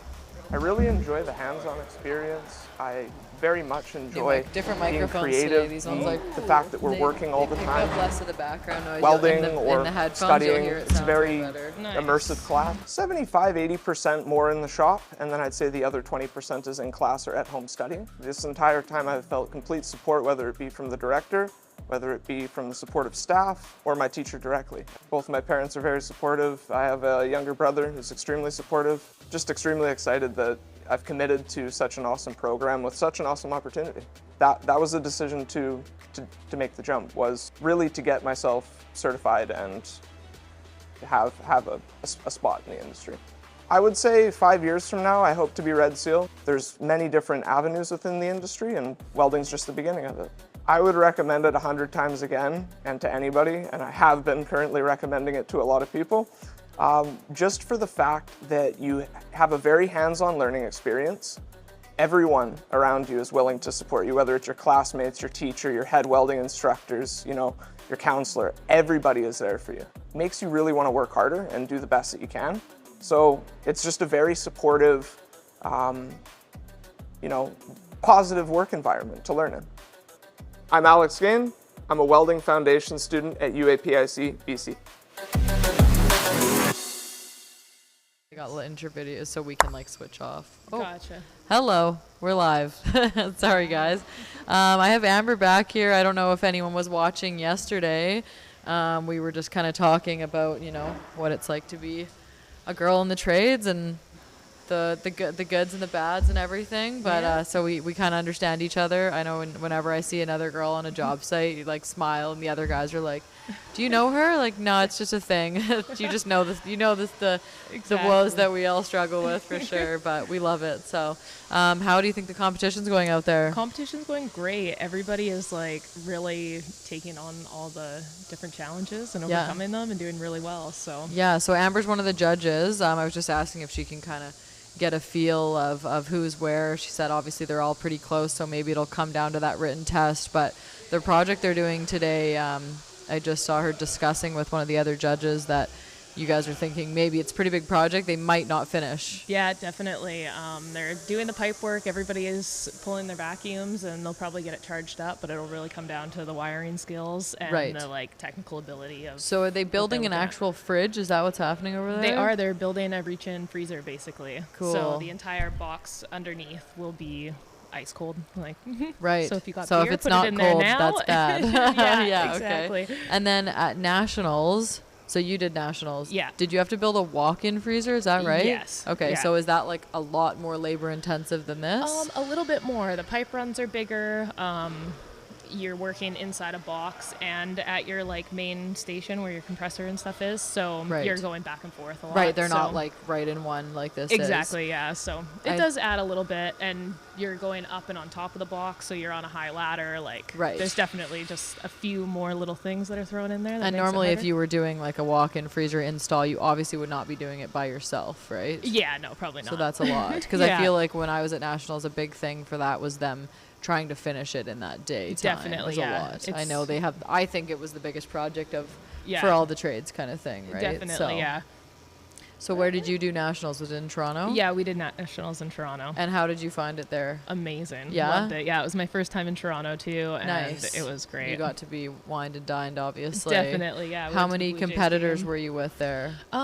There was me and another guy from the East Coast. Okay. Yeah. That's how it was for me too. Yeah, nice. And you didn't walk away with a ring, did you? No. Yeah, neither did I. Sadly, Such I a did heartbreaking not. moment. I know, right? And it yeah. came down to the test. Me too. Oh, 2%. me too. Like, Oh, I know. That was the same. When like sitting in that awards lunch, I remember thinking like, we actually don't know, right? Yeah, it's not exactly. It's not an obvious tell. You think you see somebody beside you who maybe got a little bit further ahead, and so you're like, oh, they're gonna win because they completed more of the project. But in the long run, it comes down to who did it more precise, who followed the instructions better, who is spending the time making sure that it's like precise. Yeah, one of the guys, someone was commenting earlier and asking about how it's judged. Is it time? Is it quality? And I'm like, it is both for sure, but I think it is more quality. You know, it's not supposed to be a race. If it was just based on a race and not, you know, not the measurements, if it didn't, the little quality didn't matter. Yeah, it really changes the game a lot. Definitely, for sure, yeah. Right? So, and we're measuring to the millimeter too, right? So yeah, those are some precise measurements. That's some precise measurements. Yeah, everyone's pretty focused, and you can see, you know,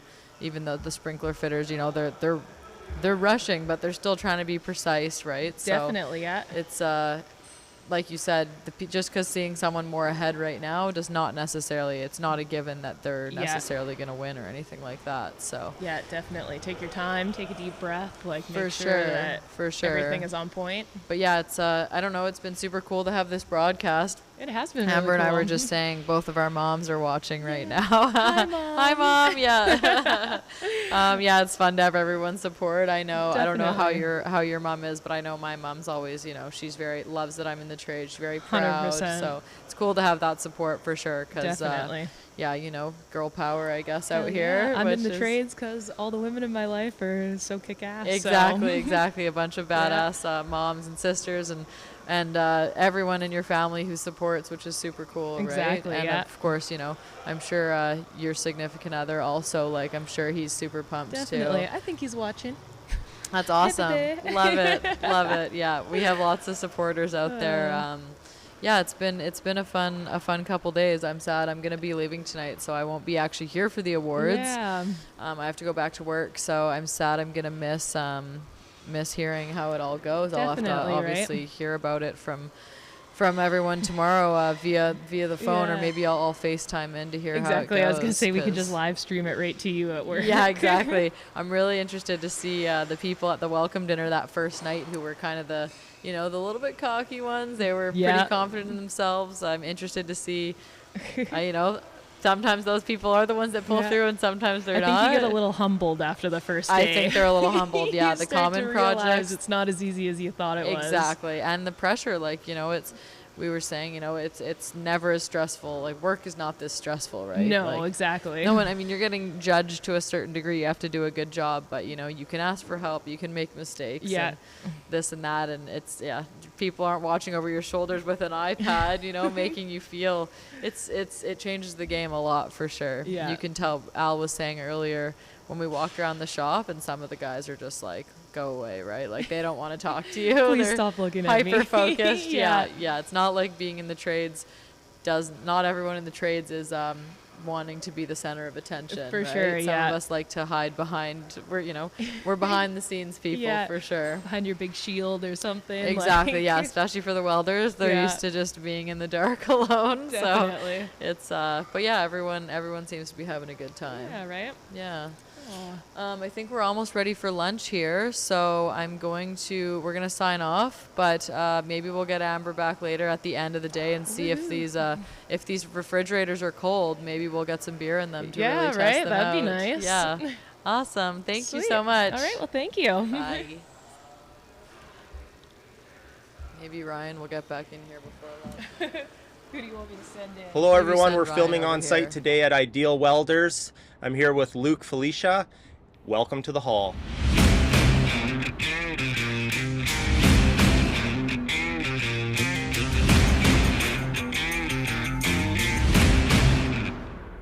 Thanks, Ryan. Thanks for having me. Thanks for coming on, Luke.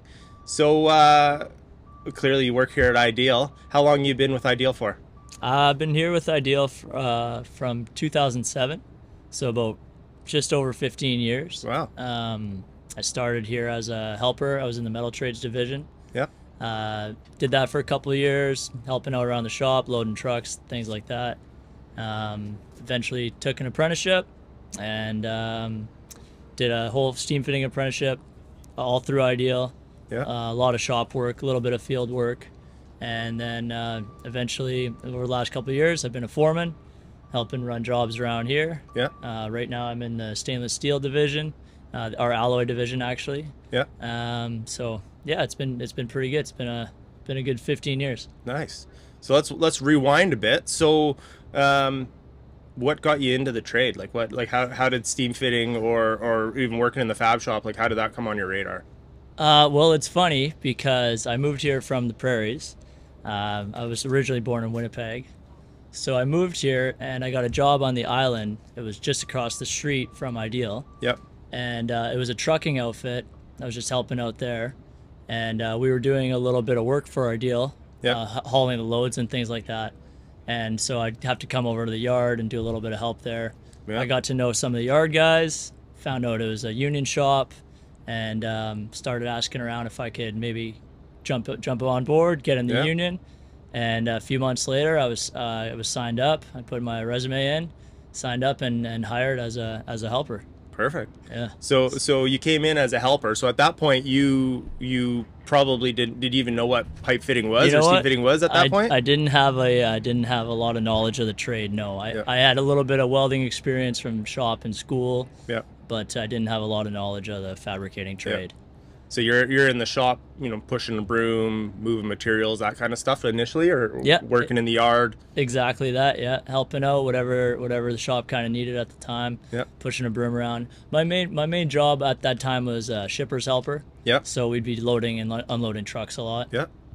And then so while you're doing that, you're walking through the shop and you're seeing guys fabbing and you're like, oh, okay, maybe I want to take a part of that, right? Or exactly right. It's just learning skilled trade really kind of appealed to me. So I started asking around and kind of the options were there, fabricating, welding, pipe fitting. I think the guys that I kind of, coordinated and looked up to were pipe fitters. So I jumped on board with that. Yeah, pipe fitters are pretty awesome guys. Yeah, that's absolutely right, yeah. So you start your apprenticeship and you go to UA PICBC. Is that where you did all your? Yeah, that's where I did all my school. All 4 terms were with Dave Sales. Yep. Legend. Yeah, legend there for sure. He taught us a lot about boilers, the service side of things. Yeah, which you forgot I forgot, because every time I'd come back to work, it was just fab, right? So. Yeah, so how did you find what you learned in school, fab-wise, compared to what you're doing on the job? Did some of that come across, or were you learning more in the shop from the guys? For what we learned in school, I thought it was pretty basic for fabrication. Yeah. I mean, I think we did like a 3-piece 90 or something like that. Yeah. I think we did a saddle on T, from what I remember. And doing it in the shop day in and day out, it was a bit of a breeze once I got to school. So you're third year, fourth year. Well, probably didn't do much in fourth year, but third year you're doing some fab in the shop, and your piece looks like a piece of art. Yeah, compared to some, you're looking at some of the other guys. You're like, you're not fabbing well, much. you know what? And at that point, what I did is just try to help people out at the school and this pass on the knowledge that I learned at the shop. So.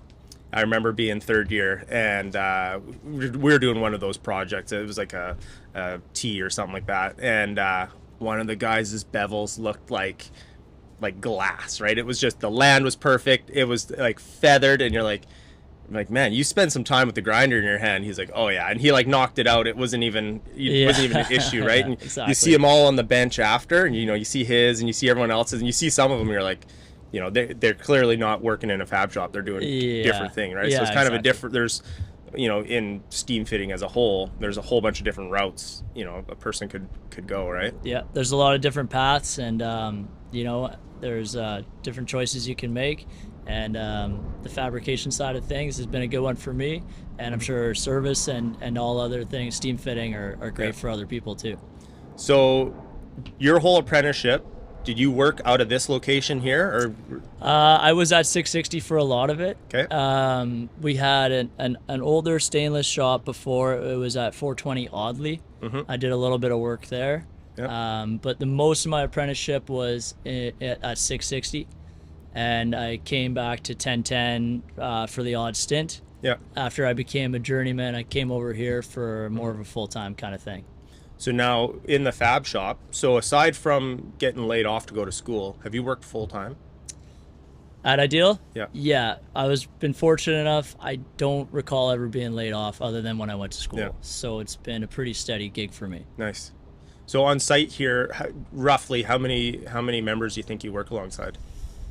Oh, well, I know at our peak in the last couple of years, we've had on site here, I would say at least 70 to 80. Mm-hmm. Between both shops, I know at our peak we were up to 130 to 140 at one point. Yep. We had some major infrastructure jobs going on with KLTP, Trans Mountain, right? Yep. Same with LNG Canada, Fleur.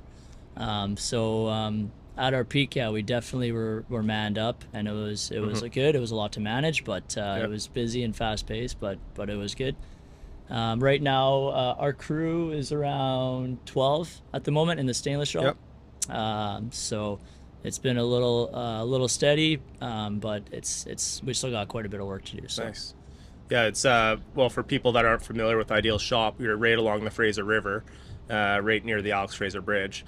And right behind me, actually, where we're sitting, is the river. And so you guys have your own dock here. So a lot of the large spools you guys are making are just getting shipped right out the back here, and off they go. Absolutely. A lot of the LNG Canada stuff, we build it, we get it painted, sometimes in sections, we bring it back here, we put them back together, we hydro test them, we finish painting them here on site, load them onto these big 100-foot trailers, and then they get backed onto a barge here, and they get floated up the river to Kitimat. Nice. Yeah, it's a process. Yeah, it's like the facility's massive here, right? Like just walking around, it's a big facility. Mm-hmm. What would you say if you're going to recommend, anyone getting into, say they're looking at becoming a fitter, and what are your thoughts on the fab shop life? It's been good for me. I think just the amount of volume we get here really builds your skill set, whether it be learning how to interpret isometric drawings or blueprints. You just get drawing after drawing. That means joint after joint. So it's a great way to learn. I've been out in the field too, where some guys in the field, they have so much experience when it comes to rigging, installing, bolt up, field fitting, that that you can learn a lot from those guys as well too. Yeah. But I think in sheer volume, I think to really hone your skills, Fab Shop is a good place to do it. Yeah, it's one of those things like it's some stuffs are diminishable skills, right? Like if you're doing one thing, all the time, you're probably not as good at other aspects of the job, right? Absolutely. But if you're in a fab shop, fabbing day in, day out, nice thing here is pretty comfortable environment. It's, I think, almost exclusively all indoors. Like there's probably very seldom you guys are fabbing outside, I'd imagine. So it's you're indoors, you're not in the rain, you're not in the cold generally. Yeah. And I don't know what you guys got. You guys probably got templates. You guys probably got all kinds of different tools at your disposal to really make production high. Yeah, our fabricators have built endless amounts of templates for saddles, dummy legs, anything you can think of, right? So all the tools are right there at your disposal. So you mentioned you're a foreman here. What are do you hold any other roles here? Or do you do anything else aside from your foreman duties? I do the foreman duties. I've done multiple stints at first aid level 2. Yeah. Right now I don't hold that ticket. It's expired, but I've done it. I did it for about 6 years. So in the event of any emergency or injuries, I would be there to step in to help. Yeah. I did a small stint early on the Joint Healthcare Committee. Yeah.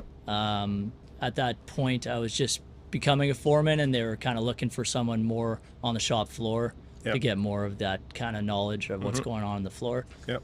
But other than that, foreman running crews, helping out. I was over at 660 for about a year.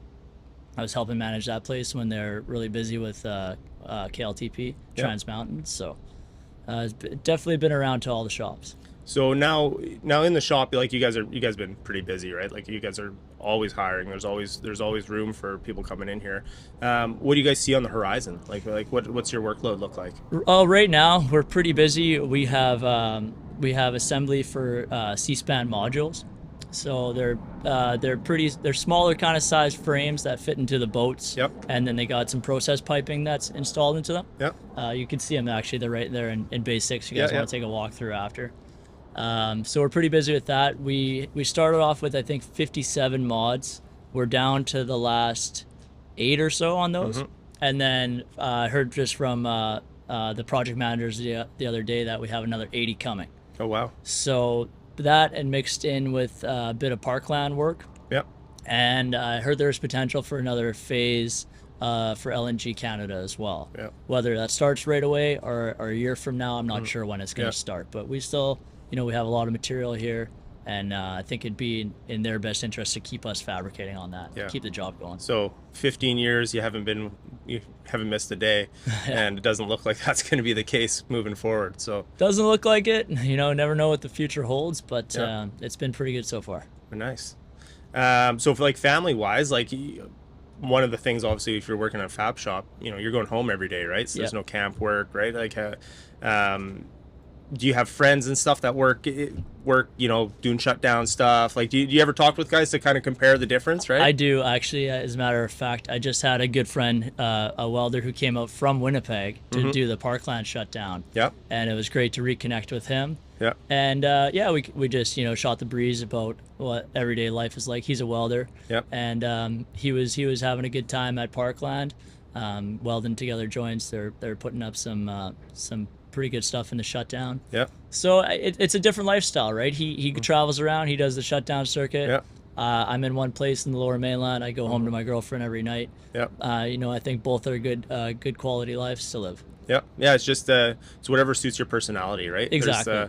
There's for me, I've always been an in-town kind of guy, right? And the same thing, I got lots of friends that do the out-of-town thing, right? And it's just different strokes for different folks, right? So, anything you'd like to add before we wrap it up?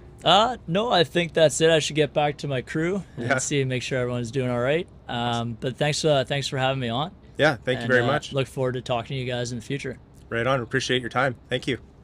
Thanks everyone for watching this episode of the podcast. Please like and subscribe. And until next time.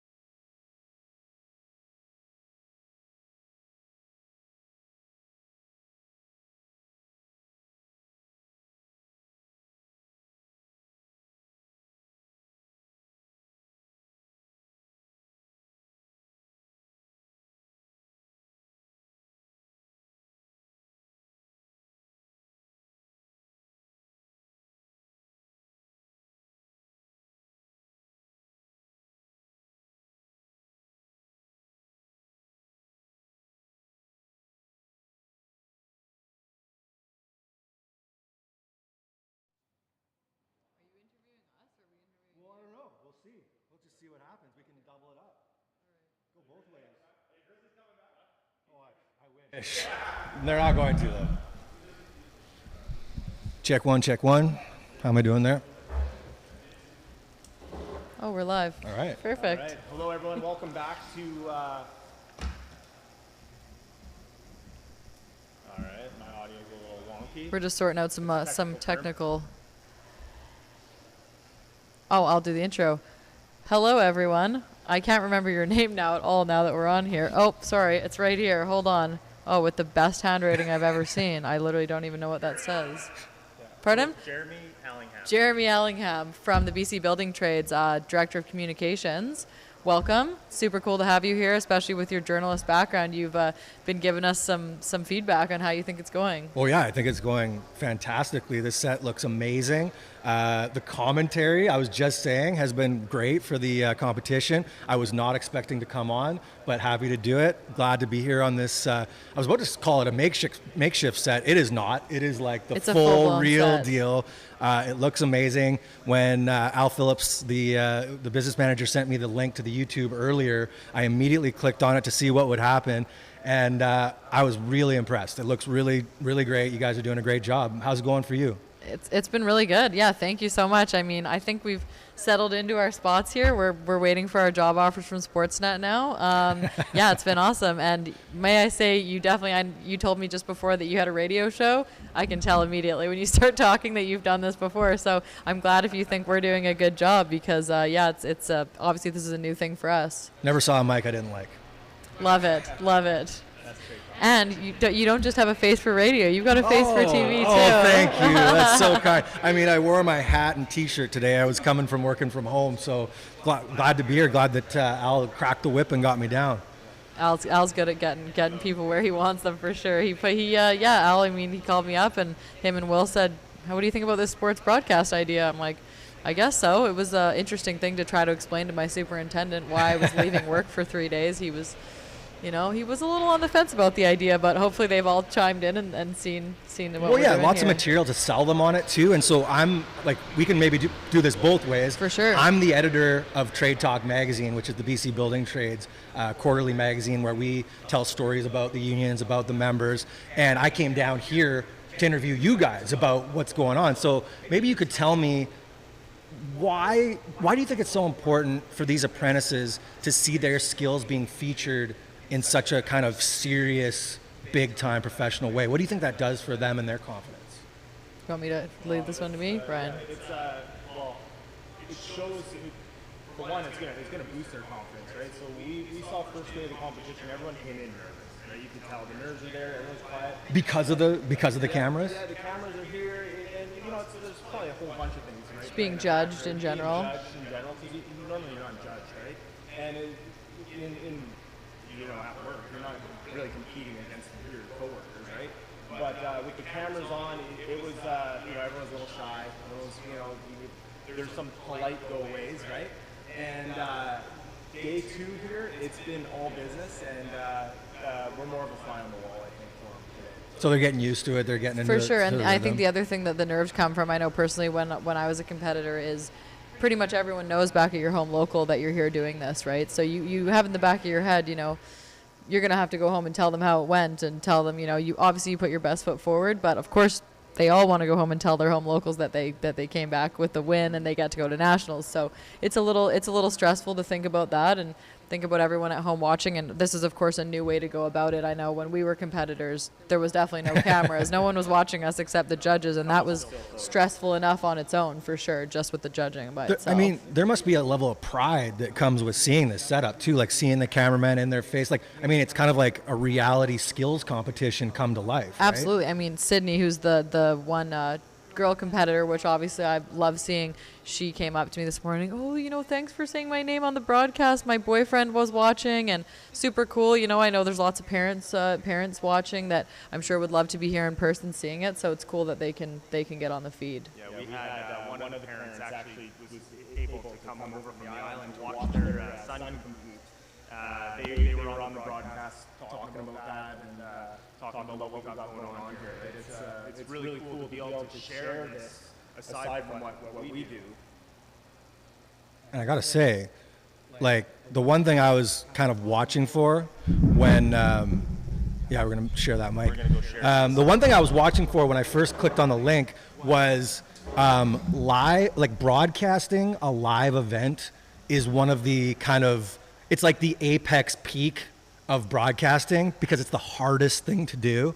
And I was wondering, you got a couple of Ian Hannah Mansings here, calling this thing. You're so calm. You're moving from item to, maybe it's your producer. Is that the director? Is that the one? He's the highly skilled one here. But no, you guys are absolutely killing it. Where's this skill coming from? Oh, it's all coming down from the business manager. Al's Okay. head doesn't fit through the door. Ours aren't going to at the end of this either now. Yeah, you're gonna have to get a bigger hat size. But No, answer my question though. Did you just sit down and just start doing it, and it was just working? We've never even met before yesterday. Literally, I'm not even exaggerating that. Ryan and I have never met before yesterday. So we're blue collar, So Kim's a welder, I'm a fitter, and so naturally we're left hand and right hand, right? So we sat down yesterday morning, and we started off the day at 8 a.m. sharp. And I think our first run was probably about an hour. Yeah. And we just caught our stride. And it's it's one of those things. We started doing the media stuff here at UA 170. We started doing the podcast, the Hall podcast, and different things. And it's kind of one of these things. Al's like, let's just start doing it. And we didn't. So I got Mark, the producer, in our ear here telling us, he's like, comms aren't up to his standard. Yeah. So we kind of just started knowing that we aren't going to be the best at it to start with, of course. But we're going to just start, and we're going to go yourself. from there. Yeah. She came in top shelf. So and yeah, we've just gone from there. Okay, and tell me a little bit about, I think there is some, there's a lot of power to that. Like we said, people seeing themselves, parents, family members, all that kind of thing. What kind of feedback do you get from folks who see themselves featured on the floor, but also on the pod every week? What do they say to you? Well, people that are on the podcast, they say I didn't know that I looked like that on camera, right? That's the first thing. But we get feedback everywhere we go. So a lot of time if I'm out in the wage wagon, someone's like, hey, I saw the wage wagon, I saw a podcast, or I listened to a podcast, and I'm getting feedback from members. I'm getting feedback from retired members that talking about trade talk. We had a car show here last week, and I was talking to a retired member, and he's like, hey, you were in the wage wagon. I saw you in trade talk. And they're like, I'm getting phone calls from members and feedback, and it's just another way of kind of showing who we are, right? And kind of getting that message out. And it's coming back. It's started off as a trickle, right? It's the media, the stuff is just slowly getting out there, and I'm sure Kim, you're probably hearing stuff come back. Definitely, yeah. The wage wagon is a super cool new thing that we have in 170 that people are talking about, people out on the job site. So I'm excited actually to go. I'm going back to work tomorrow, so I know I'll be going back to a lot of questions about how this all went, and people who saw the broadcast and obviously have no idea, because really Will just said to Mark, hey, it'd be cool to do a broadcast, and then Mark made it happen, right? So he's obviously definitely the man behind all this, but it's pretty crazy that it all came together, because Will literally said so many of these ideas just came from him just saying, hey, I got this crazy idea, maybe we could do this, and then Mark's made it happen. So it'll be cool to go back to work and tell them about, I had seen the wage wagon lots on videos that Al sends me on, whether it's Instagram, Facebook, but I'd never been inside of it and seen it, and it's a pretty cool setup. So we were talking, they just go and park at places, and it's a good conversation starter, obviously. Well, tell me about your gift of gab here, because clearly you're built for this. You've got that free flowing, you're articulating well, you're on it. Is this just you on the work site, just kind of shooting the breeze all day long? Or? Yeah, I like to talk at work for sure. Yeah. It's so funny. One of our pipe fitters, who's a boss on a lot of the jobs I work on, he calls me the linchpin, because he's like, probably it's part of being a female on a job site, but everyone will kind of be around, and we just will talk all day. My partner at work right now, we know everything about each other's lives because we just chat all day. When you're with someone 10 hours a day, tacking up pipe, you chat a lot. I think also that's just, I guess that's kind of just how I've always been. I MC my friends' weddings and I see it. Yeah, my partner at work, I was saying this earlier. He doesn't want me to be at his wedding because he says I have too much dirt on him. But now they need an MC. So he's like, I'm going from not invited to possibly MCing the wedding. So I don't know. I like to chat and I feel pretty comfortable back here. I've actually always wanted to start a podcast. Okay, well, you got a demo reel now. You heard it here first. I want to call it Steel Toes and Stilettos. Okay. Because I feel like, the women in the trades thing and nice. and just women working in male environments, which obviously is I can tell you they would love to have you out at Build Together. I help with that committee with the BC Building Trades, and the women of the building trades would love to have you out and get involved. And awesome. Yeah, I would love that. Yeah, I definitely need to get more involved. It is sometimes difficult just because I work on the road so much, but it'd be nice to get some opportunities and be at home more for sure. Yeah, and I got to throw my props out to Mark as well, because I came for a tour of the school, I want to say like 3 weeks ago, and we walked by this spot in the building and he said, yeah, that's where we're going to do kind of like a live broadcast thing of an apprenticeship competition. And I said, that's a big undertaking. Like, how far along are you? I think it's coming together, he says. And I'm like, buddy, this is a massive amount of work, and to pull it off to this level really is impressive. So kudos to Mark and Will. Will sent me a rendering of this, just a rendering on a computer, and then 2 weeks later, here it is built. So yeah, Mark is killing it. I mean, it's amazing. Nice. Yeah. And so what are we expecting in the afternoon in the competition when everybody gets back from lunch here? What do we... Well, I know the refrigeration guys, they have one of the biggest projects for sure. We were just talking about if they're going to pull off finishing the wiring and having that cold fridge ready by the end of the day, which is it's going to be a lot. I know the sprinkler fitters are really, really killing it. The plumbers are killing it. They're, I think, ahead of schedule. And then the welders, they had a pretty big project to start the day, and they have a totally different new project starting in the afternoon, whereas the other trades are kind of continuing on their big day project. The steam fitters, I think, they probably have ample time to finish, so everyone's doing really well. It might come down to the test tomorrow, because a lot of these people are very neck and neck right now. It's not like it's very obvious that someone's way ahead of the others. I was going to say that, because I'm not familiar with these kinds of competitions. How do you gauge where you're at? Are you kind of checking your shoulder? Are you watching other people? Or are you just I don't care what everyone else is doing, I'm just going to power ahead? I think you're checking your shoulder, except for the welders, because they're in a booth with walls. They can't see next to them, so they can see who's coming out for breaks, and maybe they're talking to each other. But the other trades are they're side by side, so you're sweating a little bit if someone's ahead of you for sure, right? But I think they're all pretty neck and neck right now, so that's good. Yeah, we watched the plumbers, the three. I think my mic's working. Okay, sweet. We'll find out. The three plumbers all side by each, and at one point you could see two were kind of getting. Your mic is not working. I've been told it's not working. So we're back with this one. They two of them were putting pipe together, and it looked like they were kind of taking the lead. But the one contestant on the right, he was doing a lot of layout. He had the calculator out. And all of a sudden, the tides kind of shifted, right? Yeah. So that's the thing with all these projects. There's multiple different ways to approach it, and not any one way is necessarily correct. So it's neat to see the competitors with maybe it's different thought process or different experience on the job site, how they approach these projects. Yeah, that's interesting, because you could, I guess, stop me if I'm wrong, but if you could see someone who's out in front of you kind of speed-wise or progress-wise, but you don't necessarily know the quality of the work they're putting in, right? Absolutely, yeah. So there's when it comes down to the judging, there's there's measurement. They're taking measurement, grade, height, elevation, all these different things, cleanliness. There's been instances where the final project, one person didn't finish it and another person did, but the person that didn't finish actually won. Because at the points, there's speed is probably the least graded thing, I would say, of everything, right? Speed is finishing the project's important, but I would say the measurements and the qualities are more important than the speed. Okay, that makes sense. Yeah. Cool. Wow, he's lost for words. So what is it you do exactly at the BC Building Trades? What don't I do? I'm in charge of Trade Talk Magazine, so I'm the editor of Trade Talk Magazine, which is a magazine that goes out to 45,000 or so members every quarter, so that's a big undertaking. I've got kind of like a stable of excellent freelance writers, a production coordinator, and then, we hire photographers and stuff to make the magazine really shine.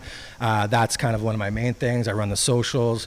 I run all our major campaigns, so right now we're really focused in on the Get Flushed campaign, which is we started this last year, kind of before I started. I've only been here about a year, just less than a year, but our goal is to get flushed, clean, sanitary toilet facilities on all construction sites in BC of a certain size, so that our members aren't forced to use disgusting porta potties, as so many people have sent photos into the BC building trades to help us spread that message.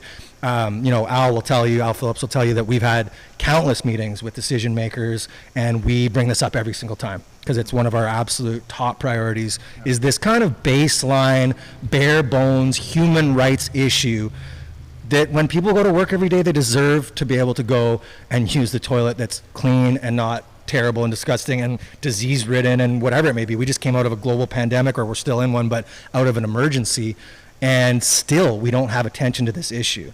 And so it's really important for us to continue to push that forward. That's one of our big campaigns. Today at the executive board, time? Oh, okay. Today at our executive board meeting, I was reporting to the business managers about a new sports sponsorship program that we've rolled out in the last 3 months, which I'm in charge of. We are now sponsors of the Vancouver Canadians, the Vancouver Bandits, which is our Vancouver's professional basketball team, the BC Lions, and then a dozen grassroots sports organizations, which are the ones I really love because I'm a coach in the community. And so, we sponsor Hastings Little League, Langley Little League, North Peace Baseball, Castlegar Baseball. Like, we cover the whole province. The Kelowna Crows Rugby Club. We got Layritz Little League in Victoria, and we just want to show, and I think it's a really powerful program because we want to show not only our members, but just members of the community, that unionized construction workers, we're in your community, we care, we're here to contribute, and we're here to stay, really, right? Like, we're at the places you care about. When you go to the Ball Diamond, you'll see our logo because we kicked in to help your Little League. When you watch the BC Lions on a Friday night, you'll see our logo on the TSN broadcast because we know you care about this and we care about it too. I just think it's an outstanding link between unionized construction and sports in general because, really, I count myself within this, but who are the ones flipping the province to the other side and start and reading from the sports section? It's a lot of those are construction workers. We care about sports. We like it. And I think it's just a fantastic connection point for us. And then, just kind of like general political strategizing and, setting up meetings, going to meetings, all those kinds of things. I see you got down at the day of mourning or, the unveiling of the asbestos memorial at Canada Place when that came out. And it's really important for us to show up there with our flag and, loud and proud and supporting these kinds of initiatives. So that's kind of the snapshot. Also, totally love the sponsorship of the Little Leagues because I think it's so important for kids to see that trades is such a viable option, Totally. right? Like, so many people, not that, going to university is great too, but I know even there's a lot of apprentices here who have said to me, we wish we started earlier, right? There's a couple people competing today that are probably in their 30s or maybe even 40s perhaps, and who wish they'd been in the trades earlier, but a lot of kids just aren't told that that's an option when they're young, right? So they just think they have to graduate, go to college. Going to a trades school, trades college is a great option for sure. Well, and that's funny because I was out for beers with a few of my old CBC colleagues a couple weeks ago, and I was telling them that I toured this college, and they were kind of like, "Oh, okay, but would you send your kids there?" And I'm like, you should see this place. I would 100% send my kids there in 1 second. State of the art. I don't think people understand the state-of-the-art level of these places, and I didn't before I started to see them. And now once you see it, you're like, everyone should want to come to a place like whether it's not a dirty place, whether it's United Association or somewhere else. Yeah, like these places are awesome with passionate teachers. And anyways, I'm like now a televangelist here, but yeah, exactly. I mean the money to be made, right? Like it's a great option. It's a great option. Like absolutely, it's a great way to get ahead for sure. Yeah. Yeah. Well, it was really awesome to talk to you. Yeah. You made us feel like we're killing it, which is awesome. You're doing it. Yeah, awesome. Love yeah, that. thanks for having me. I came down just to snap a few photos and, got a little cameo. So that strokes the ego. I feel good. Perfect. Yeah. Thank you so much. Yeah, no problem. Thanks a lot. Nice to meet you. Yeah, nice to meet you too.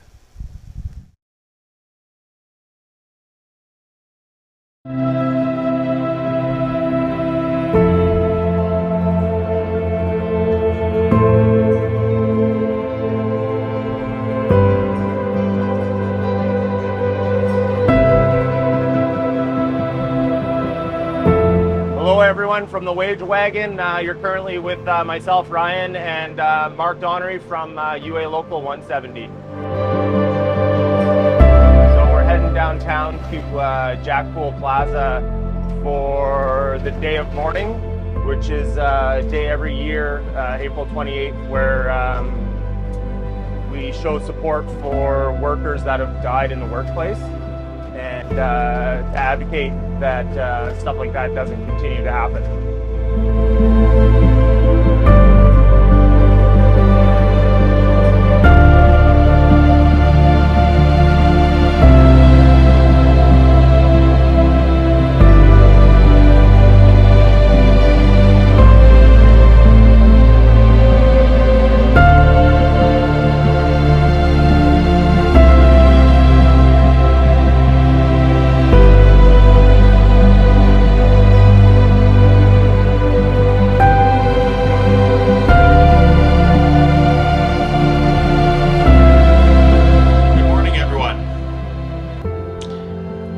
My name's Stefan von Citrowski. I'm the president of the Vancouver and District Labour Council. And on behalf of the Labour Council, the BC Federation of Labour, the Business Council of BC, and WorkSafe BC, we welcome you to our joint annual National Day of Mourning and Remembrance Ceremony, one of more than 30 which are taking place across the province today. Good morning, everyone. It's an honor for me to be here with you today, to be the voice for my people, my family, my community, and our friends and relatives from Squamish and Tsleil-Waututh.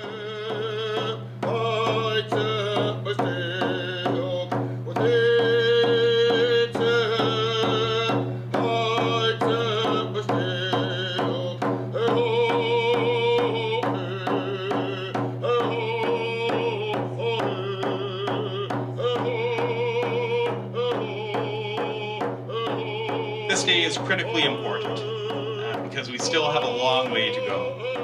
In 2022, in BC alone, there were 241 reported workplace-related deaths. This year, the Canadian Labour Congress theme for the Day of Mourning is Know Your Rights, Use the Tools, Defend Our Wins.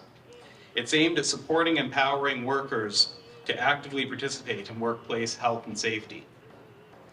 Workers have rights to know about the hazards at work, to participate in decisions about health and safety, and ultimately, of course, to refuse unsafe work. These rights can help make us safer, but only if workers know them and use them. I want to extend my condolences on behalf of the government of British Columbia to everybody who has lost a loved one due to injury or illness or because they were killed on the job. I'd like to take this opportunity too to thank all the advocates, and particularly to recognize the role of the labor movement in making workplaces safer for all British.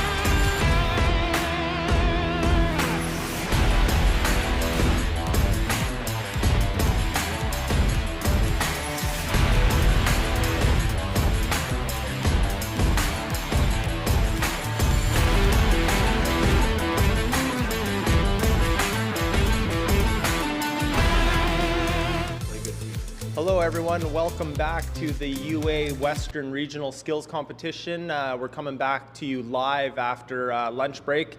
All the competitors have headed back to their stations and they're heading back to their projects. And just outside the dining hall, which is convenient because I'm sure the guys got some good grub, I'm here with Jamil from Milwaukee. Hey, how you guys going? My name is Jamil Osborne, Field Marketing Representative from Milwaukee. Just hanging out in the school, supporting the Western Skills Competition today, as they finish up a lot of their trade-specific projects today as well. Yeah. Have you had a chance to get into the shop to see some of the projects underway? I did.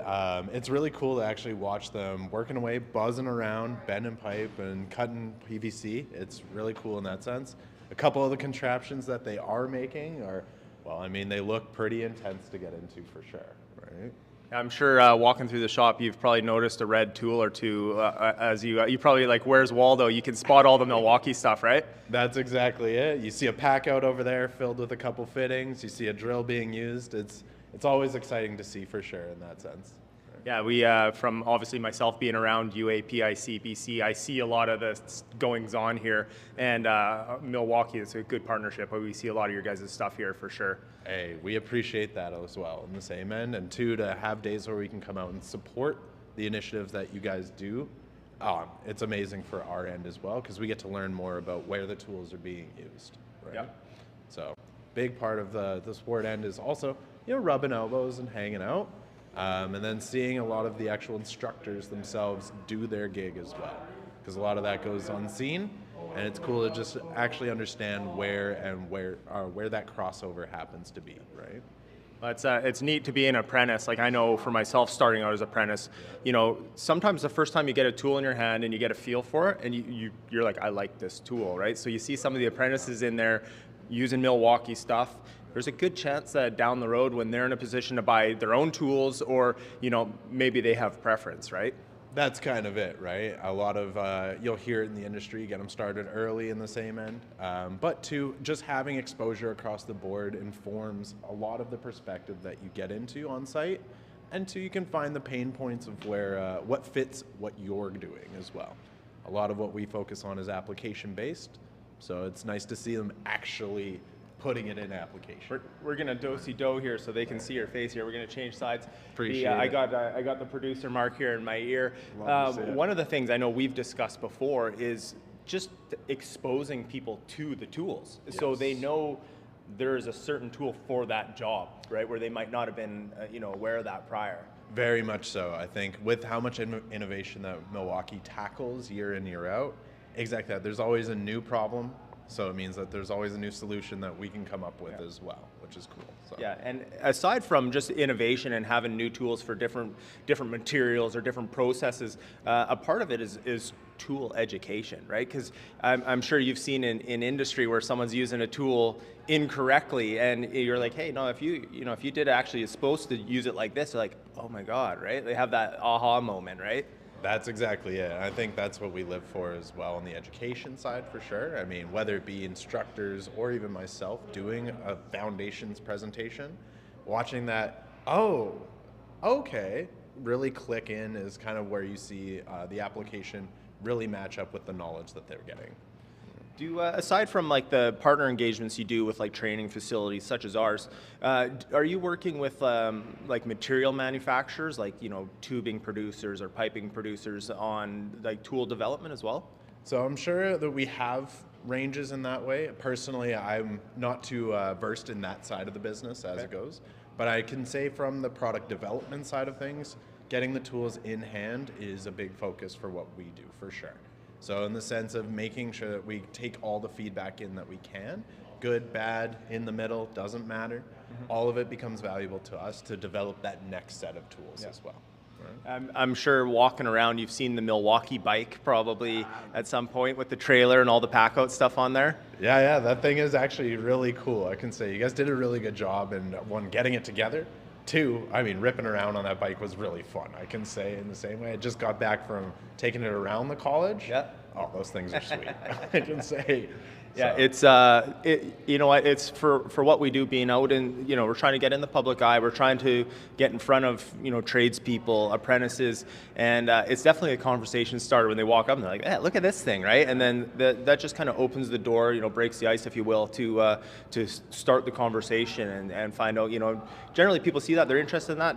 They're interested in like working with their hands, and maybe the trade's a viable option for them, right? That's a huge piece for sure, right? I mean, just even on job sites or even as you're taking on new apprentices, right? A lot of it is just being relative, right? And being able to relate to them in a real space. Not everybody's on the tools all the time, right? So have another entry point there is a huge piece. And two, I mean, it's cool. It's pretty cool in the same way. They rip around. I didn't expect how fast they were. It was kind of insane. So. Yeah, helmet is required. Yes.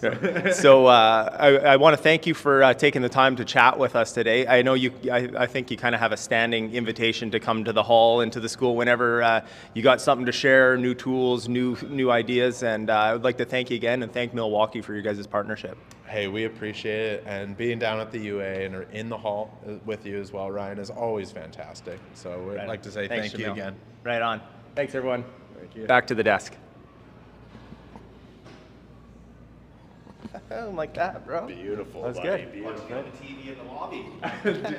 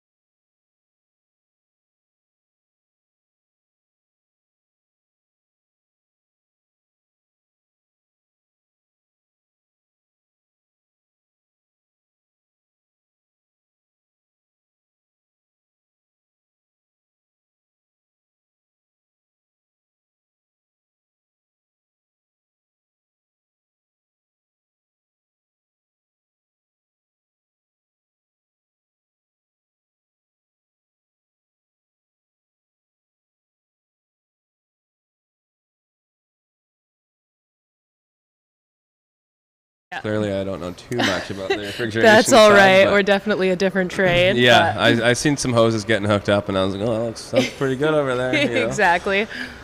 How long do you think those guys have until they're done? You think they should comfortably be able to? I'm not too sure, really. It all comes down to the skill and the knowledge, I guess, of the wiring. I know if it was me, the wiring would be the hardest part. Yeah. But it seems maybe to be a little opposite. I think there was a little bit of controversy there after lunch. I guess they all brainstormed together. Yeah. Maybe with a little bit of help from Google or whatever learning stuff they have on their phones. They tried to make up some wiring diagrams. Yeah. But you know, you can't bring it into the judges weren't too happy about that. So that was interesting to see. Yeah, right. You know, so they were a little bit unhappy about that. I'm not too sure how much they remember from what they drew out, right? But I would think that would kind of, you know, after drawing out the diagram, you should be able to. Exactly. That's all you really need to get it like refreshed back into your mind.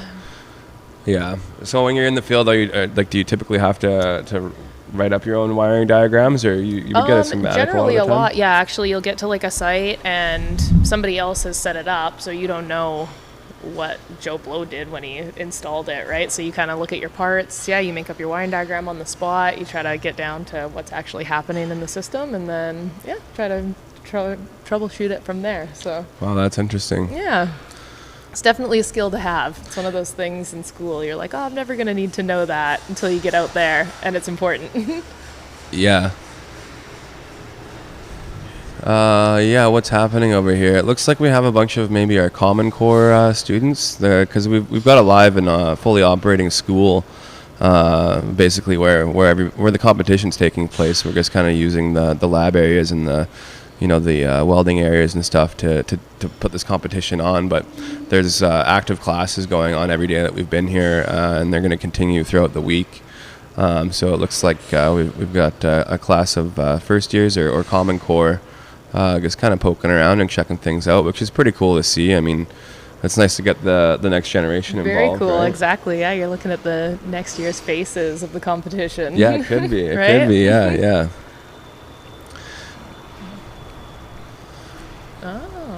Oh, I just got a little tweet in the air that maybe they're level 3. So clearly my knack for picking out experience is pretty bad.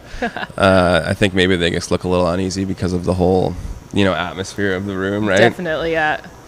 I know with us, like, I did most of my apprenticeship through COVID and stuff like that over like the last 3 years. And so they never had this competition, and I didn't even really know it existed until last year, my apprenticeship. They brought it back, and I was lucky enough to be part of it. So definitely having people come out and see what's going on is like, that's awesome for them. Yeah, it is cool to get people involved. I also didn't have any idea about the competition until like 2 weeks before. Yeah, right.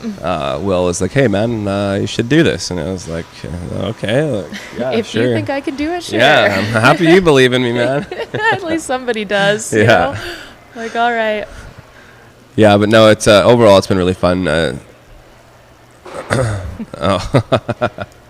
It's been really fun being a part of it this year because there's no stress, and you get to kind of watch the other people freak out, and it's I always like de-escalating situations, right? It's right. I'm always the more relaxed kind of guy. I think that's my attitude towards thing a lot of the time. So when people are stressed out, I'm like, just kind of chill out, man. You know? Exactly. You're not gonna help anything by stressing out and worrying about it. Yeah, people all feed off the energy. Oh, okay. It looks like we have Ryan with a level 2 student here. Hey everyone, we're on the floor here just out in front of the plumbing competitors. Well, you better watch yourself, and we actually have some students from UAPIC BC here, all just kind of taking in the show. What's your name? Tony. Hey Tony, what level apprentice are you? I'm doing my second year right now. It's going all right. Are you a union member? Yes, I am. Yeah. Been for about a year now. Nice. Yeah. What are your thoughts on the UA Skills competition? I think it's pretty awesome. I'm really wanting to do it next go around when I'm here for third year. So yeah, I see my friend, he's doing pretty good. We're here just cheering him on. So yeah. Yeah, it's I've competed myself. If you get the opportunity to do it, I 100% recommend it. It's cool that you guys have an opportunity to come in here and cheer on your boy. Yeah, no, he's probably the best apprentice I've worked with as far as my time working. So if anyone, I think he's got a good chance. Yeah, you think he's got it in the bag? You need to put your safety vest on. Do you work on the job with him as well? Yeah, I do. Yeah, he's also been working with PML. I've been doing the mechanical side, but he's been doing a lot of like the cast and other stuff like that. So, yeah, wizard. Right on. Well, he looks pretty far ahead here. He's got some things on the go, but there's the other competitors here. It's a pretty close race. One thing with visually, you can never really tell till the end because aside from having the project completed, there's also scoring on measurements, grade, elevation, all that. So just because you complete the project doesn't necessarily mean you're going to win. So it comes down to the fine details for sure. Awesome. How much longer do you have in your second year? We got rest this week and then one more week after that, and then we're back to the field. So looking forward to that. So are they waiting for you on the job? Yeah, I've luckily got a spot waiting for me when I get back, and I miss it. Yeah? Yeah. All right. Well, hey, thanks a lot for taking the time to chat with us. Thank you very much. Right on. Enjoy the rest of the skills competition, and we're going to go back to the desk.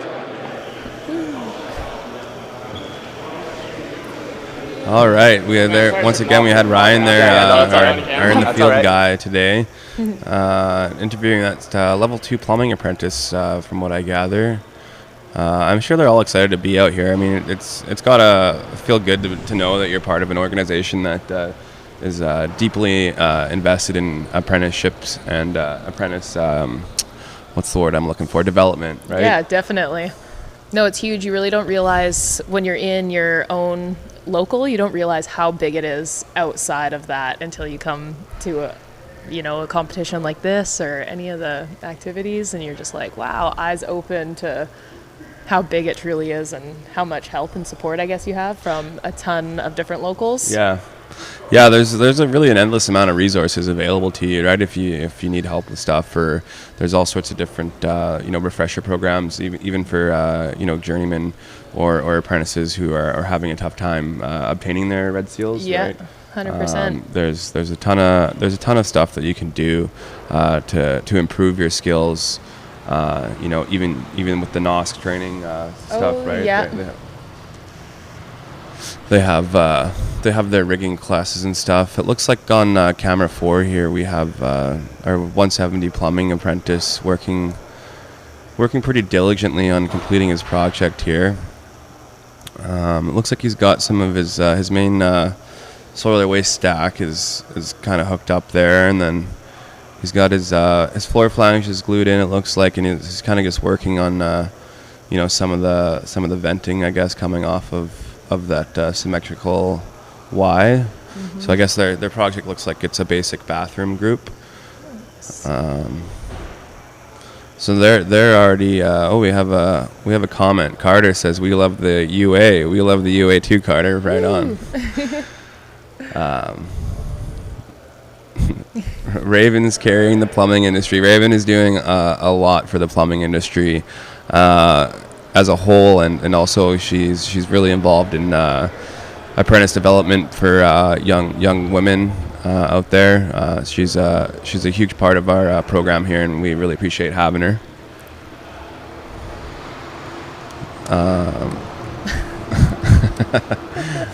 We have another shout out to Bread and Cheese, and I mean I can't shout out to that group of people over there enough. It's kind of tough when you're an apprentice financially, but I always seem to find the way to make sure I got some food from there, because they're spot on with their meals most of the time. No doubt. I've only been here for 2 days, and everything that's come out of there has been like delectable. Yeah.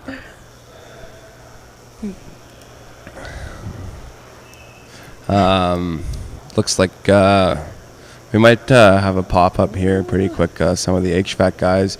I mean, their project is a little bit foreign to me, but you could probably comment a little bit more on it. For sure, yeah. I know a lot of our like piping trades don't deal with electrical and stuff too much, but as much as we do pipe, our trade is definitely like heavily involved in the electrical side. So that's kind of the part of the project that they're on to now, and Yeah, I'm excited to see how they tackle the challenge. Yeah, it's electrical is definitely not a huge part of our thing. But here's Ryan with Chris Hendrickson from 179. Hey everyone, we're out front here with the judge for the refrigeration contestants. How is it looking for them so far? So far, so good. They're just coming off their evacuation. They're just getting ready to start their charge and wiring the project. So, nice. So while they're charging, they can start doing some of the electrical portion? Yeah, we've only got one bottle of refrigerant, so we'll charge one system at a time. The other ones will start wiring, and then we'll get them all charged up and moving forward from there. So everyone was able to pull a vacuum during the lunch break? Yeah, everyone's done with that. The evacuation's complete. The blank off was successful, so now moving forward, right? I'm pretty confident everyone's going to be able to hit the switch? We're hoping. Right on. We're hoping. Awesome. Well, thank you very much. All right. Talk to you. All right, we'll get back to the desk here, and we're going to continue on cruising around the shop here and checking out how everybody's making out. All right, it looks like we're back again. We're back. Ryan's killing it with those in-person interviews out there. And, I was really excited for that kind of stuff today. Yesterday was a little tough to get out there and really get a sense of how things are going or talk to the apprentices and the judges because there was just so much going on. Yeah, everybody's changing. You want us to sneak down and trying to even just get their bearings on the project they're working with at the time. Yeah, so. first day jitters.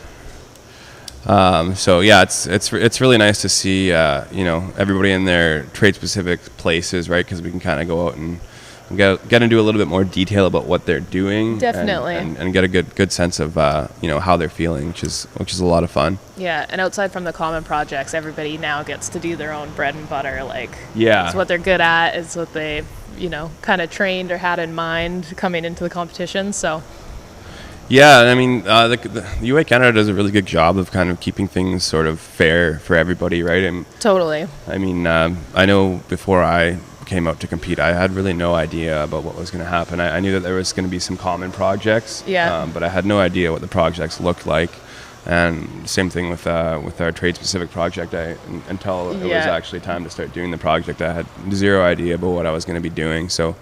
And I think they've obviously done a good job of that again this year because at the beginning of the morning I kind of seen some head scratches and a little bit of stress. I think everybody's kind of worked into it now that we're towards the end of the day. But I think we're gonna have the steam fitters on here pretty quick, and those guys, their project, it's I can speak from experience. It's a lot to do. Yeah, definitely. It seems like a lot.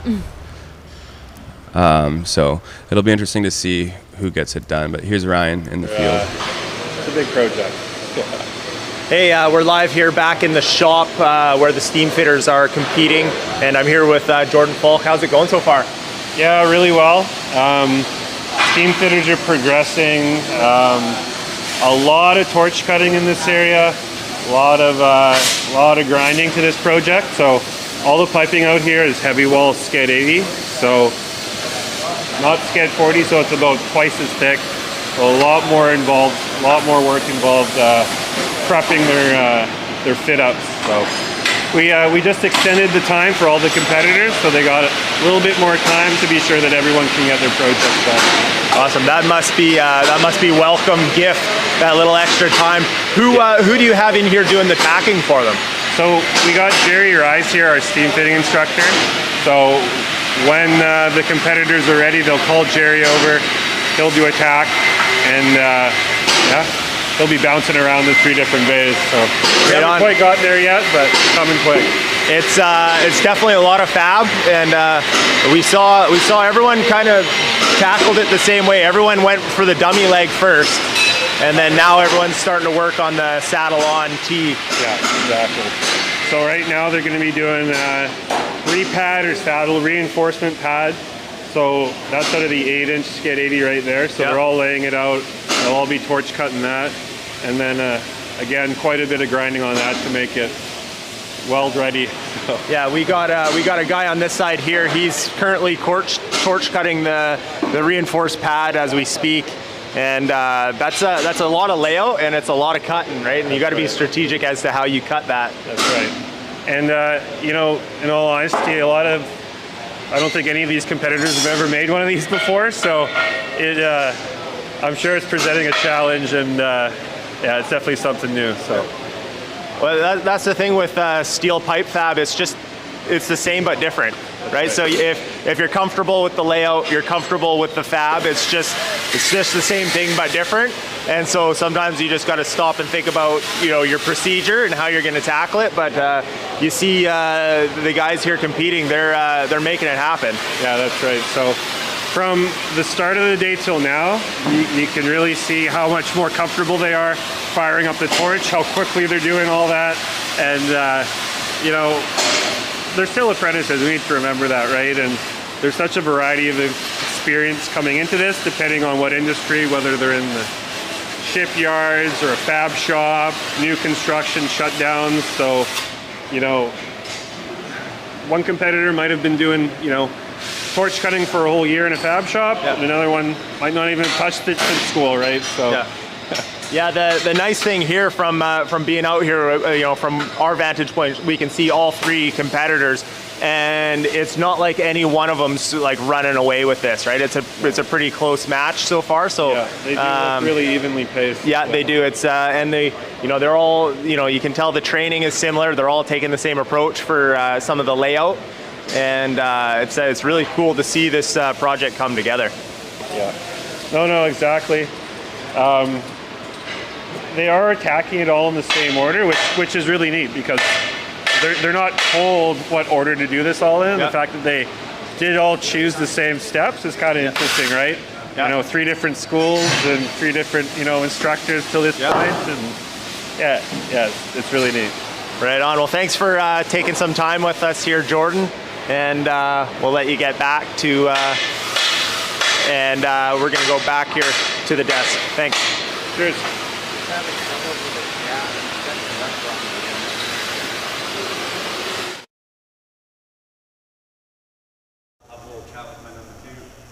Nice. Okay. It looks like we're back. Yeah, so I guess they took you for a little tour back there in the steam fitting project area. Mm-hmm. Those guys are working pretty hard. I mean, I'm sure they're feeling the time crunch. Definitely. And it is a hot day back there too, and they are just sitting over top of a torch. Yeah, it's beautiful spring weather out here in British Columbia today. Yeah. Which is kind of a rarity for Vancouver at this time of the year, but it's great. I'm probably not going to get to go golfing today, but it would be nice.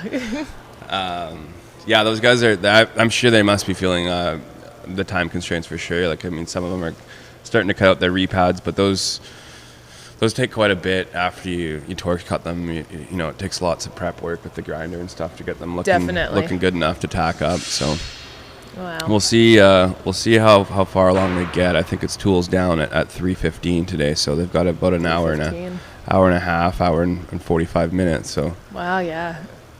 Feels like you have all the time in the world in the morning, and then all of a sudden it does. And you I mean, blink we and talked about this a little bit yesterday too. It's like when you're on the job, time does not move that fast. It feels sometimes like time is at a standstill. It's you can get stuff done depending on the job, right? But a lot of the time everything's going right because you've planned it out and it's something that you're familiar with, right? Yeah. So that experience kicks in, and everything just kind of works out, and you feel like you can get a lot done in a shorter amount of time. Yeah. Whereas when you come here, the time just seems to fly away. Before you know it, you're in the position there, and where we've had our last break, and we're about an hour, 40 minutes into our competition, and it's stressful. Yeah, the final stretch here. Yeah.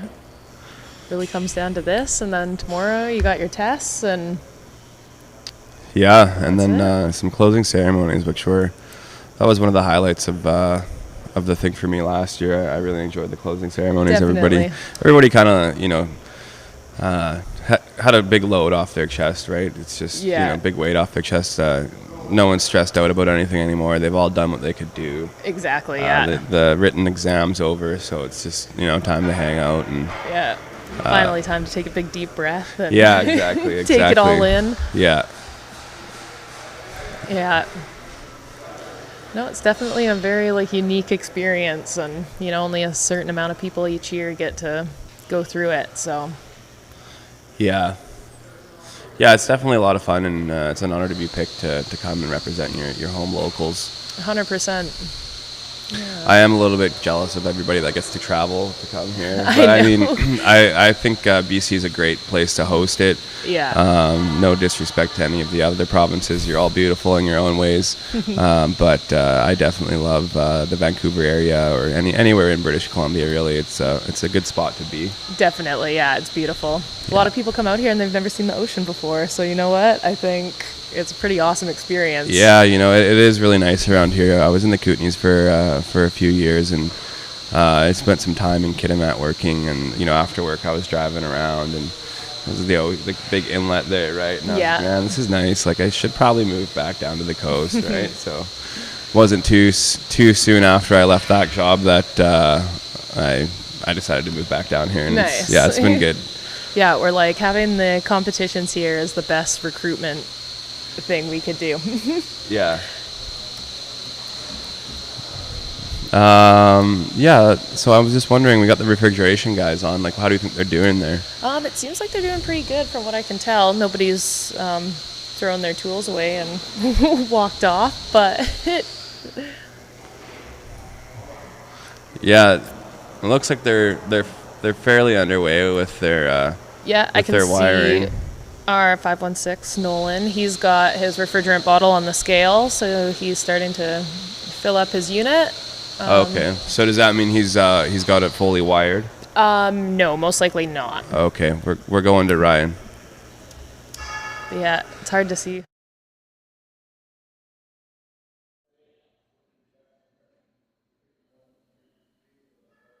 We're in the back of the oxy-fuel lab where they're doing the oxy-fuel project, which is basically a piece of plate where they have to torch cut a profile. They have to torch cut a circle and then torch cut a bevel down one side. So all the sprinkler fitters have finished their main project, and then this is one of the common projects that's getting thrown in here at the end for them. So neat to see the sprinkler fitters with the torch in their hand. Some of them may or may not have much experience with it. So as you can see here in the shot, we have all 5 of them here, each in a booth, making it happen.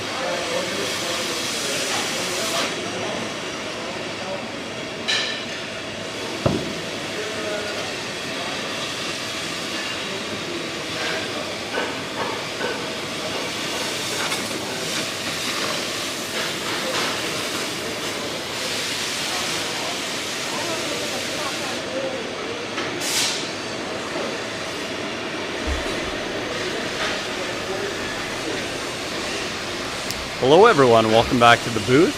This is Will Schwartz, Executive Director of UA Piping Industry College. Joining me right now is Mr. Jordan Falk. Hey Will, how you doing? Good. Program Manager for UA Piping Industry College. Great looking shirt, by the way. Yeah, we're both just impressed today. We really are. Those early morning text messages, what are you wearing today? Really pays off. Exactly. Yeah, so how is your week going so far? Extremely busy is how I would describe it. I think I've done about 100 laps of the shop and the building every day. I've been putting some kilometers on, but you know, it's been great. The days have gone really, really quickly. You know, my goal of this whole week is just to make sure that the competitors have a seamless as it can be when it comes to their projects, their competition, and really their experience here. So if I need to be running in the background, that's fine as long as everything goes well out there. The optics, the front of the house is fine, but the back of the house is on fire. Honestly, I mean, I saw firsthand the amount of work you put into this, and you know, the other volunteers we have, the instructors, but I mean, the hours and late nights that you were doing, you know, leading up to this 2-3 weeks. You know, it's tireless. It's a lot thankless to a certain degree because no one really knows the hours that go into it, and all of it for the good show for the apprentices. So when they show up, when our hosts come, our judges come, our guests, the other training coordinators, everything has the appearance that everything is easy, and it's nothing but. I relate a lot of what I do still back to construction, right? And when I was a supervisor in the field, you try to set your crew up for success, right? You're trying to look 3-4 steps ahead of the job, right? And when it comes to material, hours, having the right people in the right place, you know, that's where my experience and most people here, where our experience comes from, right? Now we're doing very different things, but, you know, a lot of that, you know, learning and expertise is still brought into this building from our experience in construction, right? So, yeah. Excellent. No, it makes a lot of sense, and you know, it's one of those things, like you said, we pull from our previous experience. When you know you have a big project, or you have a lift lined up on the job, you know, days ahead, you're making sure you have your rigging in order, everything's, you know, set up, you've done your pre-lift plan.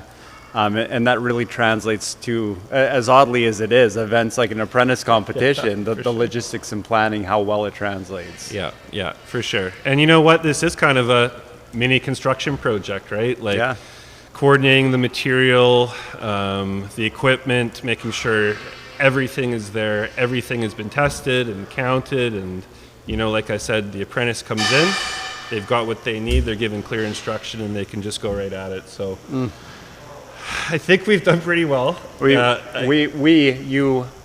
have done a great job. Like you're saying, it wasn't just me at all, right? There's Mark, yourself, our staff at the front, the instructors, and even some of the students in the building. Everyone's been all hands on deck preparing for this. And you know, we need to include the other training coordinators, the judges, the alumni, right? Because as soon as people showed up at the building, it was, hey, how can I help? Where do you need me? Put me to work. And, you know, everyone's so eager to get in there and help. And, you know, that just speaks to the people at this event. Absolutely. I love that. Yeah. So we're getting the birdie in our ear. They're waiting to get out to Ryan in the shop here, and then we'll carry on this conversation. Let's kick it over to Ryan in the shop here. So we're down here in the welding shop. I'm here with Eric Fox, one of the welding instructors here at UAPIC BC. How are the competitors getting along so far? They're doing pretty good. Some good challenges. And so the second part of their challenge here is the second coupon. What are they doing? They're doing, we call them super coupons. It's an extra heavy wall 2-inch pipe. They welded that out in stick. And now they're just cutting out their coupons to do side bends. Okay. Yeah. Awesome. And then what position did they weld that coupon in? 6G. 6G. Yeah, so that's on an angle. Okay. Yeah. And then, so once those coupons are cut out, they be going on the bend test? That's right. Yeah, they'll have to sand them and prep them, and then we'll bend test them. Yeah. So these current coupons, those were stick root and stick fill? That's right. And then will they be working on another coupon as well, or? So right after this, they're doing a TIG, a 2-inch pipe, all in TIG. And it's, I believe, a Sketch 80, so a lot thinner. So we'll be able to weld it out a lot quicker. Yeah. Should be interesting, because it's welding pipe in TIG is quite advanced for them. Yep. So it would be a good challenge for them. Yeah, we were peeking in earlier to watch the progress, and you look at that gap on that heavy wall pipe, and that's a lot of weld in there. Yeah, that's a lot of time welding, especially in a nerve-wracking situation, right? Yeah. So, and I think Brandon, I think that was his 4th time ever welding one of those. Ever, right? So that's pretty nerve-wracking to do that in a competition. Well, like a lot of people say, oh, you're like welding's welding, it's metal, but when you're welding pipe, it's a different animal. It's tough. Yeah, we at the lunch break, Kim and I snuck in to just take a peek at the root pass, right? And they definitely had a different look from one to the next, and I'm a fitter, so I can't tell good from bad, but it'll be curious to see how they both fare in the bend test. Yeah, I'm excited to see. Awesome. Thank you for your time, Eric. No problem.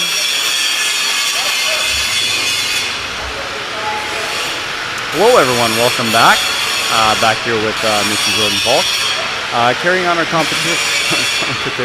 competition, obviously. Our conversation about the competition. That too, yeah. So, you know, we're getting to the end of day 2 with the practical. Obviously, a much different feel tomorrow with the written exams. Yeah. By no sense over, but you know, with the practicals wrapping, that's got to feel nice knowing that in a couple hours here. Yeah, for sure. I know with the competitions today, the trades, being that these were trade-specific projects, I think the competitors felt quite a bit more at home, as opposed to yesterday when they were cycling through the common projects. So definitely some of the trades saw some things that I know that they weren't prepared for, which is neat to see anyways, right? And being that they are apprentices, everyone has a different background, right? So yeah. Today for sure, you saw a lot of the skill coming out in the sprinkler competition, the plumbing, and everybody's just really flying at it today. So yeah. Absolutely. So let's just take a look at what we got on screen here. We got one of our welders in the booth prepping up his coupon. Looks like he's got the blending disc out.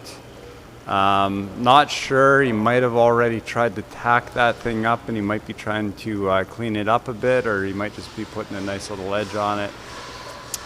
You spent quite a bit of time yourself putting bevels on the end of pipe. That's for sure.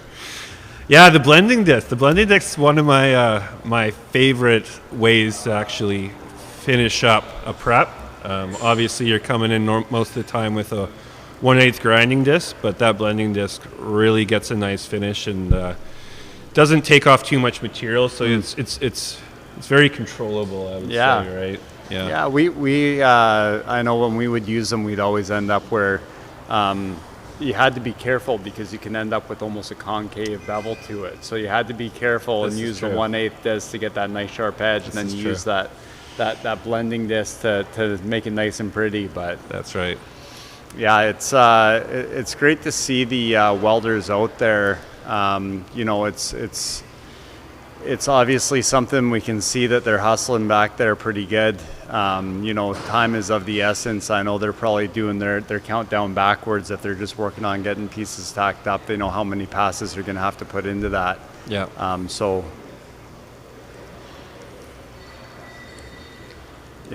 Yeah, refrigeration guys too.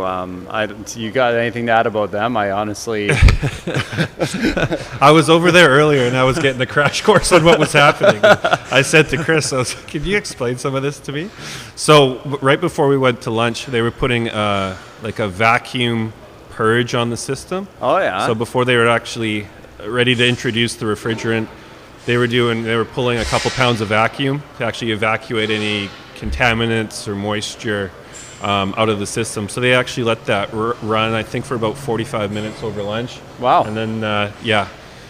And to my knowledge, actually now, I think they're getting into the wiring portion of the project. So interesting. They've got to, choose their layout and their wiring schematic and how they're actually going to connect this whole system and hopefully fire up at the end.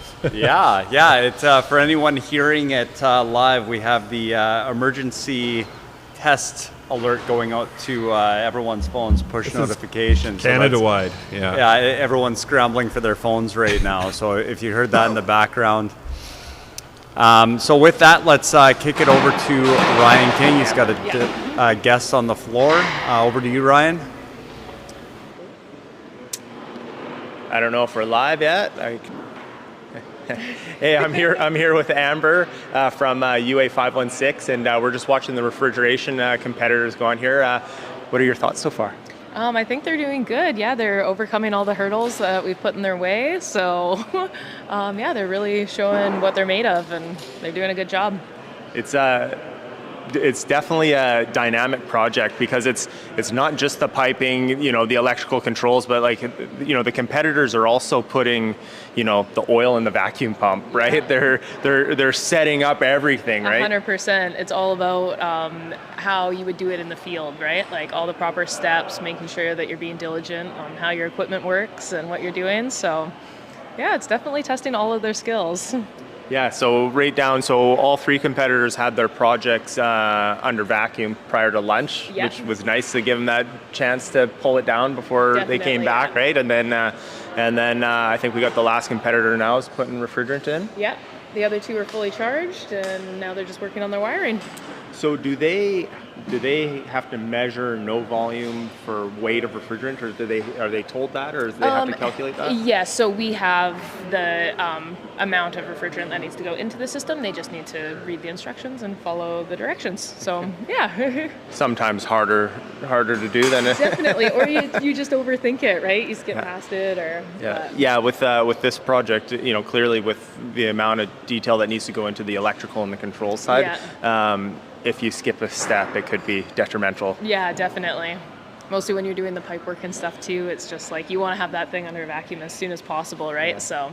Well, the nice thing is before they get too far into it, they pull the vacuum. They know if they got a leak or not, right? So they're like, okay, no leaks, on to the next step, right? So I love watching this because it's so dynamic. For sure. I'm hopeful that they all start up. Yeah, right. Me too. Yeah, it'll be nice. Nice to see one working. Absolutely.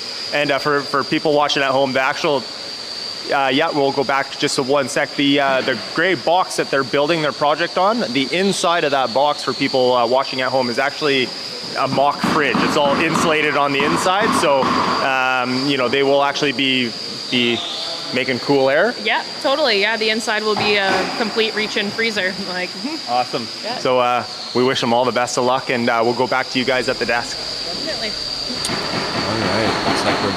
Looks like we're back at the desk. Came in myself this time. Hi everyone. We're back. Yeah, Mark, you're allowed to take a break. Mark's just asking if he can go take a water break because he just has to be on all day. Oh. There we go. We're back. Oh, okay. Sorry, Mark. Mark's like, I'm not taking a break. No breaks for Mark. He's that's awesome. Full go. It's double time all day for Mark. Exactly.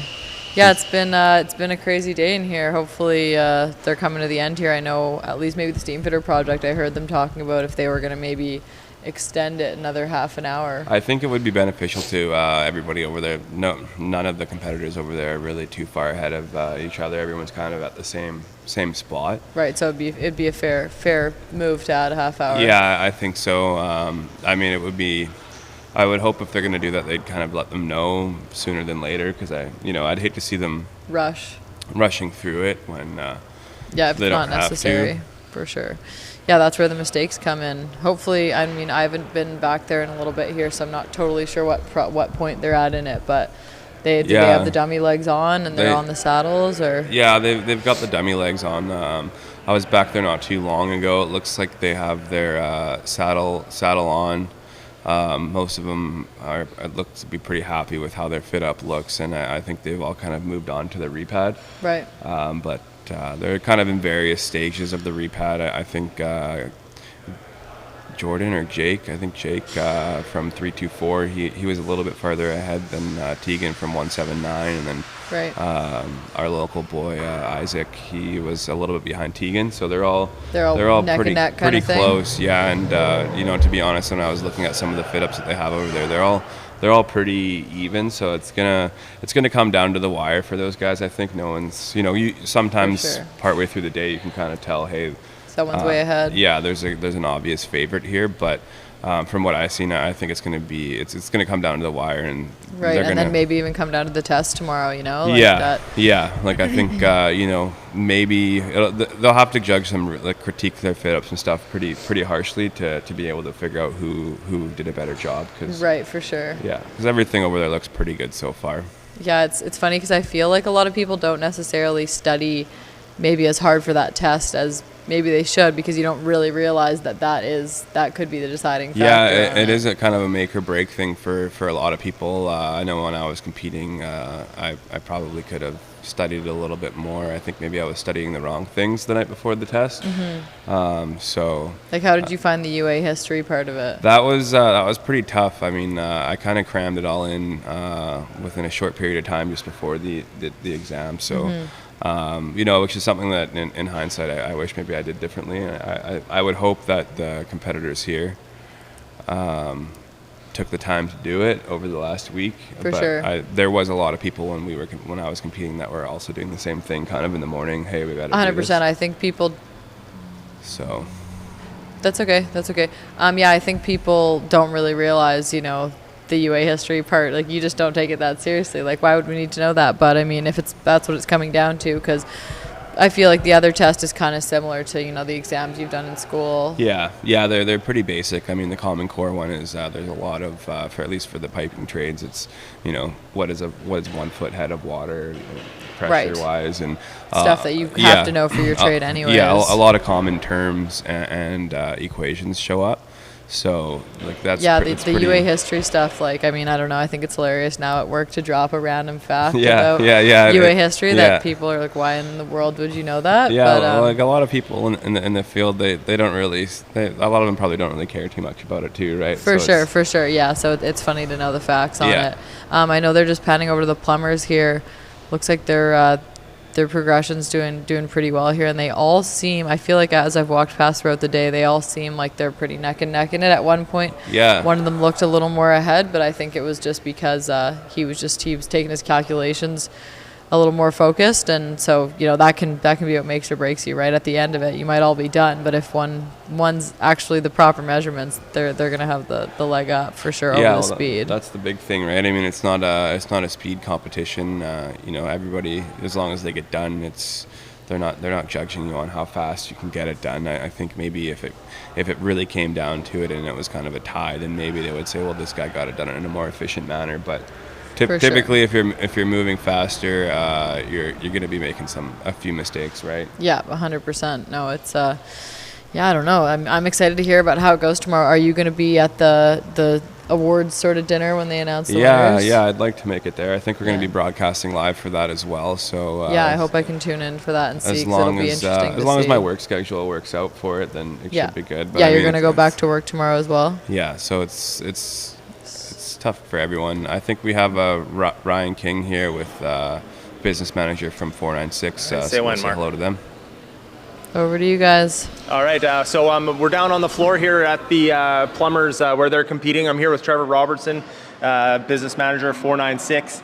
And we're just watching the progress on the plumbers. How's it going so far? Yeah, it's going amazing. Like I said, they've got an interesting project here. There's a number of different materials they're using, going from PVC into cast iron into copper. So they've been at it all day. I've kind of been walking around and just kind of watching and judging and seeing how things are going. But they're making some remarkable progress. They're doing some great work. When you stop and think that these are just apprentices here, and with the pressure on them, and the number of people that are here looking over their shoulder, it adds to the pressure for sure. But some remarkable progress and some great workmanship being done here, as you can see. You made a really good point there. We forget while we're walking around and we're looking at some of these projects and we're looking at perfection, right? We're looking at everything being level or proper grade or whatever, and we forget that these are in fact just apprentices getting after it here. Absolutely, and it's great to see the differences that they can employ for different materials and stuff. Some use split rings, some use the support rings and stuff. So it's just great to see the differences that they bring to the table and they use as they're putting these projects together. It's also interesting to see they approach it from different perspectives. Some start here, some start there, some work on this before they get to that. So it's interesting to see the differences that they utilize, as they go through the project. But at the end, it all comes together. They're all working towards the same goal, and the progress that they're making today has just been nothing short of remarkable. So. Yeah, we've been watching them and we've been commenting about the different ways to approach the task, right? There's not necessarily any one correct way to approach it. What we're seeing now is a lot of the competitors at a point where they're tying in the venting, and it's kind of free air. So it's a little tough to measure off stuff. It's a little, and so we've seen it's almost it appears like the progress is slowed, but it's a little bit more technical area of the project. Yeah, absolutely. And I mean, there's different approaches. Some people are doing a little more of the prefab, on the tri-stands and stuff. Take it over, attach it with the MJ. Some are building it, right on the stands themselves and right on the platform. So yeah, everybody's got a little bit of a different technique, and that's what's great to see. We've all got different experiences, we've all got different backgrounds, and to see the different ways that they employ their skills is what it's all about. And let's be honest, there's a little peeking back and forth, between competitors to see what they're doing and how they're doing it. So, and that's perfectly fine. That's what we encourage. We want them to work together and work collaboratively, the same as we do on a job site, right? So that's what it's all about. Well, one thing you notice when you're watching all three of these guys here, they're doing it right the first time, right? You can tell they're doing it perfect. You're not throwing it in to adjust it after. They're doing it right as they go. That's right, and I mean, you can tell that they've worked with experienced journey persons. They've been mentored the right way. They've brought a skill set with them that is exactly what the UA promotes out there, right? Doing it right the first time. So if it takes a little longer, if it takes an extra step or two, we're going to do it, and we're going to do it right. So they've obviously been taught that, they've been mentored to that, and they're exercising that here today, and you can see it in the different techniques and the different mock-ups that they're doing here. So yeah, it's I look forward to seeing how it all hashes out here. I know we've given there's been some extra time allotted for some of the projects, just on the thought that we want everyone to complete it, right? So not that it's unfair to any one competitor. It's everyone's pretty evenly matched throughout. The steam fitters, the plumbers, the HVAC mechanics here. So we want to see all these guys kind of get to that finish line. Yeah, for sure. And these are no easy tasks. If you're watching at home and looking at it, it looks neat and stuff here, but they start with the drawing, right? And from the drawing, they got to take their measurements. They have their tools. They have the material. It's a daunting task to get this done in the run of a day, and it's designed that way. So we do want them to finish. If they finish, great. If they're not able to complete their project, that's okay too, right? Yep. It's about the experience, and it's about working together and the camaraderie, and working towards getting it done. So we allow them a little extra time, that's fine. We want them to have that sense of satisfaction that we all get on job sites from completing a task. So we're working towards that, and we'll see how we make out, but there's nothing set in stone. Yep. I know I can say for myself as a past competitor, when I competed, one of our projects was allocated more time so that everyone could complete it. And for some of us, that was a breath of fresh air. Okay, all right, this is because nobody wants to just slap it together. These guys are working with precision, and they don't want to have to just rush it together to finish it out. They want to finish it the same skill, care, and attention they started the project with. Yeah, absolutely, and nobody is rushing and just trying to slap it together. You can see in the workmanship here, so we're at different stages at each different station, but it's good. Like I said, they've got pride, they've been taught properly. Like, you can really tell the mentoring that they were able to achieve out on the job site before they even got here. So it's refreshing to see, and it is the UA way, like you said. That's what we want to see from our apprentices. So all right.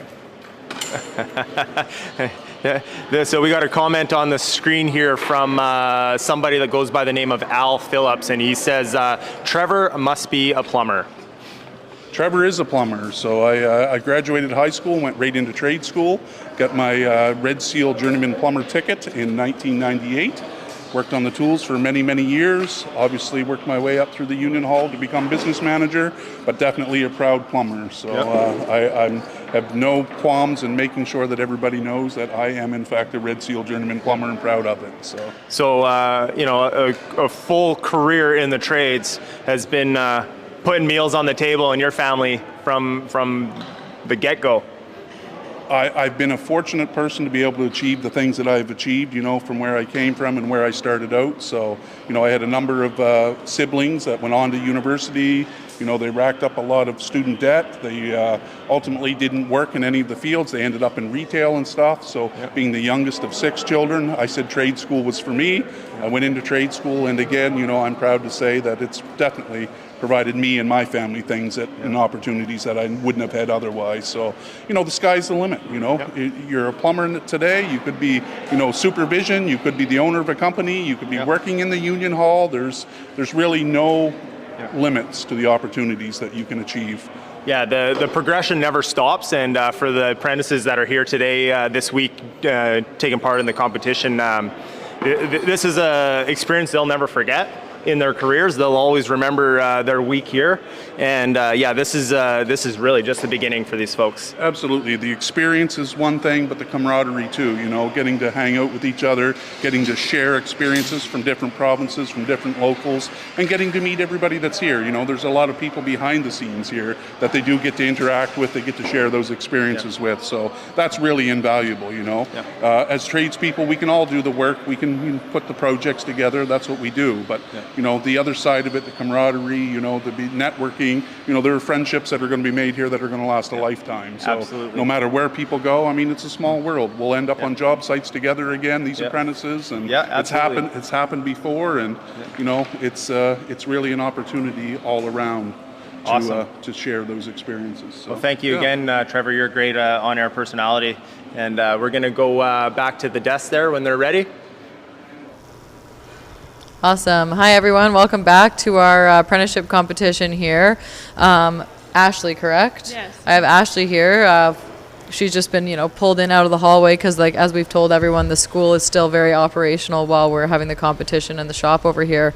And Will just asked if she would come and say a word. So she's just getting used to hearing this headphone yelling in her ear while we're thinking here. So what are you taking in school right now?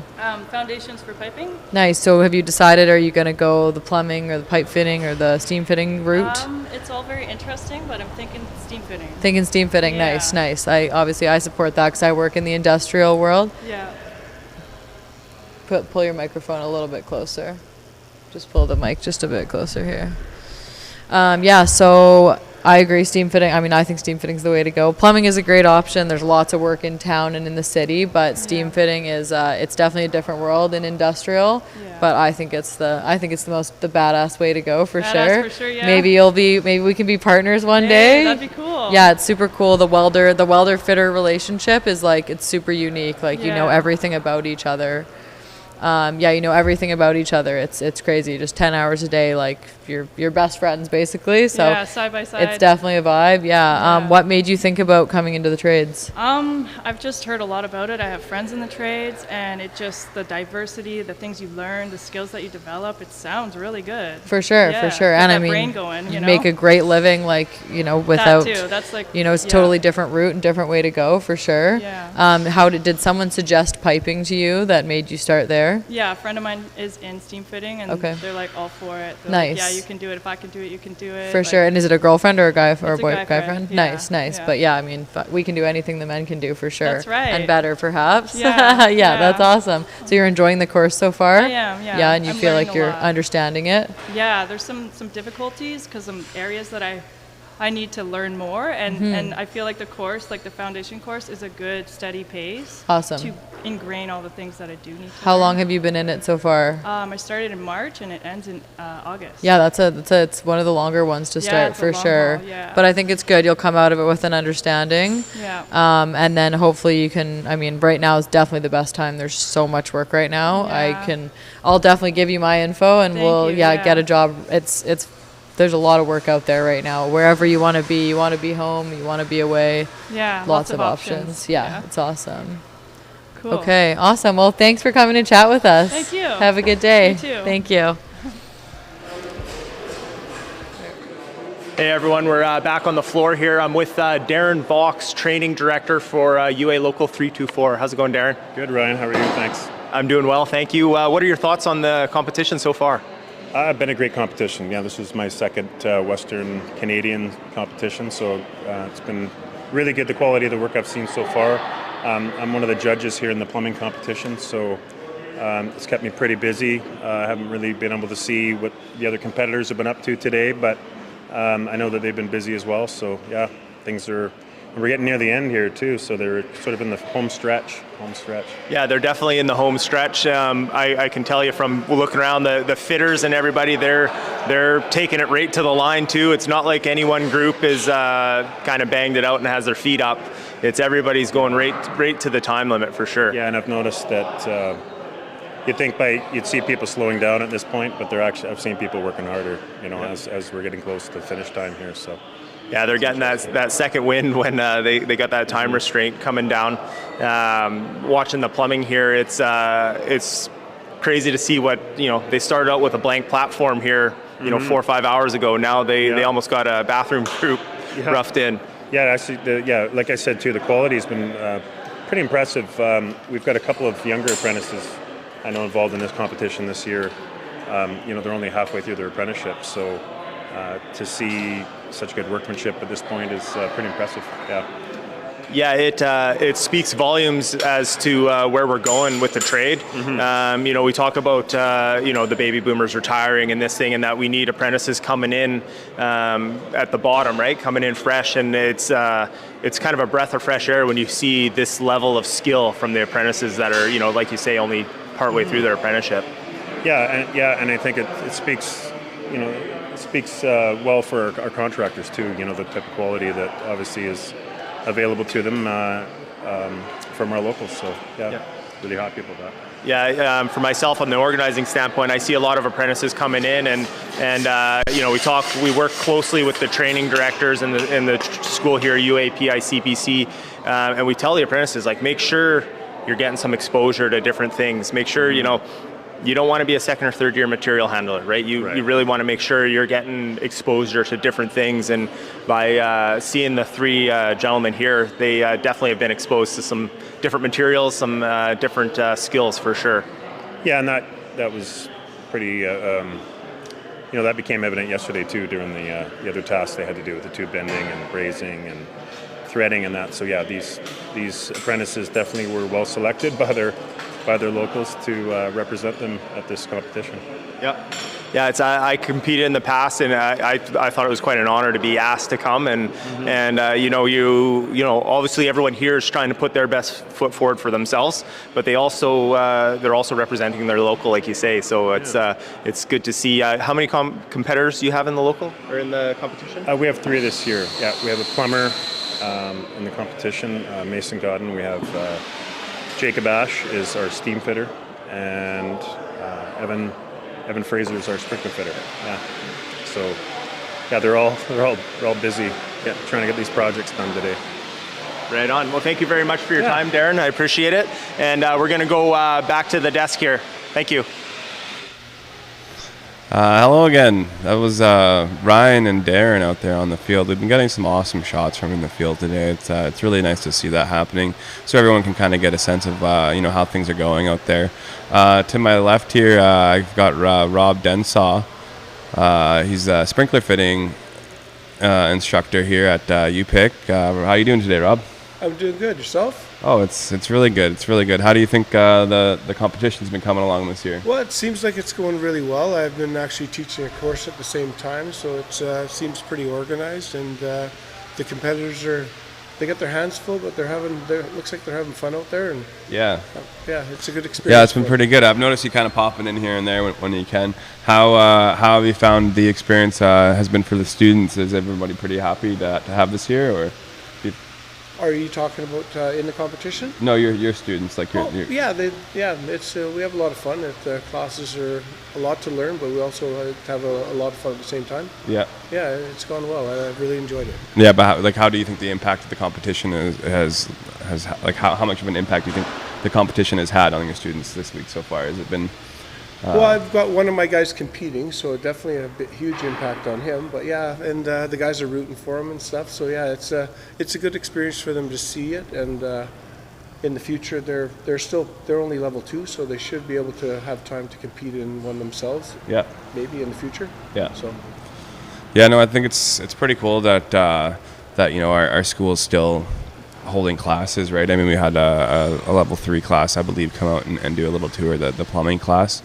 I think they're still kind of poking around here and there. I was just over at the steam fitting area, and there was a few guys kind of checking out what was happening there, which, it's nice to get that kind of exposure to the different specialty niche markets in the different trades, right?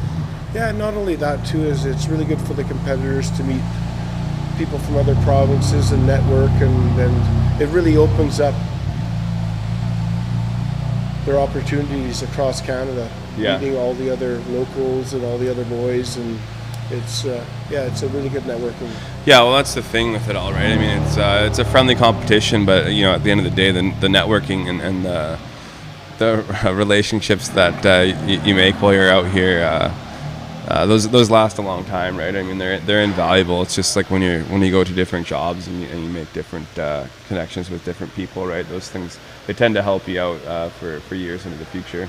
Yeah, 100%. And when whoever makes it to the nationals gets to meet even more locals and more different guys, and the big UA competition down in Ann Arbor, that's a big one too. So they get to meet everybody from North America, Australia. I don't know if Ireland's still competing or not, but yeah, they meet a lot of people. Yeah, a lot of networking. Yeah, it's pretty cool how everyone comes together. You know, if you end up doing well enough in your trade designation, your regionals, and you can go on to nationals and then into international, which, you know, that's a pretty big deal. I mean, personally, I didn't get to go very far, but just the small regional competition that I went to, it was definitely life changing. You know, it's stuff that you remember forever, and I still keep in contact with some of the guys that I was competing with. So it's definitely a really cool event. Yeah, one thing I've really noticed too over the years of doing this, this competitors really care about each other. It's a real brotherhood. So you'll see some guys finish early, and they'll notice somebody struggling, and they won't just stop and let that person struggle. They'll actually go and help the other competitor and help them finish their projects, which is super cool to see. Which is, teamwork is amazing. Yeah, well, teamwork makes the dream works, right? I mean, yeah. It is a competition, but at the end of the day, it's a friendly competition, right? And we've kind of echoed that throughout our broadcast over the last couple of days. I mean, we had the tube bending project, and everyone was kind of really side by side when they were doing that, right? So I mean, someone, you know, at first they were like, well, it's kind of cheating if you look at other people's projects, but I mean, you know, that's not how things go out in the field. That's not how things get done on the job site, right? Everyone relies on each other to get the job done in a timely and efficient manner.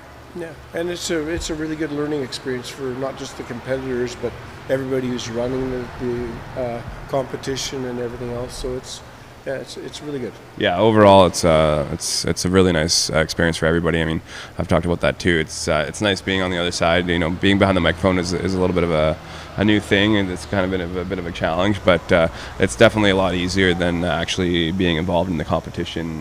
You know, trying to figure everything out and come up with a high quality product. It's a lot more fun. I get to cruise around and, you know, lighten the mood a bit when I can, when I see people sweating and stuff. This is a really good idea. Doing this presentation like this is fantastic. Yeah. I think we have another a guest speaker here, Ernie, it looks like, if he's ready to come on. I think so, okay, yeah. Well, thanks for inviting me. You bet. Man. Thanks for coming out, Rob. We'll talk to you soon. You bet. That was Rob, sprinkler fitting instructor here at the school. Great personality. He's a fun guy to bump into in the hallways and stuff when you're in school. He's always got a good attitude. Yeah, here we got Ernie. Looks like C-SPAN employee. Former employee. How you doing, Early? I'm Dylan. Nice to meet you, Dylan. So what do you think of the competition so far? So far it looks really interesting. Haven't really gotten a good look, but I like that you guys do this, you know, pretty often, and it gives the students or people from 170 to, you know, showcase their skills. Yeah, it's a really fun event. Well, tell me a little bit about yourself. What's your trade background? Trade background is I'm a foundations welding student. Okay. Started off at C-SPAN as a laborer, and then through my years working there, I realized welding was for me. Yeah. And so I actually had a friend that went to this school, and he recommended it, so couldn't say no to that, and here I am. Okay, right on. Yeah, no, our school has a lot of good foundations programs, and then even after that, I think like they have a robust curriculum, right? And obviously our facilities are really nice here, which I think a lot of us maybe sometimes take for granted. But then when you hear about some other facilities that people in industry are using, I feel pretty lucky to have what we have here. Definitely, I'm extremely fortunate to be here. I mean, government-funded program for level C, like, you know, who's gonna say no?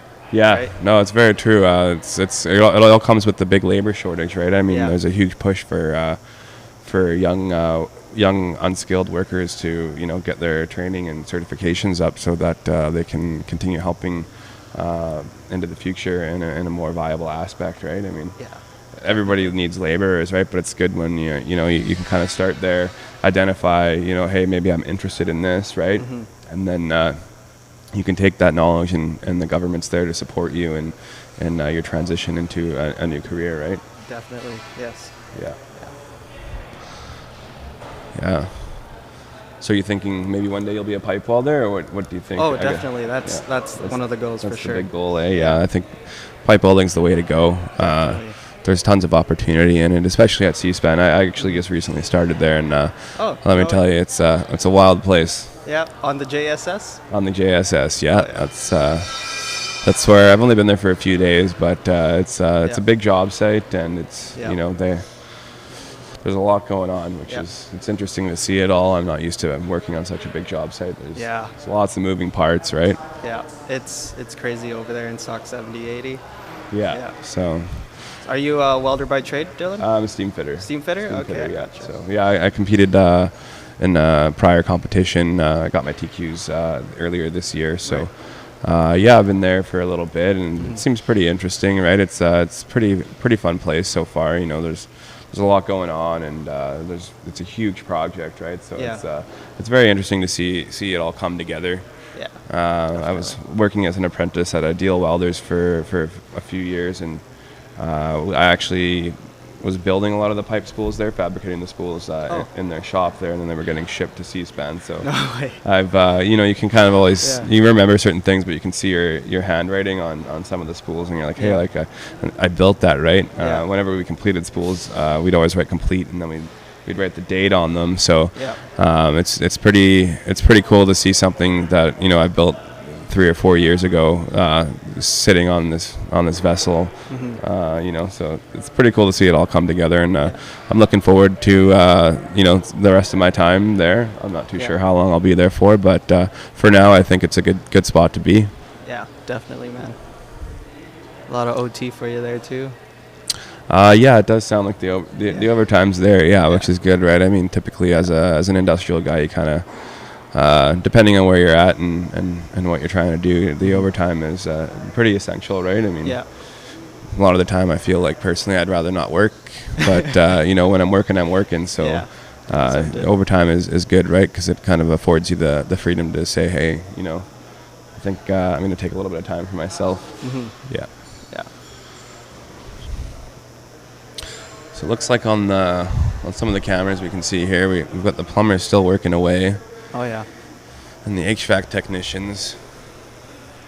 Everyone's working pretty hard. We're kind of coming down to the wire here. We got about half an hour left in competition time. I think there might be a little bit of a minor extension for the steam fitters, which would help them out quite substantially. I think they're all working really hard over there, and they're pretty close, but I think they could use the extra half hour if that's what the judges are going to go for.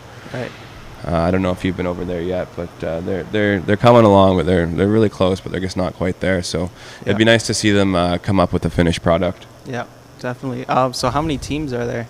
How many groups of guys? So the competition, we've got a list here. So there's I think 5 locals. Yeah. So we have 516, which is the refrigeration local. So that's the guys working on those great desks. Yep. And then we got 496, which is out of Calgary. They have a plumber and a sprinkler fitter here. And then 488, which is out of Edmonton. They have HVACR tech mechanic here, and a welder. And then 324, which is Vancouver Island, our sister local here in BC. They have a sprinkler fitter, a plumber, and a steam fitter pipe fitter. Oh. And then we have 179. They've brought a sprinkler fitter, a refrigeration mechanic, and another steam fitter pipe fitter. Yeah. And then of course we've got a pretty stacked field here with our 170 local apprentices. We've got a sprinkler fitter, a welder, steam fitter, and a plumber. Yeah. So we got the most ponies in the race. We'll see how it all boils down at the end. I really don't think anyone's run away with any of their projects yet. I mean, as we were looking at the plumbers a little bit earlier, their projects are all looking really good, and they're all kind of in the same area as each other. No one's really leaps and bounds ahead of anyone, and their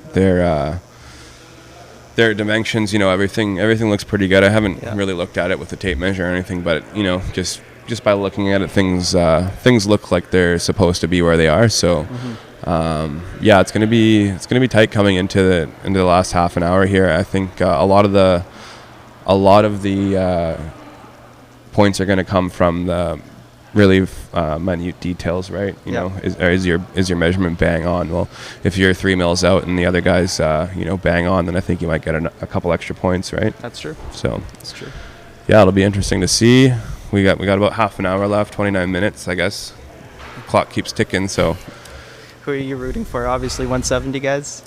I don't really hope anyone wins. I think it would be nice to send some 170 guys or girls to nationals, obviously. But I think as long as everyone has a good time and they learn something and take something away from the experience here, then I think that's a win. So it'll be nice to see who comes out on top and as far as their trade designations. But I think overall everybody's been doing a really good job. So I think everyone's winning at the end of the day. Nice. Yeah. That's true. I'll have to take a look on my way out. But it is going to be really tight. Yeah.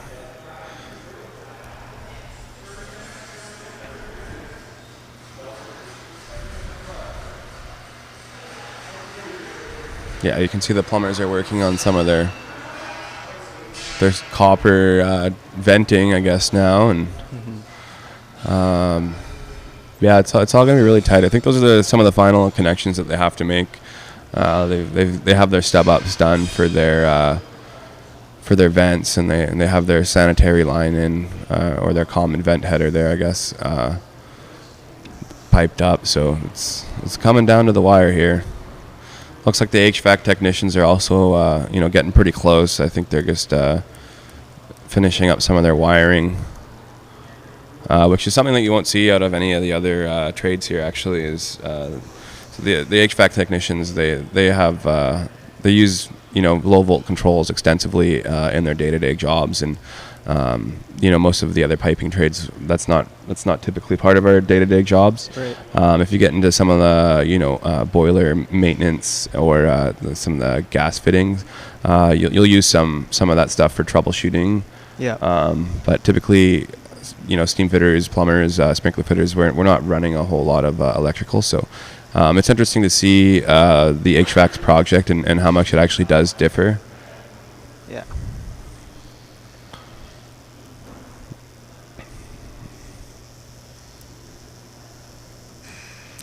All right. Well, hey, Ernie, it was great to meet you. I think we're going to take a quick break here. But when we come back, I think we'll have another guest speaker. Yeah. So stay tuned for that. Thanks, Dylan. My name is Haley Dore. I'm in the Welding Foundations program. I'm super excited, especially with the union and what they can provide. I know that I've got my back covered, and I know that there's a lot of really good people in this union, so I'm really excited. I heard about the program through a friend's girlfriend. She had gone through the program a couple years prior, and she suggested it to me. And I love all the different types of welding we've tried. I've loved the support and all the faculty that are here and helping. Leslie's great, my instructor, Daryl West, he's fantastic. I would 100% recommend this. I've already started recommending this school to different people. I boast about this school to other people. I can't even count on my hands how many people I've already began to request it to. I didn't know that we were gonna get equipment, free boots, coveralls, tuition paid for. When the school came back and offered that, I was absolutely thrilled. I was boggled. Definitely felt supported throughout the program from the instructors, from my parents, from my friends, from everybody. Support is everywhere. And it's like a little mini family here, and everybody's really nice and very supportive. My name's Haley Dore, and I'm a Welding Foundation student at UAPIC, BC.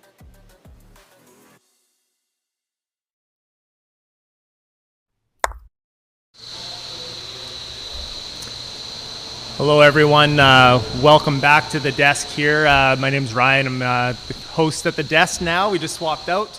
I'm here with Haley Dore, one of our welding apprentices. How's it going? It's going great. I'm having so much fun getting to see lots of things and come in before, after class. Check it out. It's cool. So what class are you in currently? I'm currently 2 or 3 weeks out from finishing my welding foundations program. Nice. So how did you end up in welding foundations? How did that take place? I was exposed to welding. I lived a year abroad in Australia. I worked on a cattle station, which was really cool, and I got to like build fences and stuff. And then I was like, this is sick. And then when I came back, I had met somebody who had just gone through this program, and they boasted about the instructors, the union, and just like the schooling that's offered at UAPIC. And so I applied and got in and have loved every second of it so far. Perfect. So you're a few weeks out. Yeah. I heard you say you're writing a test tomorrow. Yeah. Got our ITA test tomorrow. Wow. Feeling confident, but also worried, of course. Yeah, that's good. That's good. and then a couple CWB tests, and then away you go. You're a C-level welder. Yeah. That's exciting. Yeah. Stick and flux. I'm gonna go for first, and then go from there. And then so obviously being around the shop here and seeing kind of what we do, what is pipe welding in the future for you? Is that 100%. I soak in every possible thing I can from every opportunity that I've seen, and love learning and love watching, and it's a profession of perfection, if you will. Absolutely. I love just that's a really good way to put it. Thanks. I love just being encouraged to strive for perfection. It's awesome. We have there's no shortage of knowledge in this building, especially in the weld shop. Like there's if you have a question, someone has an answer. Oh, big time. Like our instructor Daryl West, he's got lots of experience under his belt, and then we've got Len, who's again lots of experience. Andre, awesome guy, lots of experience as well. They always know and will give you different perspectives and different answers. It's awesome. Yeah, throughout our membership, there's some absolutely incredible welders that have come out of this shop, and you'll be in the next phase of them from the sounds of it. I hope so. There's lots of amazing people, great learning opportunities, and I'm excited to move on and up. So what are your thoughts watching the competition? Have you been peeking in on the welders? Have you saw any of that stuff going on? What are your thoughts? Oh yeah, everybody from the all trades peeking in and seeing. I mean, I feel their nerve. I can sense that. I mean, I'd be hecka nervous as well to see it. Yeah, and but yet excited as well, because they look skilled, they look focused, they look driven, and they look like they're just ready to get it done. It takes hours of work, but it's really cool to see, just look over their shoulders, see what they're doing. Yeah. It's the atmosphere here for people that are watching at home. You think, it's like competition, there's some tradespeople doing their thing, but the atmosphere is incredible. Like the energy in the air, everybody's giving it their all, right? It's really cool to watch. Super cool to watch. Lots of people working hard, lots of support from instructors or other people kind of around, or people learning, people seeing who's kind of doing what. It's cool. So what does it mean to you now, Haley, to be an apprentice? It means the world. I mean, for starters, it means learning kind of the next thing. It means experiencing things from other people, and then it means one step closer to the future of a welding profession. So I'm just really excited to work underneath anybody really at this point, or multiple people, and kind of get those different perspectives, because that's the cool thing about welding is you might learn one thing from one person, and then the next person will maybe do something a little bit differently, and you can take in all perspectives and then make your own kind of way of doing it as well, which is cool. So I'm just really excited to learn and keep learning. Yeah, I think you'll find around here and within the union stuff, a lot of people are pretty eager to share the craft. Yeah, I think people, that's also why I've loved being here, is people are really eager to share the craft and really eager to teach and learn. And then not only are eager to teach and learn, but then are proud of you for being excited, or proud of you for doing it, which there's nothing more encouraging than having a good support system and people who are proud of you. It just makes you want to try harder by the end of it. Unfortunately, you can't be like a career student. So at some point you got to go out to work. But when you go out to work, the atmosphere, you know, the place changes, but the atmosphere is still the same. It's still, you're still learning. You're still within an atmosphere where people are encouraging you to be better. I know when you're at the school and you're in school, for myself included, I did a lot of school kind of every 6-8 months. I kind of went back to back with some of my schooling, and I'm like, I just like being here. Right? Yeah, cool. I've heard that from a couple of other people as well that came in there like, school's fun, just keep doing it, you know, touch back in. I mean, and then brush up on your learning and your knowledge and everything. And I mean, the real world is the real world. You never know what to expect. The shop's cool because it's kind of a consistency. But I mean, I hope everything is all butterflies and roses, but I know there's going to be challenges that absolutely come that's forth, life. and and it's just how you overcome those challenges. The great thing about being a welder is you'll be back for, you know, renewing some of your tickets. You'll be back for weld tests. You won't be a stranger to the shop for sure. Even after you get your B pressure and you get your A card.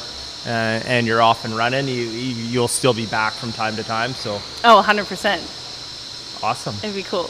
Well, do you have any closing remarks you'd like to make? If someone was going to come to you and say, Haley, I'm thinking about getting into the trades, what are you going to tell them? Oh, I mean, do you want the long story? Or you want the short story?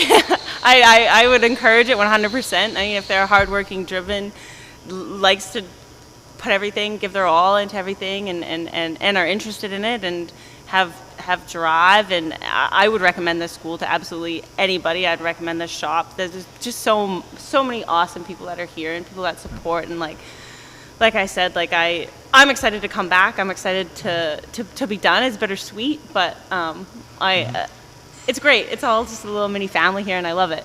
Well, if anyone's watching at home and you're wondering if, you know, the trades are for you, you don't just need to take it from Haley. You can come down to the UAPICBC, and someone will gladly give you a tour of the shop. Oh yeah. And maybe check it out. Maybe it's time for a career change, or maybe it's time just for a career. Yeah. Right? There's definitely a difference between having a job and having a career. And we don't offer jobs here. We offer careers for sure. So if someone wants to come in and check it out, we encourage them. And I think Haley does as well. Mm-hmm. Awesome. We're going to switch out the guest here at the desk. And thank you, Haley, for coming on. It's Thanks been so a pleasure. much. You as well. Thanks, Ryan.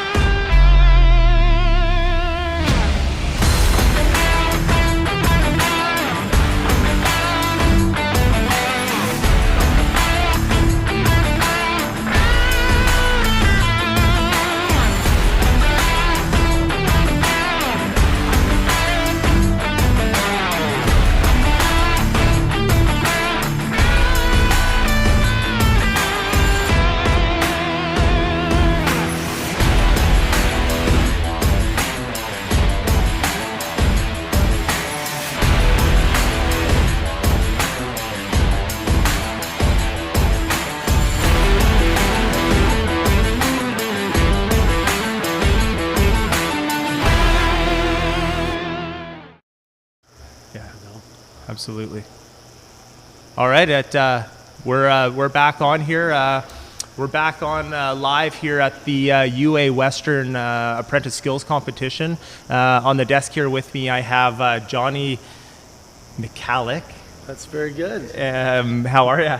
I'm very good, thanks. So for people watching at home, Johnny, what is it you do around here? Well, I've been a plumbing instructor for 13 years. I started in 2010. And I've been teaching levels 1 and up to level 4. Teaching level 4 coming up in June. So yeah, I get to teach all different levels, and I get to see, the best thing about it is I get to watch the progress of the apprentices when they start from scratch and see them mature and progress through each year. It's pretty amazing. Absolutely. Yeah. You see them come back, you know, from a year on the tools or whatever, and then they come in the shop, and you know, they all of a sudden they have some different skill set, right?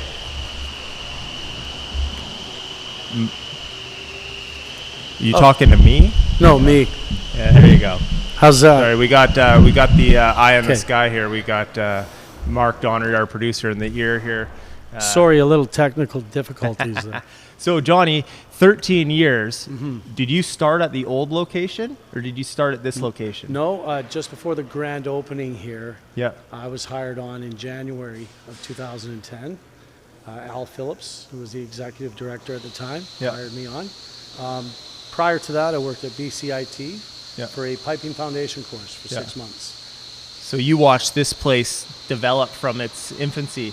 From square one, basically, in this building. From square one, I've seen a lot of people come and go, but it's been a great experience right from the start and continuing on. And the great thing about it is that I look at what we're staging today and the organization of this event. It's amazing where we have come from,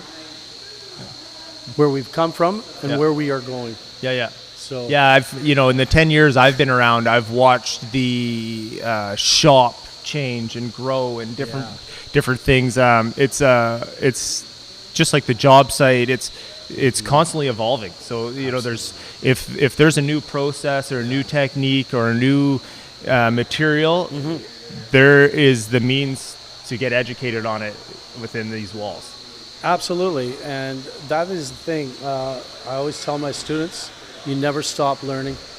I learn every day, and I learn from my apprentices. Pick up little things from everybody. But I think it's how you approach it. You have a positive attitude, and that you actually put in the effort, and you're going to go a long way. And you just keep your ears open, listen to instruction, and just follow your path. And it's been great for me. I've had a career 35 years in the union. I started when I was 22, and here I am. 35 years later, and it's just amazing. It's been an amazing journey. And I look to continue it. So well, we were out on the floor earlier watching the plumbing competitors there, and the comment was made let's not forget that these are apprentices. Exactly. Right. So we're looking at their projects with a critical eye, and we're kind of looking and we're seeing if it's straight and wherever. And you have to remind yourself, some of these apprentices are first year, second year, maybe only one term of school under their belt, and maybe less than 2,000 hours on the tools, and some of the stuff they're producing is quite remarkable. Absolutely. I'm amazed at what I'm seeing right now from all the individuals taking part. And that's the great thing about it, is we get to see the progress as they go. I've been involved in the BC Skills competition since I started 13 years ago. And I don't know, I take pleasure in being part of a bigger group, the greater part of the group, and we all work together to organize and set up these competitions, and then choose individuals to take part. And we take pride in it. A lot of pride is involved here, just to pass on the experience and the expertise that we all bring to the table. And watch these students grow. Well, it's the apprentices clearly are the future of the skilled trades. Absolutely. And it's really comforting to see, all the apprentices here in the different piping trades, to see their skill level, to see how, not only how they work one alone, but how they work amongst themselves as a group, and just how they carry themselves as individuals. I think it's pretty safe to say that we're in good hands if the future of apprentices are coming out of the gate like we're seeing here today. We're going to be in good shape. Absolutely. I'm currently teaching a piping foundation class in the evenings, and I have had so much support from them and help to set up and organize this event. And it's funny, we look at the youth coming up today, and we tend to generalize, where we're quick to generalize. We're I think, quick to at generalize times. people, and then when I meet these individuals in my class, I'm amazed, at the amount that they care, the amount that they want to learn, and it's great to see. And we're in better shape than people realize for the future by watching the people that I'm teaching and those around us. That's what I see more than anything, is we're in good hands for the future. Yeah. And that's what I hope that we get across to people, that when you come here to the school, you're going to learn a very viable trade. You're going to make some good money in the trade, but you're also going to network. You're going to make relations with other people and become, you're going to grow. You're going to develop with those same people throughout their career. Yeah. So you'll have these, friendships that go along with it, and it could be a lifetime friendship. Yeah, if you're absolutely. part of the union, right? And that's why I'm so lucky. I consider myself very fortunate to be in this position, to share my experience, and pass it on, like you referred to earlier. Pass the information on to others, so they can achieve what I felt I've achieved throughout my career. Yeah, and that's the nice thing about what we got going on here. It's everybody's willing to share their knowledge, like you said, and pass on the tricks of the trade, if you will, or pass on the skills they've learned over time. And you see that even with there's newer processes. There's all these new things you can learn. Absolutely. But there's also a lot of old things you can learn. When I was on the tools, some of the old the old boys are they didn't just replace parts, they would rebuild it, right? Exactly. Sometimes that gets a little lost, right? And the things you learn if you're willing to listen, right? And I've found while I was an apprentice, asking the right questions and being open-minded to stuff, you'd be surprised at the knowledge that will get shared with you. No, absolutely. That's a great point. I get asked questions all the time on the process and how it works, and there's a lot of first of all, there's a little bit of nervousness from the students when they enter, but it takes yes. What's wrong? Nah, just keep going, Johnny. Okay, you're good. There's a process that takes place, and it takes a little bit for the students to become, I don't know, just more comfortable in their situation. Yeah. So what I would like to do is help them, encourage them to be there, share my experiences, and hopefully they will take charge and follow. Like it's one thing. The apprentices gain some confidence, right? But there is as an apprentice to be humble. There's power in admitting you don't know something. Yes. Right. And if you just say, hey, it's okay to not know everything, because guess what? I bet if you grilled half the journey persons, they don't know it all as well, right? No.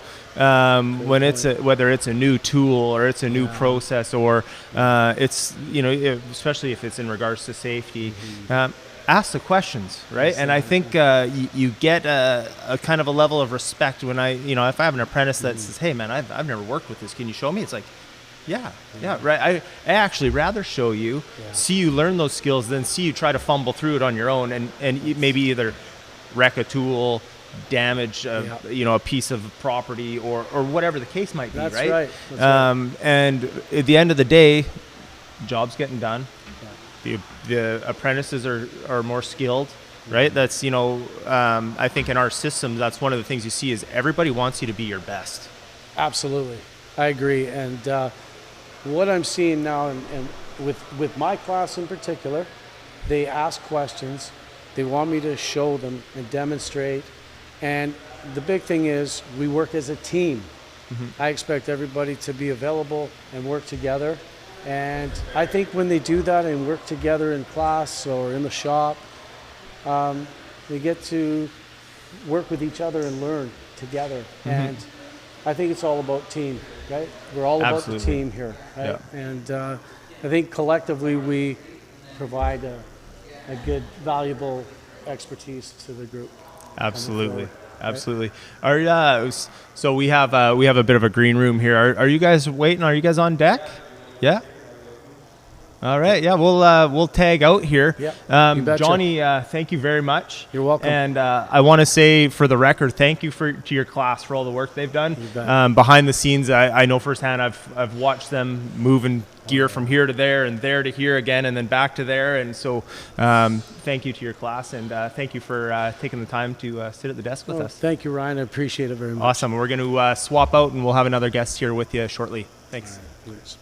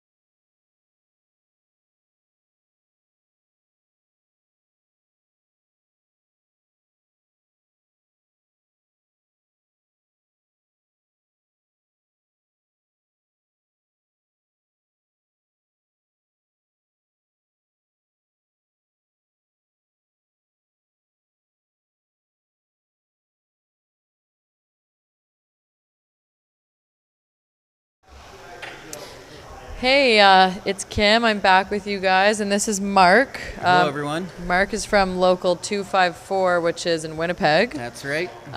Definitely we're excited for Mark to be on here because I think his family, maybe he has some little ones at home who are excited to see Dad on the big screen. Yeah. I'm sure they're missing him at home, but Yeah. he'll be back by the weekend, I think, right? Friday you're going home, I'm assuming?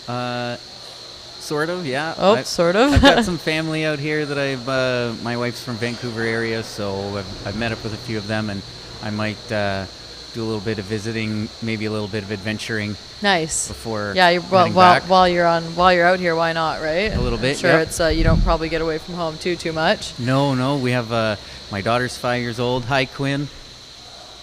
And I know it's hard when they're talking in your ear. And so I just wanted to say hi, and she's 5 and kind of misses me a little bit, but I miss her more. I love her more. She always says, I love you more, but parents always love the kids more, Oh, yeah, right? absolutely. Yeah. So she's an only child? No, we you have are lucky enough also to have a 3-month-old boy. Oh, wow. Yeah, Malcolm. So you've left your wife at home with the newborn. This competition is probably, and the sweat that I've put into this competition is probably after 2 days, my wife after kindergarten pickup. I bet. Yeah, every day. Yeah, I know. Being the one left at home, that's no joke. I'm sure. I mean, obviously, I go away as well, so I don't have any kids myself yet. But I always imagine. Well, I mean, obviously, it's a little different being the girl leaving town, but it's no joke to be left alone for sure. Yeah, especially with 2 little ones. Yeah. So I love you. What is Quinn? Quinn's the 5-year-old. Quinn, my girl. She's 5 years old. What does she think of the little brother? Oh, she's the best. Yeah. Yeah. Oh, she's so happy to be big sister. Nice. Yeah, we're just so happy to have them both, and she's got a new bike before the end of the end of kindergarten, so she's cruising outside. Is she riding on it now? Oh yeah. Nice. Oh, that's awesome. Wow, that's young. That's impressive. Yep. So what does she think? Does she understand? Do you try to explain what you do for a living at all? Try to explain it to her? Yeah. Like I'm one of those guys who just whenever we drive around, it's like I built that building. I built that building. Totally. I built that building. And what were you doing before you started your apprenticeship? Well, I kind of done a lot of different things brought me in here. So if I was working backwards from my apprenticeship time, I started when I was around 37 years old. Okay. And it was an opportunity that kind of came up when I was in Winnipeg. Great place to find an opportunity in case anyone's wondering about And probably a little bit of a trades. cheeper place to live compared to here. Compared to Vancouver, absolutely. A little cold, but if you've got a good work ethic, and you can find a good opportunity in Winnipeg, so that's been great for us. That's awesome. Are you from there originally? I'm actually originally from Hamilton, Ontario. Okay. And then making your way out west. If this is like a Tarantino film, 37, I started as a sprinkler fitter, going all the way back to the beginning, you know. So I grew up in Hamilton. Yeah. And school, college, I worked in IT PR for a little bit, and then my cousin actually just said, hey, I'm going to go to the oil field in Alberta like around 2005. You want to come? He never made it to the oil field, but he actually got a pretty good gig. He started working at Sunshine Village. Nice. So when I knew where I was going to go when I had my days off. Absolutely. Absolutely. Yeah. And then, so I started roughneck motorhand for Ensign Tri-City Drilling. Okay. I did that for what I think was around like 3 to 5 calendar years. It all gets pretty crazy out there. Which is much longer than most people do that job, because that is a hard job, from what I've heard. Yeah, it was a pretty hard job, but good experience. Definitely like turned the dial up on me for sure. And then said, okay, well, I think I'd like to do something else. Went back into Calgary. And went to university, got my teaching degree while also working in specialty demolition, concrete cutting, specialty demolition. Wow, that's a lot to do at the same time. Yeah, it was. It was a little bit like I had the great bosses doing that. So how old are you at that point now? Oh, 22, 23. Oh, okay, so you've already done, okay. So then basically from 23 to 37, I was in demolition. So there's buildings all across the country where I would drive by and say, that was me. I was there. Because you were building and demoing. Just, bank vaults. If you ever gone into where you do a demo in order to build something there. Yeah, absolutely. Right. New elevator shafts in high-rise buildings, like what's happened here at 300 Main. Right. A lot of underground work. I was involved in that. So you've worked out here before? Yeah, here, but then also Telus Sky. I had an opportunity to be there for a minute. Brookfield Place. Some big projects. Right. LRT in both Calgary and Edmonton did some work there. But it's a hard on the body. So how is sprinkler fitting so far compared to that? Well, a benefit for me is that I've got the field experience. Right. The safety experience, a way to say, I'm not killing myself for this situation that we could do smarter. Mm-hmm. And I'm not afraid to ask. Right. Say, hey, how you gave me that job, how would you do it, you know? And the we got a message from Quinn on the board. Oh, look, it says, I love you, Dad. Oh my gosh, I'm going to cry. That's adorable. So she's pumped to see watching you at home. That's awesome. Yeah. Nice. Oh, that's adorable. Yeah, and this becoming an apprentice and working in sprinkler fitting has been great for my family. I think I've mentioned that 3 or 4 times doing this. Right. But it's really meant a lot for us. That's awesome. And it's huge. I mean, obviously if you live in Winnipeg in the city, correct? Yep. Yeah. So, it's really huge. Sprinkler fitting's obviously great in that's a huge developing city still, right? So I'm sure there's a lot of work. You can be close to home. And you're saying you're good at asking questions and being willing to do that, which I think as an apprentice is huge. How did you get selected or how did you volunteer or look into doing this competition? How did you end up here? Well, being busy and trying to focus on getting everything done around the house, sometimes I don't always make the local meetings, but I do always make sure to read all the newsletters and everything. And it was in the bottom of the newsletter, hey, we got this competition coming up.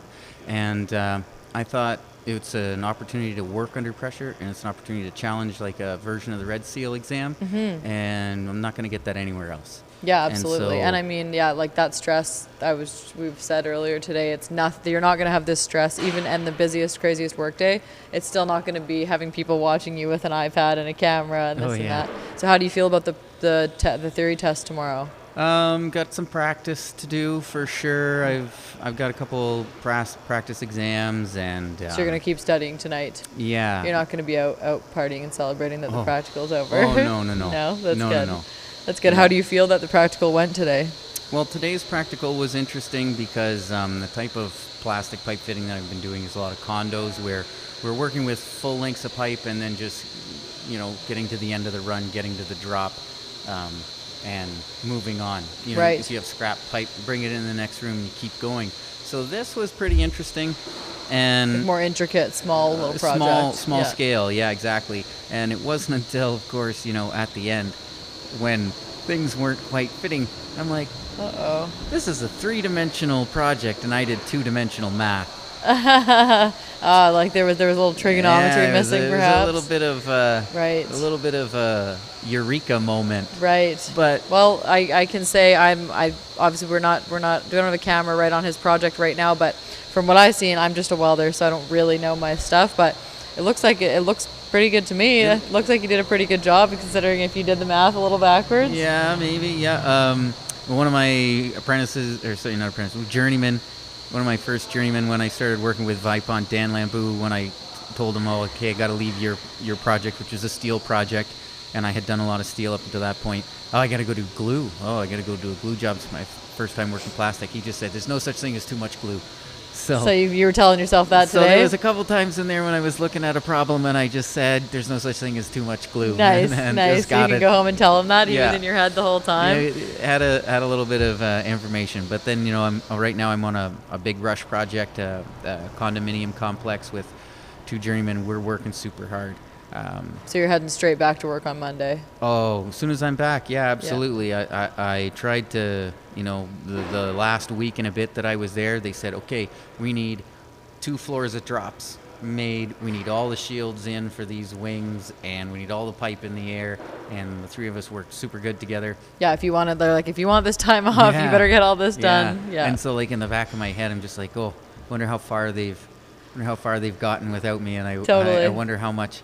I've got just stickers. Okay, I got the stickers. They said make sure you bring back stickers. Maybe he'll bring you a shirt or 2. There's definitely some shirts. I have their sizes. Okay, local 170. I need a medium and a large. Oh, we'll get you your medium and your large for sure. Just 2 shirts. Just 2 shirts, just so that I don't have to hear about it too hard when I come back. Absolutely, it's so funny. I'm missing work too, and I literally just picked up a bunch of shirts just for that reason, so that you don't catch too much flack when you go back. Yeah, it's surprising what that can do, right? Yeah, absolutely. Yeah. I know a shirt goes a long way with these people. It's interesting. Yep. That's awesome. Well, I think you're killing it. I think you got a pretty good shot from what I've seen. So thank you. Hopefully Quinn and what's the little man's name? Quinn, my daughter, Malcolm, my son, Samantha. I was gonna say Samantha needs a shout out too. Yeah, not she just certainly the kids. does. She's killing it at home. Yep. Well, I think you should be super proud of your dad and husband. He's killing it out here.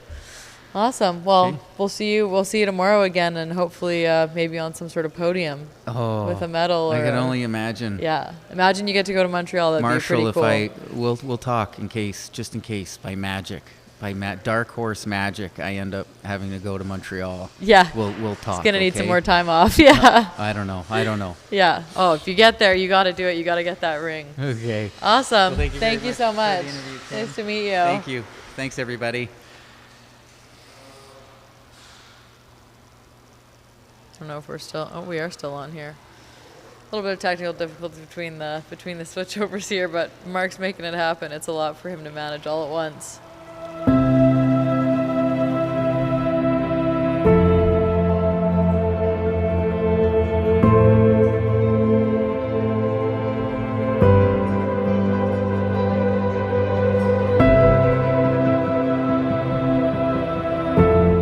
Everyone from the Wage Wagon. You're currently with myself, Ryan, and Mark Donnery from UA Local 170. So we're heading downtown to Jack Pool Plaza for the Day of Mourning, which is a day every year, April 28th, where we show support for workers that have died in the workplace, and to advocate that stuff like that doesn't continue to happen.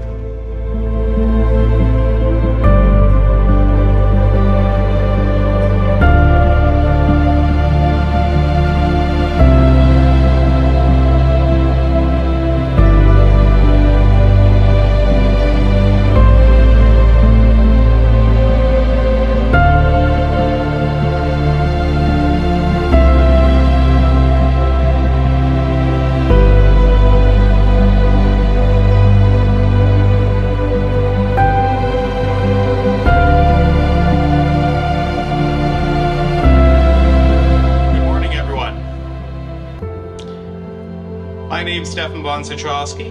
I'm the president of the Vancouver and District Labour Council. And on behalf of the Labour Council, the BC Federation of Labour, the Business Council of BC, and WorkSafe BC, we welcome you to our joint annual National Day of Mourning and remembrance ceremony, one of more than 30 which are taking place across the province today. Good morning, everyone. It's an honor for me to be here with you today, to be the voice for my people, my family, my community, and our friends and relatives from Squamish and Sligostown.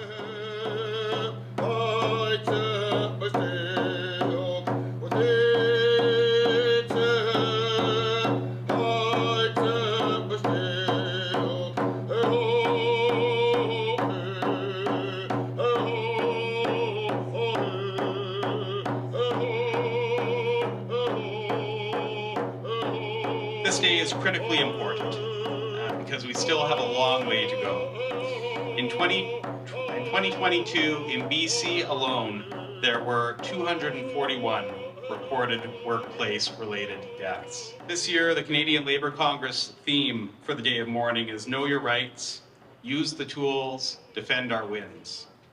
It's aimed at supporting and empowering workers to actively participate in workplace health and safety. Workers have rights to know about the hazards at work, to participate in decisions about health and safety, and ultimately, of course, to refuse unsafe work.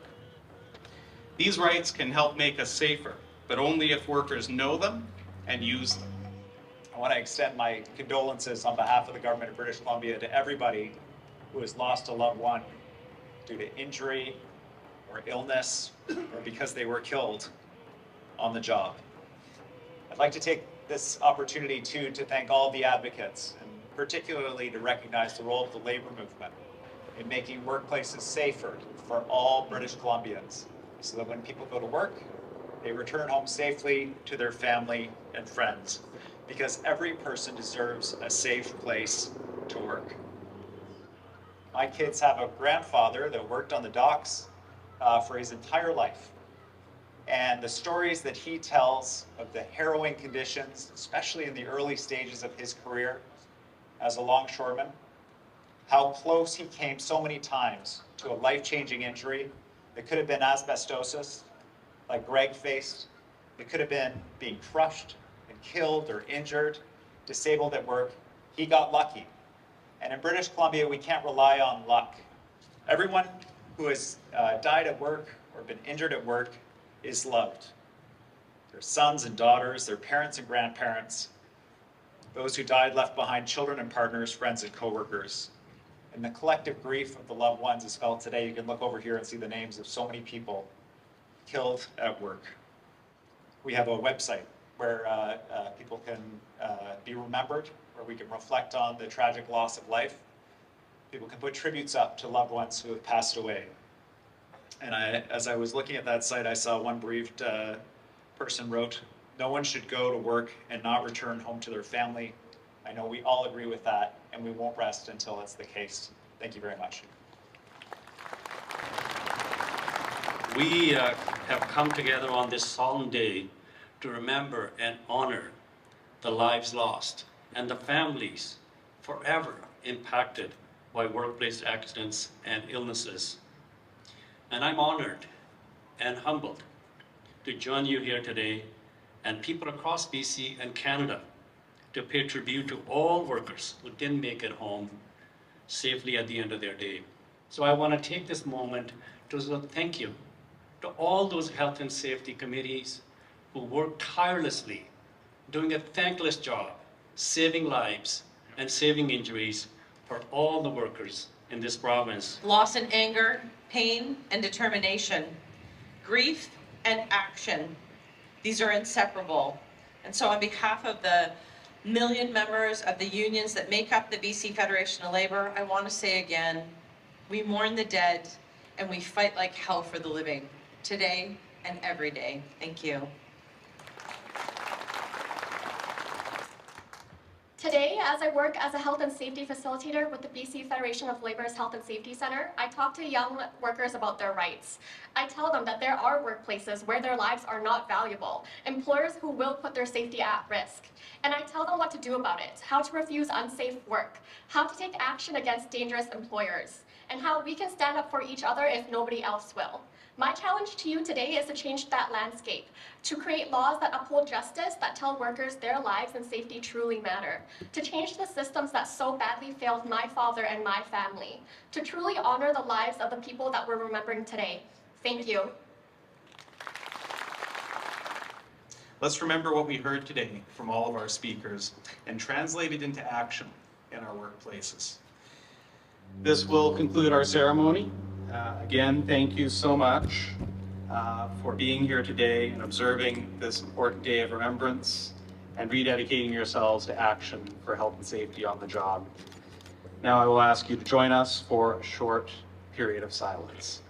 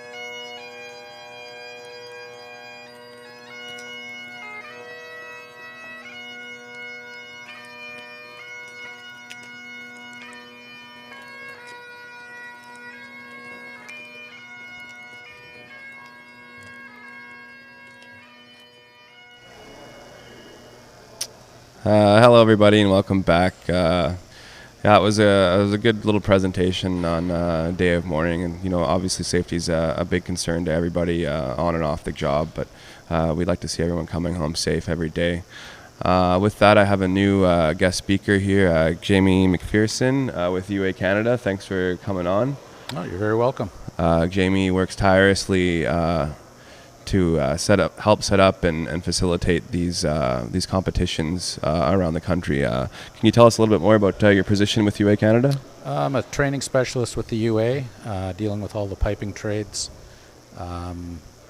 Assist all the training directors in setting up different training and that sort of thing. All the NOSC programs, anything that's related to pipe, whether it be steam fitting, pipe fitting, plumbing, sprinkler fitting. We get all those different courses that we put on, the supervision courses, anything NOSC. I have my fingers in it somewhere and that sort of thing. So. Yeah, it's really interesting, and I know myself and pretty much all the apprentices and membership that understand all the stuff that you guys do. I think we all really appreciate it. It goes to show with the quality of journey persons that are coming out of our schools that you guys all care very deeply about apprentice development. Like competitions like these, I think, are invaluable not only to the competitors, but even to their colleagues and their classmates. Right? I mean, I think everyone that comes through here takes a lot away from this, and they can share that with their colleagues and classmates. Yeah, it's so important to get the apprentices up and learning about the different stuff, all the trades. You're giving them a way to make a living. You're teaching them something that they can use for the rest of their life. I mean, it's more than just the skill set to do the job, but it's also a little bit of life in general that you try to help out as an instructor and that sort of thing. And, it's not part of the curriculum, but it probably should be.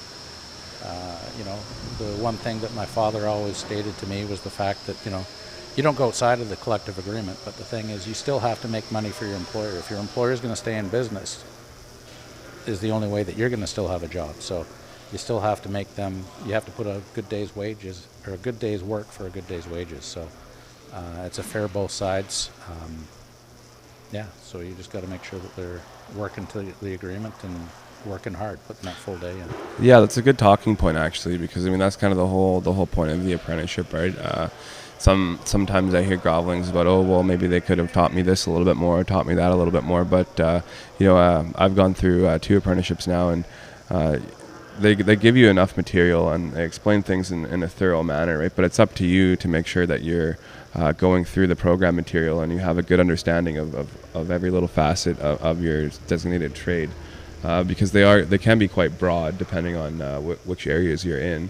And there's some specialty things that obviously you can't know everything about everything, right? But it's important to come out of it with a good understanding of the bulk of it, right? So that you're able to make sound decisions on your own once you get your journeyman status. Yeah, and I was very lucky going through my apprenticeships and that sort of thing, as I don't know if it was the journeyman and the people on the job site that had respect for my father, because he was in the trade for such a long time, and as a vice president and so many other positions at Local 324,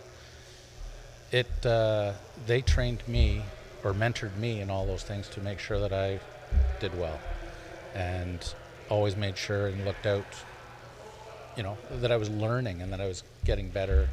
You know, I was motivating myself to do the same, but they were always, there wasn't as much the hazing, you know, and that's, you know, we got to get out of that mindset. I always have told all my apprentices, especially the 4th year class, that, you know, if it may have happened to you back in the past, you know, fun's fun, but the same thing is they're still people, and you want to make sure that you treat them as people. Yeah. Not as yeah. It's interesting. I think that trades as a whole, I know definitely in our local, we like to harbor safe environments for everyone to be successful in, right?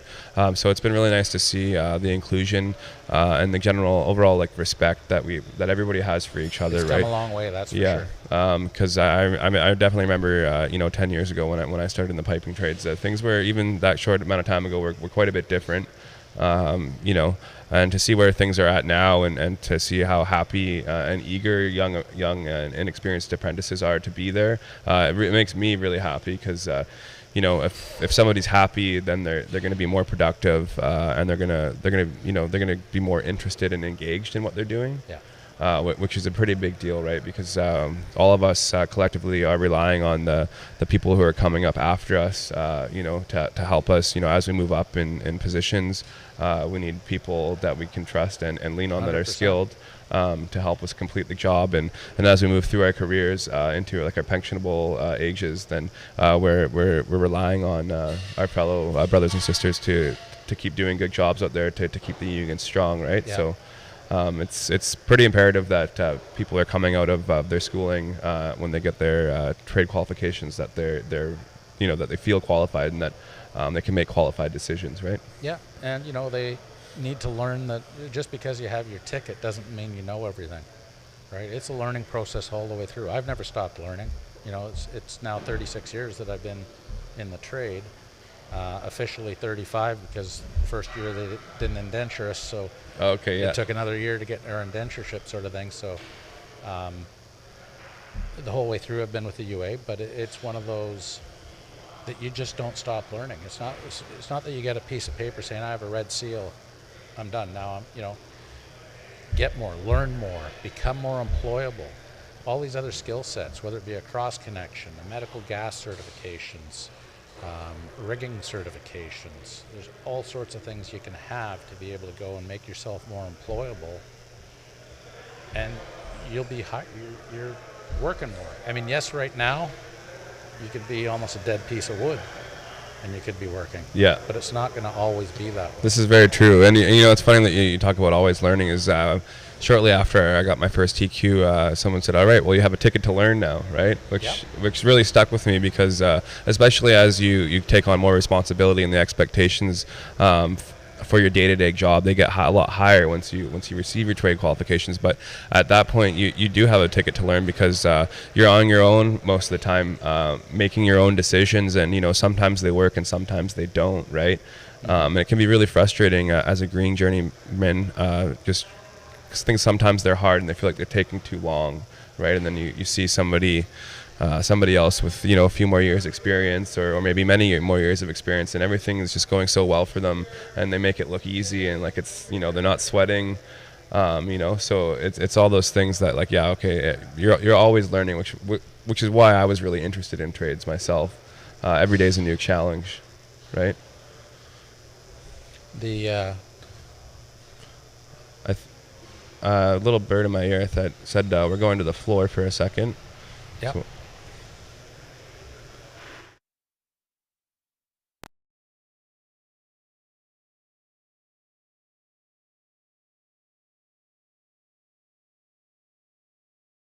okay, right on. Yeah, I think it's going good. I was gonna when I started in the trades, as a sprinkler fitter was the first one I started off with. Everything was steel pipe, and the new one that they came out with was some copper pipe they were putting in some different places, which then had some other issues with the water quality and mick that came along with it. But then they talked this pipe dream, this big plastic pipe they were going to come out with, and all the guys would say, no, not a chance. There's no way that this is going to be put in. Yeah. And now you can see one of the projects of the CPVC, Blaze Master. They use so much blaze. I mean, it's almost an industry in itself. And that's why the ticket to learn. There's fusion pipe. There's all sorts of stuff that you're going to go through, and it's always changing. The evolution of different things. It's just the technology is how changing and that sort of stuff. You got to stay on top of it. Yeah. Again, it keeps you more employable by being able to understand. I mean, now we're getting into fusion of all sorts of different things. Yeah. Right. Carbon capture. There's lots of stuff that we're going to. Yeah, technology is always really changing, and then even to NOSC has UA Canada and NOSC. They have tons of upgrading things that you can do. Like you have your rigging certification, right? Which, in my opinion, is an extremely valuable course. It's nice. I'm currently registered for it in June out of Local 170, which I'm excited about because, when you're in the field and you have these complex lifts going on, as you get more and more experience and as you get more responsibility, then you can ask somebody, but a lot of the time on smaller jobs, you're the expert, right? So it's nice to know with full confidence, hey, what I'm doing is right and what I'm doing is safe, especially when you have other people around you that you're responsible for their safety in these situations, right? Yeah. Another course I'd recommend out of there is the supervision course, whether you want to be a supervisor or, it just helps you understand their position on what they have to do to run things. Same as any supervisor should also be taking the shop steward course to understand what their role and duties are there, right? So it's a lot of understanding to be able to be in those positions and to understand what has to go on to things work. Bye, guys. See you, Kimmy. Bye, everyone. I'm going back to work now. Back to the island. That was Kim Webster. She's been with us all week. I'm sure you guys have seen quite a bit of her. But as per usual, Welder's always busy and she's got to go. But yeah, no, you're definitely right. It does take a lot of understanding to be in any kind of a leadership position, or even as just taking a call as a regular journey person trying to get out there and get the job done. If you're thinking outside the box and you can understand, okay, hey, like the client is really breathing down my contractor's neck, which in turn filters through the GF into your foreman. It all comes downhill. So yeah, sure, maybe your foreman's feeling a lot of pressure and he doesn't convey his message in what you feel is the nicest manner. Well, instead of having a reactive attitude to that, if you've taken some of these courses and you can take a step back and think, okay, hey, well, you know what, right now is the time that he really needs me to perform, right? So maybe just leave it at that and go and try to do my job to the best of my ability to try to get us out of whatever kind of hole we're in, or because it's really easy for jobs to go well when everybody's happy and timelines are being 100%. met, right? But then as soon as things kind of start to, roll downhill a little bit and there's some kind of issue, it all depends. A big thing, I think, is attitudes, right? Attitudes out of the workers, attitudes out of supervision. So it does go a long way. Attitudes, communication lines, making sure you're communicating properly is probably one of the biggest things. But yeah, as I said, like understanding of what their roles are, you can have more empathy for what a supervisor has to go through. I mean, they get their $2 or whatever you want to call it for being a supervisor. There's a lot of heartache, a lot of stress, but it's also rewarding as well. Yeah. So it's the same thing, like being an instructor. This retirement job and this sort of thing. Not really. You put a lot of long hours, long days in there that are not the same. They're not getting paid for those extra hours you're putting in and that sort of thing. But you get to the point where it's a lot easier to do because it's like second nature to talk about a subject and that sort of thing and go through it. It's the same as any job, right? You got to put the time in to understand it and to become better at it, more proficient. Yeah, I definitely have a lot of respect for all the teachers and anybody that's facilitating apprenticeship development, right? Because, I actually had the pleasure of helping our plumbing level 4 instructor tutor his class before their IP last week, which was really rewarding, and it was really eye-opening sitting on the other side of the desk, right? Everybody's really stressed out and they really expect you to know everything, which was, that was pretty huge for me because I'm like, well, hold on a second, right? Nobody can know everything. But I think that, if you've never thought about it before, like instructors definitely, they take a lot of that stuff home with them, right? They want to see everyone succeed. They care about everybody in their class, right? So it would be very, very tough, I think, especially for like a younger, greener instructor, right? Yeah, but I mean, that's all what I've always told any new instructor and that's coming through is you will not know everything. And if you don't know, don't bullshit them. Tell them you'll find out and you'll get back to them. And make sure you do get back to them, even if it is, I still don't know. Yeah. But I am looking. Yeah. I am trying. Well, I think that's the biggest thing too with, as you get your trade qualifications, that's what I was always told is you don't know everything, right? It's a ticket to learn.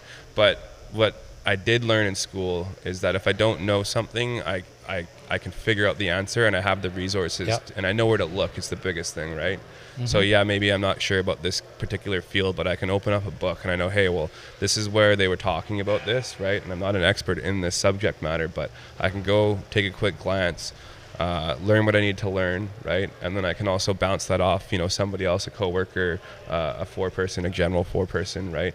Just to kind of confirm that, hey, this is actually what's happening, which is a big thing, and which comes down to, like you were saying, is always learning, right? There's always something new out there, or something that you haven't worked on or encountered, which is it's basically like a big problem-solving thing, right? A lot of the time, it can get monotonous, and things can be the same depending on where you're working and what the environment's like. But new challenges do seem to come up a few times a year where it's like, hey, this is a great experience for me to learn something, for me to mentor whoever's working underneath me as well, right? Yeah, and don't be afraid to mentor them. It used to be people were afraid to help because they were afraid of losing their job or making them better than what they are. You should be proud. If you can make somebody better than what you are, you're putting back into what's giving you that living now. They'll remember you by doing that, right? You'll remember the guy that helped you out and got you to the point where you're at to be the tradesperson that you are. And I've had a lot of great tradespeople that have assisted me throughout, and you just don't forget them. Unfortunately, there's a lot that have now passed, but that happens when you get older. Yeah, right? So. Yeah, it's really interesting, especially being a part of a local union. Is these are lifelong relationships that you have with most of the people in your local, right? I mean, you're going to be seeing them out in the field. A lot of them you'll see out on the golf course or at other social events, or maybe you become really good friends with some of them, right? You see these people forever, and I've kind of noticed that as a younger person, right? Some of my friends and brothers and sisters in the local, they have kids, and then you kind of have those talks about, well, hey, it's pretty crazy milestones that we're all going through here together, right? Like, we all got our tickets, and some of them are having kids, and it's like, well, one day we're going to be the old guys talking about so-and-so's kid coming into the hall, or you know what I mean? Yeah. It's so it's really cool to think about the long game, right? And that's why it is so important, like you said, to make sure that you're mentoring the people below you, so that they can also grow and become successful journeymen and continue on with their lives and be a part of your life into the future, right? Yeah. I had a journey person that I used to work with when I was an apprentice, and he's good friends of my father as well. And he unfortunately passed away on a job site, electrocution. And I always use that incident when I talk to first-year students to try to prevent things from happening again. Well, it turns around, his grandson was then coming through. This is years down the road, about 8 years ago. So I mentioned to him beforehand, is it okay for me to talk about? Oh yeah, no, not a problem, he said. So I go through and talk about it. So it was basically, he was asked to plug in a welding machine, and unfortunately the nib was broken off. So he had a 1 in 4 chance of hitting it, and he hit the hot wire on the ground and lit up like a Christmas tree. He never knew. Nobody ever told him. Oh, really? But he was happy, but at the same time, I was a little, but at least I checked prior to letting him know. I mean, but still, it was one of those, and in that same class, I had another person that I worked side by side with for about 10 years. His grandson was in the class. So, yeah, you do see the generations coming through. For sure. And it's really nice, I would hope, I definitely know for sure that as the generations go on, all these safety things, they become more prevalent, because, it's unfortunate that these accidents happen, but most of the time when a bad accident like this does happen, some kind of ratification is made to your Work Safe BC regulations and overall just the general feelings about safety around these things, right? And I'm pretty proud of our working conditions around here. I know there's far worse working conditions in other parts of the world. So for safety culture to be so prevalent, not even in the industrial world, even in the commercial sector, it's all becoming, that's the main thing, is keeping everybody safe, which for a long time it wasn't. The main thing was let's get the job done, right? Again, that was 33 years ago when he passed away from it. So definitely huge strides as far as the safety between that time. This is sort of the same thing as we were talking about the hazing. 36 years ago is different than what it is now. It's just leaps and bounds the way that it's been growing and the way that we're dealing with apprenticeship and apprentices going through there. You don't see anywhere near as what it used to be, which is a great thing. Yeah, I think it's really nice. Especially being a part of a local union, you don't see hazing really at all anymore, right? It's not something that's accepted. It's really looked down upon, right? But I have heard stories of people who have signed up partway through their apprenticeships, and they always say, like, man, like, it's really good around here. Like, everybody's like happy to see me, and they generally care about, how my night was last night if you're, on an out of town project, right? Like, so there's a big sense of community, and it's not something that happens anymore, which is really nice to see. And even, that's what makes it more of a safe and inclusive job site. Yeah. Which the inclusivity is really nice to see. I know we've made major strides in the last few years with women in trades, right? Which is nice to see, because I know for a long time they felt like they've been underrepresented. So it's nice to see them at the forefront of the trades movement, and the government is helping with grants, not just for women, but for any underrepresented groups or individuals, which is nice to see. I guess got in my ear, it looks like they're on the camera here. It looks like they're grading the sprinkler projects, which I thought they went really well today. Yeah, no, they did a good job. I mean, it's as we talked about the piping, that was one of the piping that used to be something they were dreaming about, and it's definitely being used heavily in industry. They all seem to do a pretty good job on it. It was a very, very tricky, as far as the math, to figure it out. They could figure it out in a few different ways, but if they did the true math on it, it's a very difficult Yeah, they all ended up finishing with enough time. They seem pretty comfortable with their time frame. So I did have a chance to talk with some of the competitors this year about how they went about doing the math. And it's interesting. Everybody had their own little way of doing it, right? So it was fun to hear everybody's solution, right? Because they all, at least from my eye, I didn't measure anything, but they all looked to be fairly close to their proper dimensions. So it was funny to hear everybody's take, because not one of the people I talked to had the same direct answer to the equation, right? So. And then even I have my own little way that I would have tackled that. So it was interesting to see that for sure. I know some of the competitors were having issues interpreting either east to west or north to south on the drawings. So that was a bit of an issue. But overall, I think they all did really well. Good. Yeah, I didn't unfortunately get to see a lot of that part of the competition. I had some other stuff I had to be working on during the competition, but. Yeah, it's been going great, and yeah, sprinklers. Yeah, Jamie's a big behind-the-scenes guy, like Mark Donnery. they're all both very integral to the success of this whole operation, and they I don't think they get the thanks that they deserve sometimes.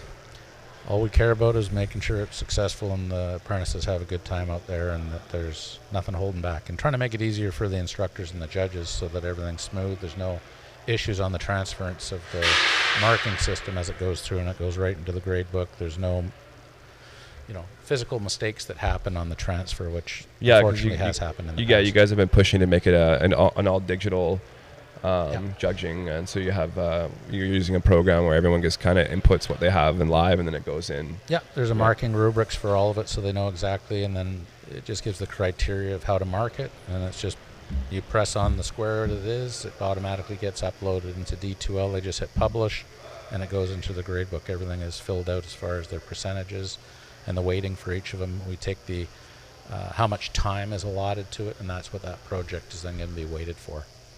And then we turn around, and they have a theory exam. There's actually 2 theory exams. One is on UA history, and the other one is just a basic theory of the trades. That one there, tried to put it about a level 3, so that it's not totally, because they're not supposed to be a level 4 student, or at least not have their time in as the way it works. So most of them don't have that level 4 skill set to be able to draw from, so we don't get into a lot of the heavy troubleshooting or something like that would be in it. But the rest of them, it's still going to be it'll challenge them. If they about the same as last year, it'll be 65 to 75% on their theory for each individual trade, and hopefully we'll get a few 100% on the theory, because they've all been told to watch the UA history, go through the foundations course and take that, and that's what part of the whole test for that UA will be based on the foundations program. Yeah, the foundations program is actually pretty cool, and I'm guilty of it myself, and I think a lot of other competitors from the past, and even some of the competitors I've talked to out here in the field this week, we put it off until the last minute, which I've kind of tried to be mentoring them and say, hey, this is actually a really cool thing to get to go through. So don't put it off until the last minute, because once you go through it, you can't go through it again, right? So it's important stuff for the UA, and it's really nice stuff to know, because it's nice to be able to bring it up in conversation if you're working beside or along somebody who also is interested in the UA history, because there are a lot of people who multi-generational guys or guys who have been with the UA for many years, and if you're a 30-year member or a 25-year member or any kind of a long-term member, obviously the UA has had a profound impact on your life, right? It's your livelihood. So it is it's really cool stuff to be able to go through. I think it's a great privilege to be able to take that course for sure.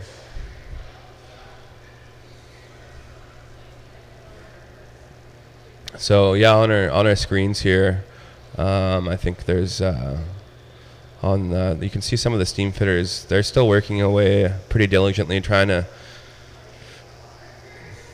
trying to get the finishing touches put on to their projects. I think there was an extra component this year that maybe the timeline. They did an extra dummy leg on there. Yeah. We thought because we had all the tool sets and everything available to do it, we thought they'd be able to do that complete on the project this year.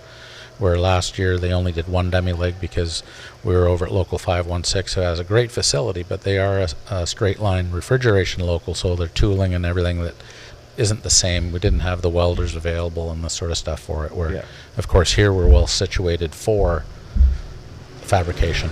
Yeah, it's been really good so far. I mean, we're kind of winding down here with the end of the practical proponent of the competition.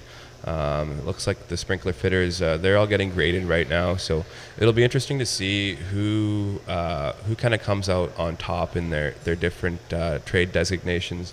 I don't think in the past, I think you can kind of see midway through the day maybe there's a favorite coming through, but I think everyone today was pretty neck and neck. So the theory exams could be pretty heavily weighted when you look at where people are stacked up. Yeah, it's 20% of their overall competition is the theory.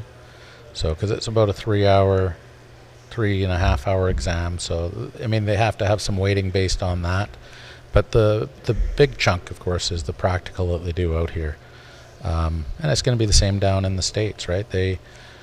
Theirs will be a 5-day project. It'll increase up the length. When they get into the nationals, it'll actually be 3 full days of practical, or 2.5, and then the last half they'll be doing the theory exam. So it's only half a day more for the national, but they do a full week. They start on a Saturday and they finish on the Wednesday. Okay. Down in Ann Arbor. So it's a good go when down there. So yeah, I've heard good things. I think we're going to do some final wrapping up here, but we really appreciate you coming on and chatting with us today. And you're welcome. I know I do, and I'm sure everybody else involved really appreciates the work that you and Ray continue to do with UA Canada and apprenticeship development. Well, Thanks thank you. For coming up.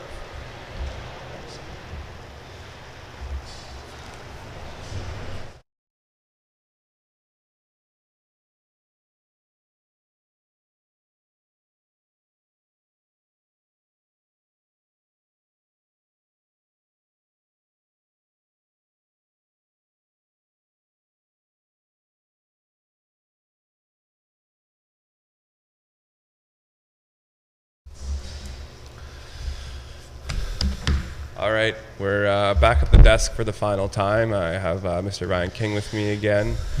We're just pretty much wrapping up for the day. I think overall it's been successful 2 days of practical competitions. Yeah, it's been a couple days for sure. Yeah. For us is one thing. For the competitors, it's a whole nother story. You could see some sighs of relief and some just sighs. For sure. There was I didn't see any blood, but I seen some sweat, and I might have seen a tear or two, right, swelling up. There was some frustrations out there this week for sure.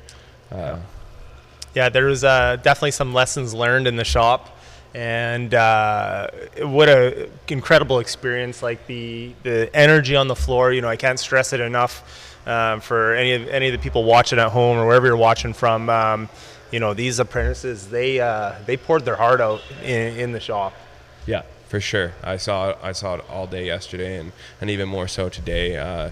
In their trade-specific projects, they were really focused, laser focused. I went out and seen the steam fitters a few times today, and I think that maybe they were a little stacked as far as time went, and you could see on their faces that they were visibly overwhelmed at points, right? Yeah. But it's good to see that they're still out there working hard. They've been given an extension because obviously we want to see everyone have a final finished product, right? Yeah. They're everyone's going right to the time.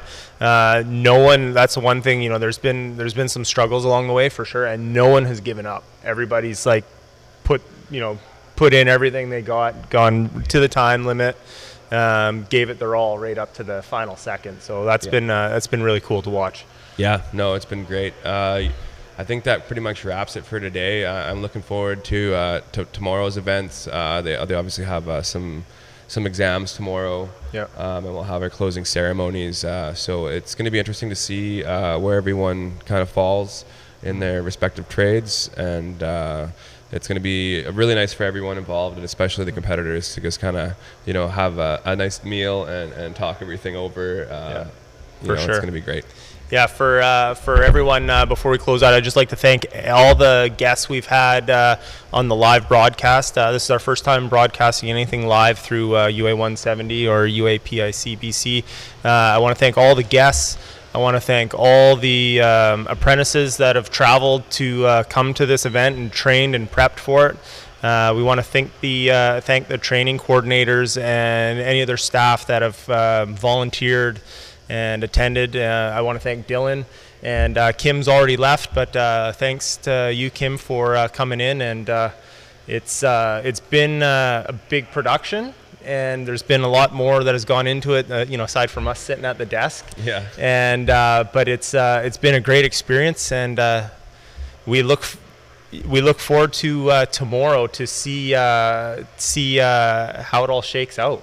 Yeah, it's going to be really nice closing ceremonies, and everybody who's been supporting their friends or their family or fellow brothers or sisters, I definitely recommend tuning in tomorrow evening to watch the presentation. Yeah, if you've been binge watching us, you don't want to miss the final episode, because that's going to be the good stuff, right? No, that's great. Thanks very much, everybody. Awesome. Thanks, everyone. Have a good evening.